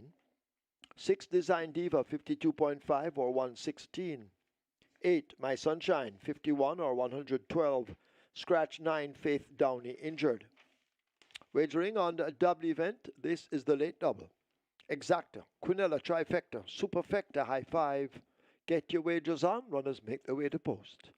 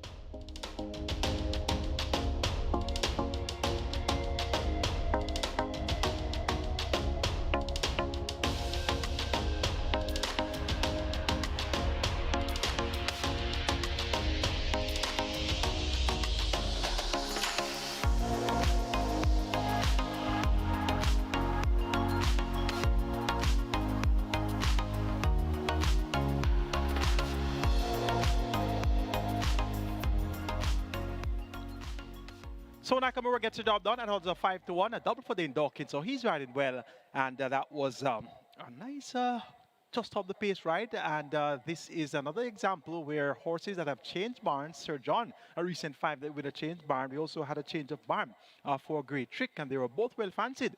And Nakamura, who didn't change barns, still trained by Errol Burke, was the one that came out on top. So that's another note for horses that change barns. They don't normally come as good as they were when they were last out. So Sir John not able to justify the favoritism there at odds of 3-5. Live ticket count on the Twilight 6 now down to 168 with 5.6 million plus in the net pool. And we're down to the last double, races 9 and 10. The 9th and penultimate, we have a field of 9 and they go the quick dash of 1,000 meters round. Let's take a look. Top selection is number 4, Pope's Lady. Can Dane Dawkins boot home a triple? That looks quite likely. This Pope's Lady led for a long way last time out, beaten by length to Zulu Warrior, going 6 furlongs. It's now 5 furlongs round, and the trainer Stephen Todd, he's looking for a triple as well. So it could very well be a triple for Stephen Todd and a triple for Dane Dawkins with Pope's Lady. The tongue tie now fitted, and based on the last effort, she should be able to clear off here and will take some catching. Number 5 is Irish Wish, shaped well on his first attempt at nuns of 2, third by just a length to Hot Red Scammer and Indestructible. Tevin Foster gets 72 aboard the Anthony Babadounis trained Irish Wish, and Irish Wish did win, going 5.5 furlongs. So coming on the bend is going to be right up his street. You're going to keep him on the right side. Number 2 is the undisclosed occasion stablemate of Irish Wish. This one gets 12 to 1. Dick Cardenas riding, and undisclosed occasion was second by 4 lengths to stablemate Prince Amman over 5 furlongs round on the 6th of October. Similar effort. We'll see him right there when it's being decided. He served at the start last time out in that 5-straight contest won by Hotbread Scammer over Indestructible and Irish Wish. So from a better break, look for on this closed location at 12 to 1 to have a live outside chance. And number 7 is the Midnight Galaxy. This one is all the rage at 4 to 5. Has raced 5 times. Yet to pass the post in front. Was awarded a race after Irish Wish was disqualified. And the way he has carried himself suggests that he may not necessarily be all that perfectly suited to 5 furlongs round, but he has been looking quite advanced at exercise. When 5 furlongs waited a minute flat by 46.3 on the 2nd of November, on the 9th of November, and 6 furlongs in 1:13.2. So Midnight Galaxy appears vastly improved, and he gets odds of even money. But can he get back to Pope's Lady if Pope's Lady is able to clear off by some 2 to 3 lengths, passing the 3 furlong to the 2 furlong point? Interesting looking 5-round dash. I'm taking number 4, Pope's Lady, to get the better of number 5, Irish Wish, then 2, Undisclosed Location, and 7, Midnight Galaxy. Your late double begins here, right now. Best of luck.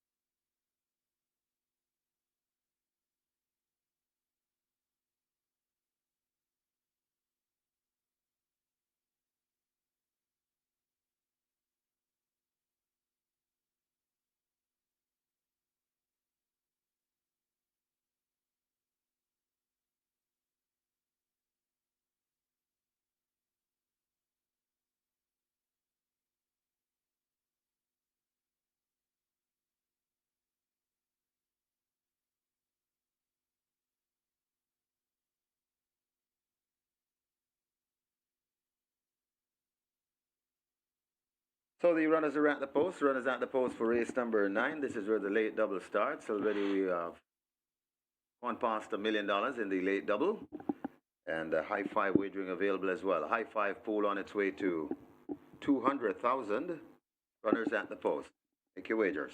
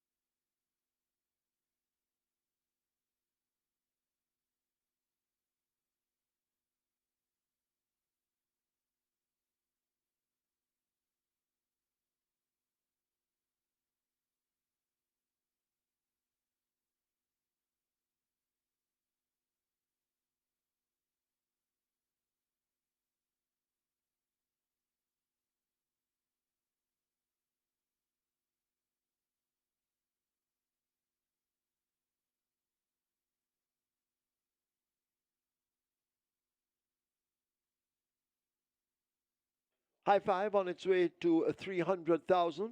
Late double on its way to 1.5 million. It's almost there, and now it gets there. So the late double moving to 1.5 and climbing. Front of the gates closed. Loading will begin any moment. You need to hurry. Get to the windows. Put your wagers on.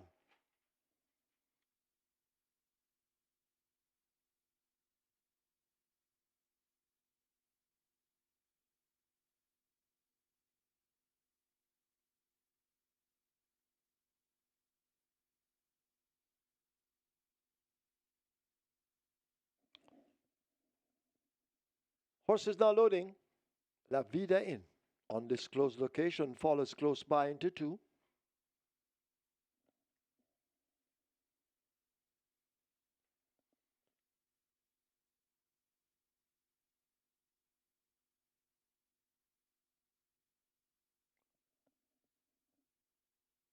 Pope's Lady is in, followed by Design Diva. My Sunshine will be next at 8.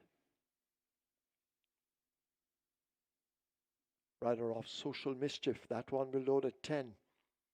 Favorite Midnight Galaxy circling around.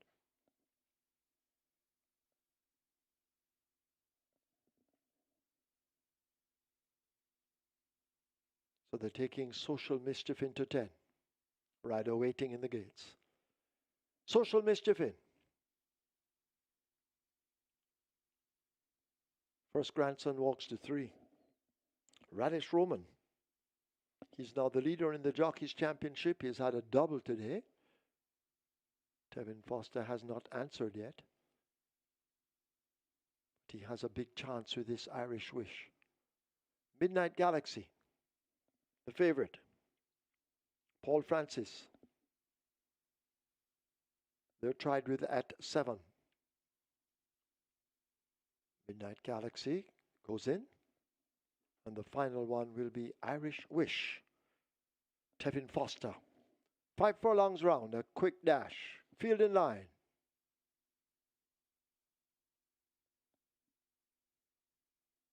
Starter. Waiting, there's a problem. Now he seems to be ready once again, and they're off. Social Mischief steps out at the back of the field. La Vida didn't, gets that early lead. Irish Wish racing down on the outside as they make their way now toward the half mile in this quick 5 furlong round dash. And Irish Wish has now taken that lead. Midnight Galaxy toward the outside. Undisclosed location runs the rail. Pope's Lady in between horses. My Sunshine is in a line of 3 horses. Social Mischief now moving through them. La Vida on the rail. My Sunshine fading just in behind. First Grandson is next. And Design Diva beginning to pick up from the back of the field. They're coming into the top of the lane. It is Irish Wish in the center. Undisclosed location down against the fence. Pope's Lady racing in behind them. Midnight Galaxy in the all-white racing out 4 wide, but now undisclosed location points the headgear in front over stablemate Irish Wish. Pope's Lady now asked to charge up in the center, but it's undisclosed location inside the final 16th. Dick Cardenas, an undisclosed location, come bouncing in to win by 3 or more. Pope's Lady is second, Irish Wish third. Midnight Galaxy just ahead of First Grandson.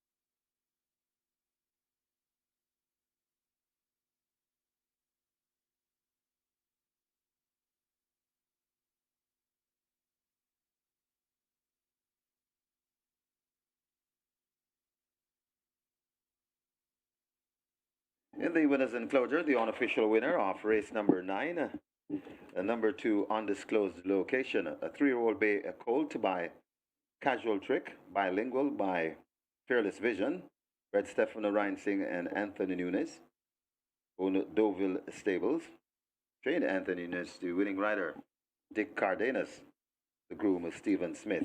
Second, number 4, Pope's Lady. Third, number 5, Irish Wish. Fourth, number 7, Midnight Galaxy. And fifth, number 3, First Grandson. Final time for 5 furlongs round, 101 and 1.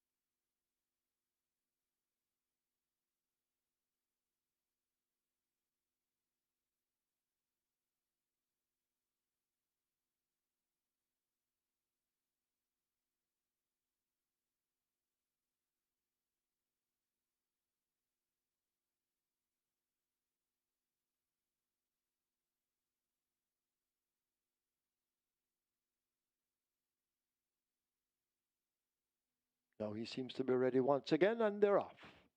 Social Mischief steps out at the back of the field. Vida didn't, gets that early lead.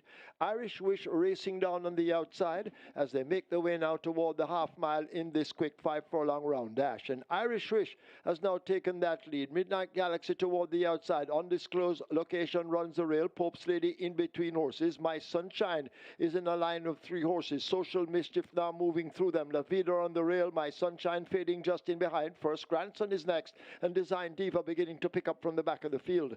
They're coming into the top of the lane. It is Irish Wish in the center. Undisclosed location down against the fence. Pope's Lady racing in behind them. Midnight Galaxy in the all-white racing out 4 wide, but now undisclosed location points the headgear in front over stablemate Irish Wish. Pope's Lady now asked to charge up in the center, but it's undisclosed location inside the final 16th. Dick Cardenas, an undisclosed location, come bouncing in to win by 3 or more. Pope's Lady is second, Irish Wish third. Midnight Galaxy just ahead of First Grandson.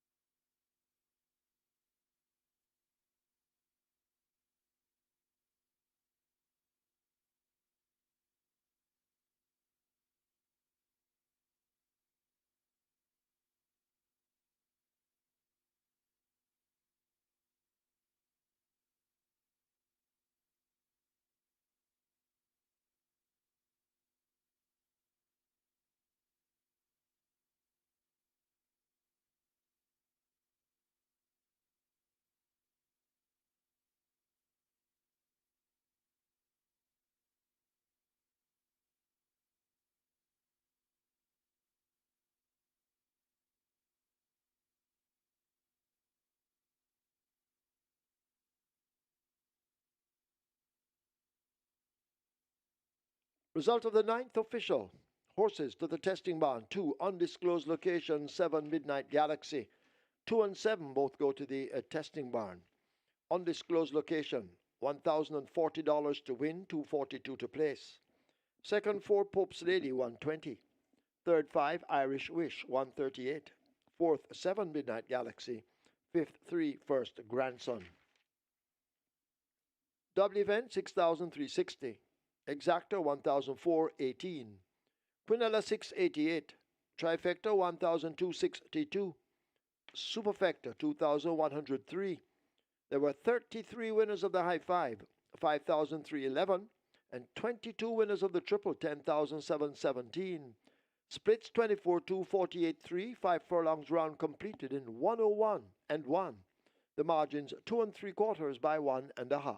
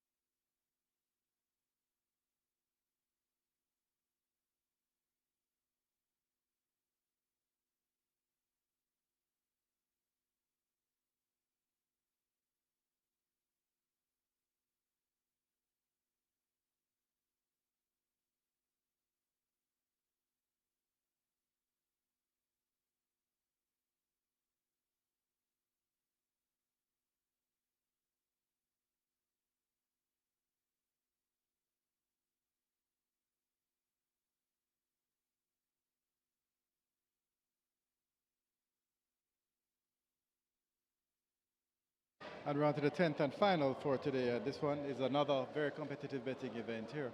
So the bulk of the early money was on number 7, Share Delight. And Share Delight is still the best back runner in the race. It opened at 370, very heavily backed. That's absolutely hammered down to $1.95 at the moment. However, uh, Captain Sparrow getting some great support down to 290 now, and of course Mac and Rome number 8 at $5, excellent support as well.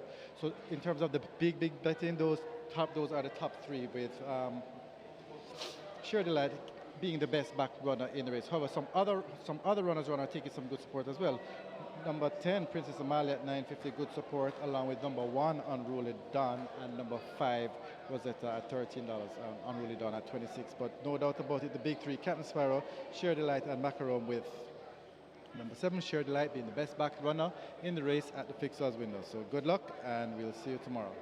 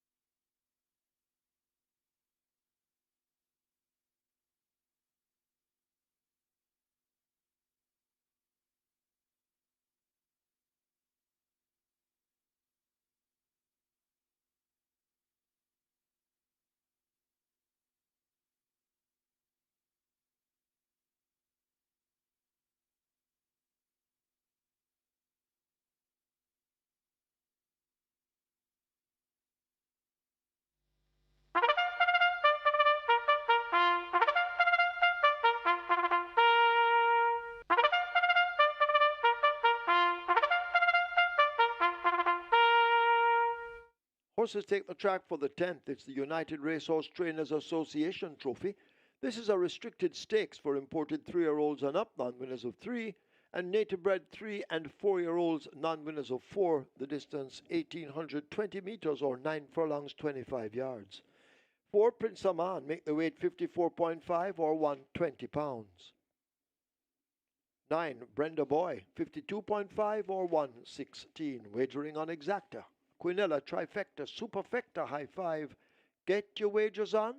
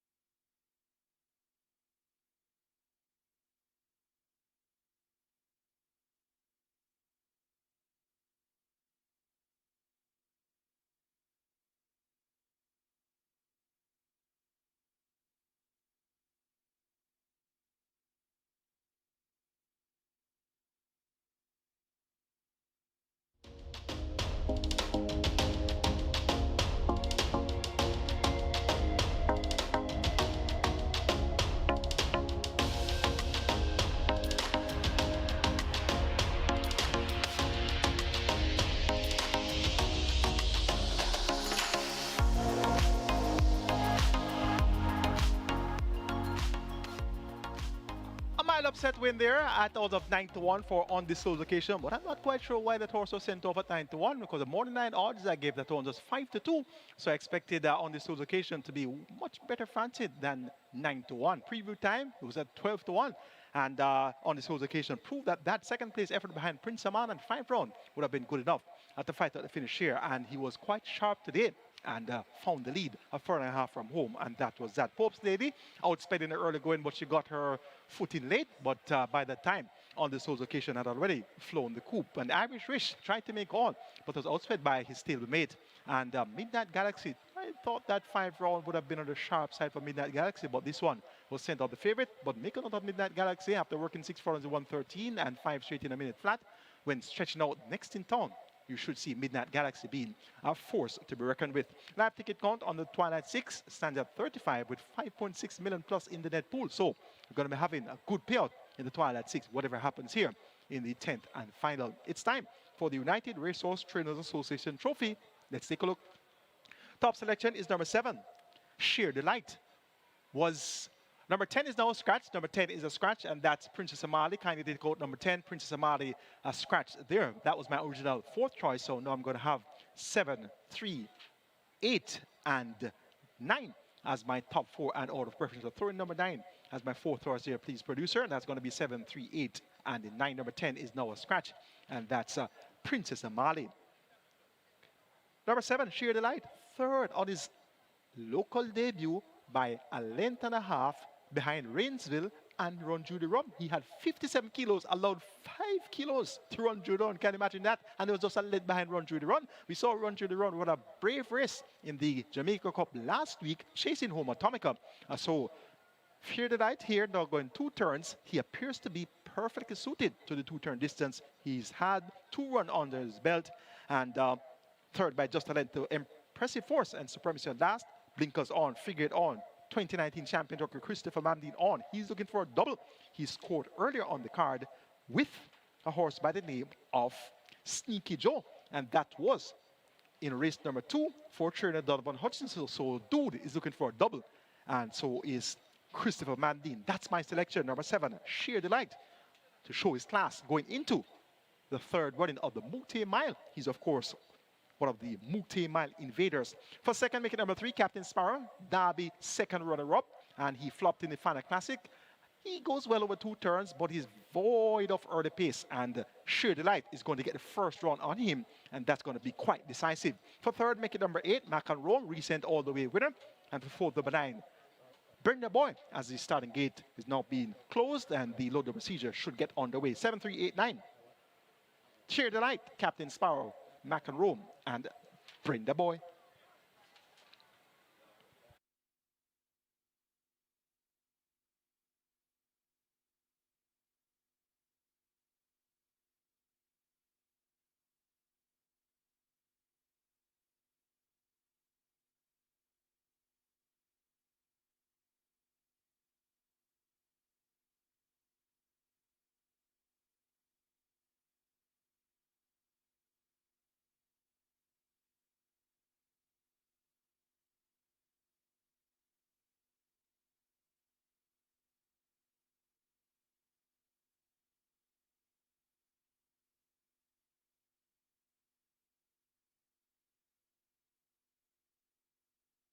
Horses loading, the first one in on Ruley Dawn. I-5 approaching 350,000.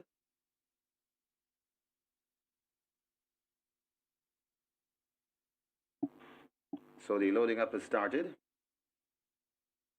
for the United Racehorse Trainers Association Trophy.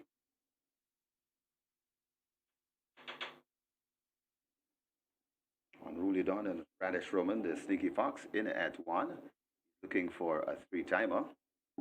Working on the 4, that's Prince Amon. Prince Amon goes in. Maria Spencer will get in the saddle.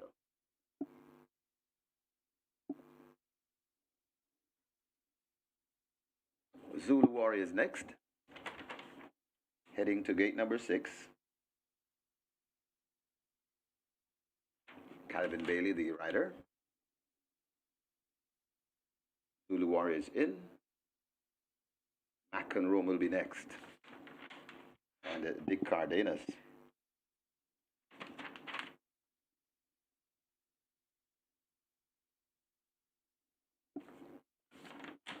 Brenda Boy in at 9. Shane Richardson. Sheer Delight, the even money favorite. Chris Mamdine is looking for a double. Heads to gate 7. Captain Sparrow lining up for 3. Working on Sheer Delight.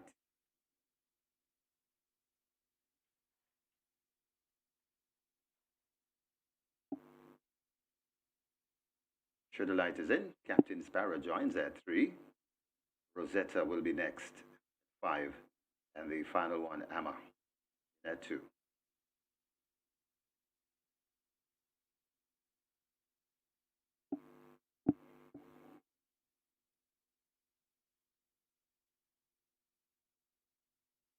They've opened gate 5 to or Rosetta to load, giving a little trouble to load.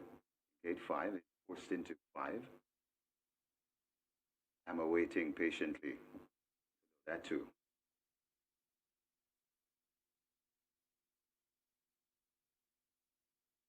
Rosetta is in. Emma joins at 2, and we're ready for a start. 9 furlongs and 25 yards. This is the United Racehorse Trainers Association Trophy. They're often racing. Unruly Don gets a fly on the inside, so it's Unruly Don. Prince Aman is rushing up on the inside, on the outside, right there too. That's Amma. McEnroe coming around horses too. So it's McEnroe vying for that lead, and now McEnroe goes on to lead. It's McEnroe in front of Unruly Don racing in second. Then comes Prince Aman. Amma comes next. Then comes Zulu Warrior, and Sheer Delight overtaking Rosetta, and they head toward the 6 furlong point, and McEnroe bouncing easily on a 4-length lead, about 4 lengths in front of Unruly Don racing in second. Prince Aman is racing in third. Amma comes next, then comes a Sheer Delight. Just behind Sheer Delight, that's Zulu Warrior, 5 lengths away before we come to Rosetta, Captain Sparrow, and marginally racing at the back, that's Brenda Boy. They head toward the 4, and McEnroe is still in front, about 2.5, maybe 3 lengths in front of Unruly Don, tracking intently in second. Watch Sheer Delight rushing down on the outside to go third. Amma is racing in fourth. Zulu Warrior getting closer, also getting closer and looking dangerous. That's Captain Sparrow. Brenda Boy is also coming on. Prince Aman left out of it and racing at the back of the field. That's Rosetta there at the top of the lane, and the Sheer Delight now has hits the front. It's Sheer Delight still in front of, still there and trying hard. That is Unruly Don. It's Sheer Delight in front of Unruly Don. Captain Sparrow is down there in third.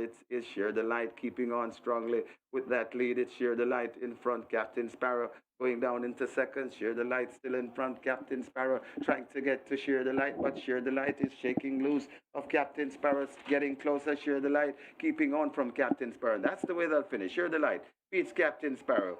Then comes Unruly Don.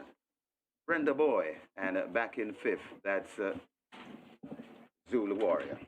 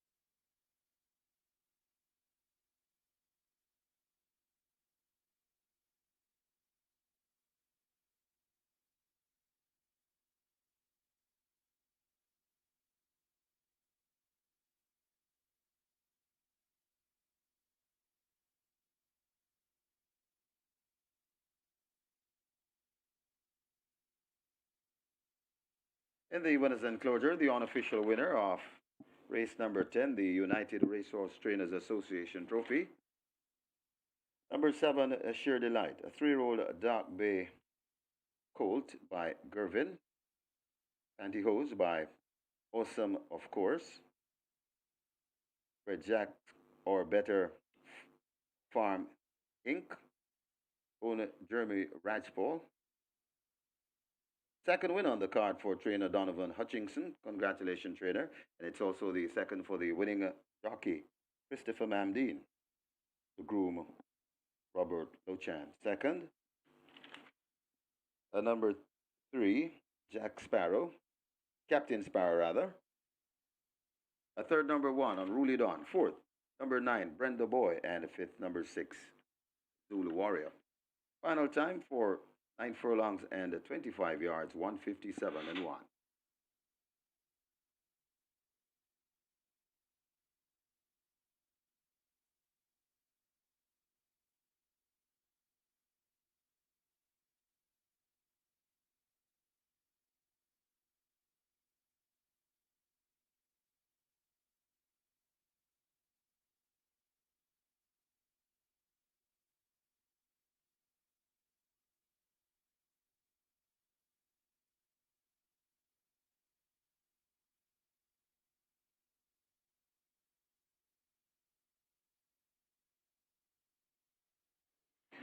They're often racing.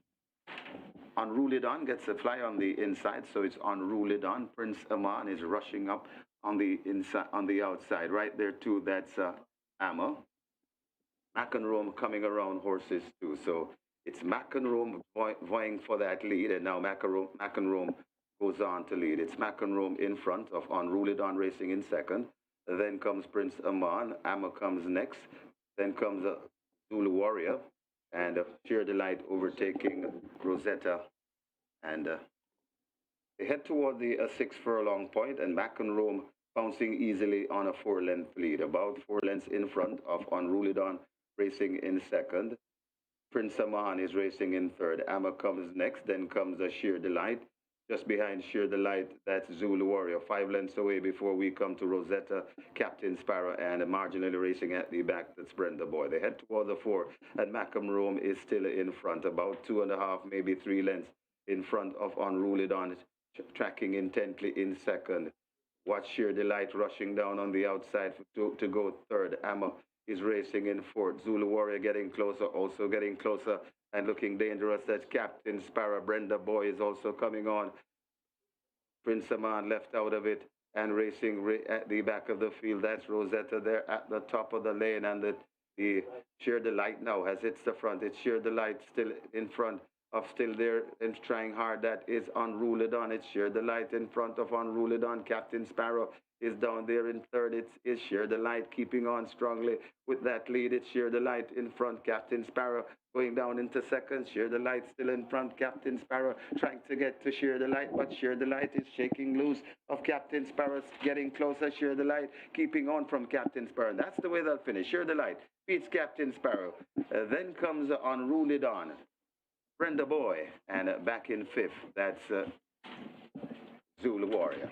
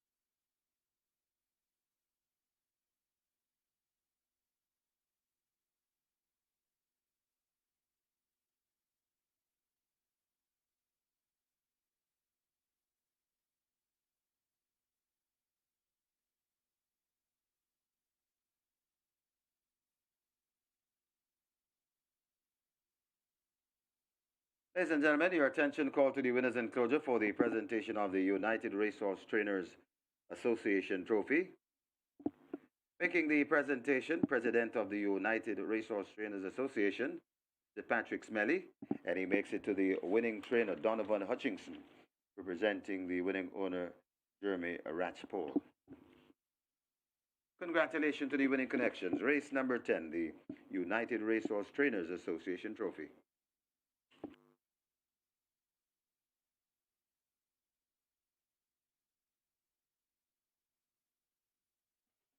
Result of the 10th. Now official horses to the testing barn.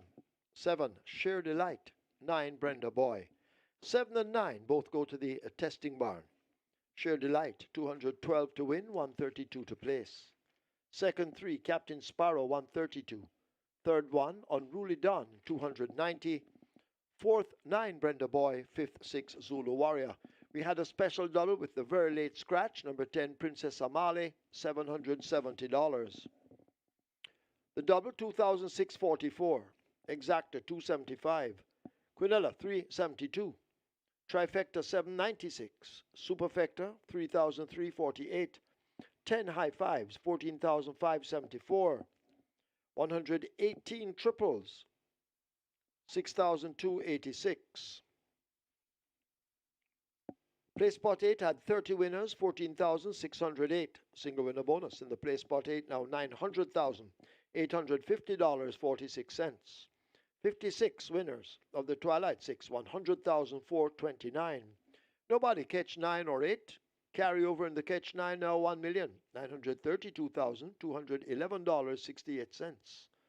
Strike 4, 72 winners, 8,544. Single winner bonus, $2,179,586.48. 154 winners of the late 5 star, 5,088. Single winner bonus in the 5 star now $1,433,027.67. We'll be back with you tomorrow. We have more racing for you. 9 races on the card. Stand by.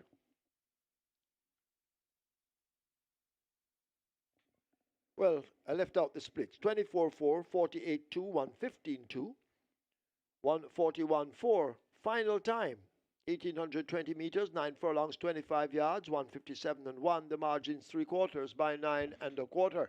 It's now time for our recap. Michael Kane, our racing analyst, will let you have it.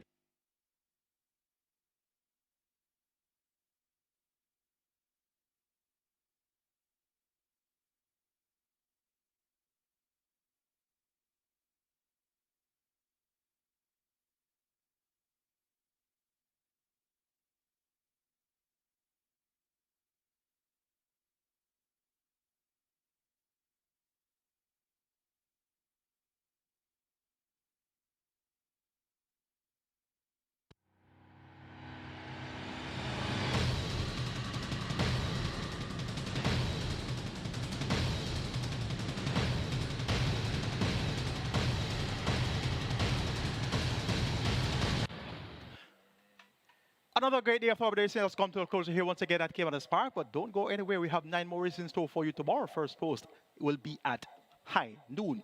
Leader nights on the card today. Radish Roman had a double. That puts his season standard to 119, and that makes him 4 clear of Tevin Foster. He's on 115. Christopher Manley, in 2019 champion jockey, he shared the spotlight with a double as well. And Dane Dawkins, he also booted home 2 winners. So 3 jockeys responsible for 6 of the 10 winners win today at the Great Louis Caymanas Park. Radish Roman, Christopher Manley, and Dane Dawkins doubled up on the card. Stephen Todd had a double as well, and Donovan Hutchinson, more popular known as Dude, also saddled 2 winners on the 10 race card. We have 2 races to recap, races 4 and 10. Race number 4 was the ABBIE GRANNUM Memorial Cup. A field of 7 2-year-olds going 1,400 meters to 7 furlongs is going to be the first time that we would see the 2-year-olds going over 7 furlongs for the season. The big favorite here was Secret Sensation.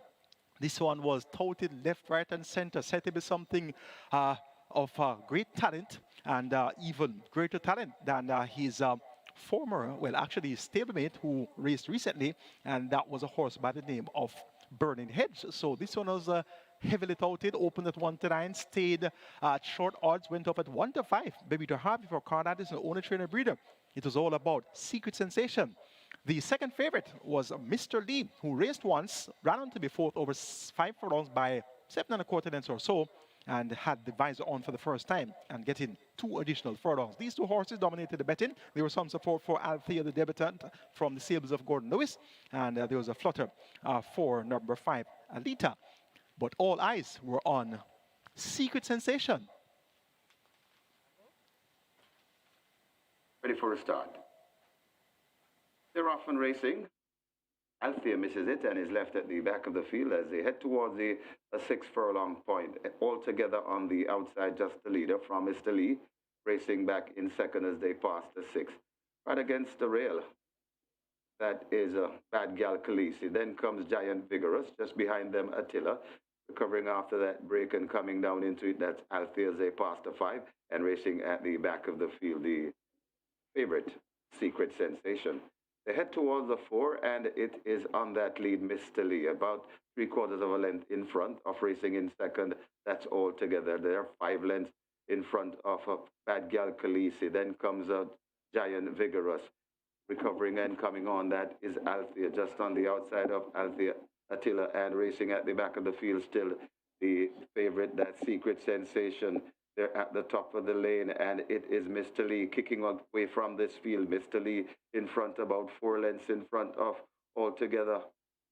Coming on the inside, that's Bad Gal Khaleesi, but it is Mr. Lee beginning to come away from this field. Mr. Lee traveling impressively at the furlong pole with a good-looking lead, about 6 or 7 lengths, and looks home and dry from here. Mr. Lee in front and traveling nicely. Bad Gal Khaleesi down into second. Althea running on for third, but it's Mr. Lee beginning to pull away. Mr. Lee comfortably in the end. Matthew Bennett and Mr. Lee by about 10 lengths. Althea runs on to be second. Then comes a Bad Gal Khaleesi, and running on for fourth looks to be Giant Vigorous.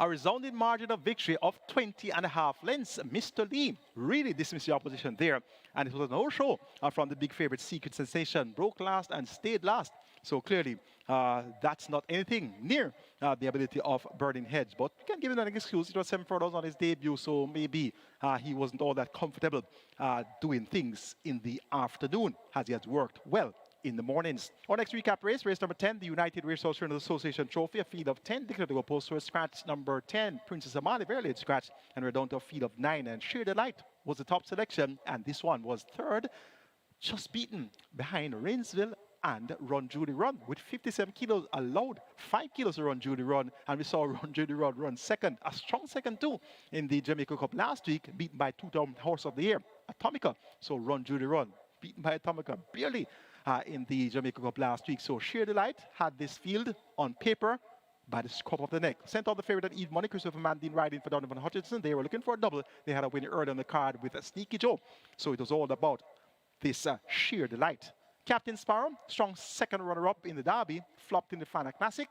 He is void of early pace. So clearly, it would have been Sheer Delight getting first run and Captain Sparrow trying to catch up. Let's see how the United Racehorse Runners Association unfolded in the 10th final. They're off and racing. Unruly Don gets a fly on the inside, so it's Unruly Don. Prince Aman is rushing up on the inside, on the outside. Right there too, that's Amma. McEnroe coming around horses too. So it's McEnroe vying for that lead, and now McEnroe goes on to lead. It's McEnroe in front of Unruly Don racing in second. Then comes Prince Aman. Amma comes next. Then comes Zulu Warrior. And Sheer Delight overtaking Rosetta. And they head toward the 6 furlong point, and McEnroe bouncing easily on a 4-length lead. About 4 lengths in front of Unruly Don racing in second. Prince Aman is racing in third. Amma comes next. Then comes Sheer Delight. Just behind Sheer Delight, that's Zulu Warrior. 5 lengths away before we come to Rosetta, Captain Sparrow, and marginally racing at the back, that's Brenda Boy. They head toward the 4, and McEnroe is still in front, about 2.5, maybe 3 lengths in front of Unruly Don, tracking intently in second. Watch Sheer Delight rushing down on the outside to go third. Amma is racing in fourth. Zulu Warrior getting closer, also getting closer and looking dangerous. That's Captain Sparrow. Brenda Boy is also coming on. Prince Aman left out of it. and racing at the back of the field. That's Rosetta there at the top of the lane, and the Sheer Delight now has hits the front. It's Sheer Delight still in front of still there and trying hard. That is Unruly Dawn. It's Sheer Delight in front of Unruly Dawn. Captain Sparrow is down there in third. It's Sheer Delight keeping on strongly with that lead. It's Sheer Delight in front. Captain Sparrow going down into second. Sheer Delight still in front. Captain Sparrow trying to get to Sheer Delight, but Sheer Delight is shaking loose of Captain Sparrow, getting closer. Sheer Delight keeping on from Captain Sparrow. That's the way they'll finish. Sheer Delight beats Captain Sparrow. Then comes Unruly Dawn. Brenda Boy, and back in fifth, that's Zulu Warrior. So the top selection gets the job done as expected, getting the first run on Captain Sparrow and holding on from Captain Sparrow there. And a very animated and jubilant 2019 champion, Christopher Mandine, on a double. And he looked quite animated there at the finish. And he was holding on grimly from the six-time champion jockey Omar Walker aboard Captain Sparrow, who finished quite effectively. And that was indeed an exciting finish to the 10th and final event on the card. 9 races for you tomorrow. First post will be at high noon, and it's going to be an interesting looking card. The Regular 6 jackpot is now over $10 million. And of course, the Catchline jackpot is over $1.9 million. So a lot of interesting races on the Sunday card. First post, high noon. I'm your analyst, Michael Kane, on behalf of the team of the Women Champion Sports Max, also on behalf of our promoters, Supreme Ventures Racing and Entertainment Limited. Have a good Saturday evening, and see you for Sunday racing in a few hours.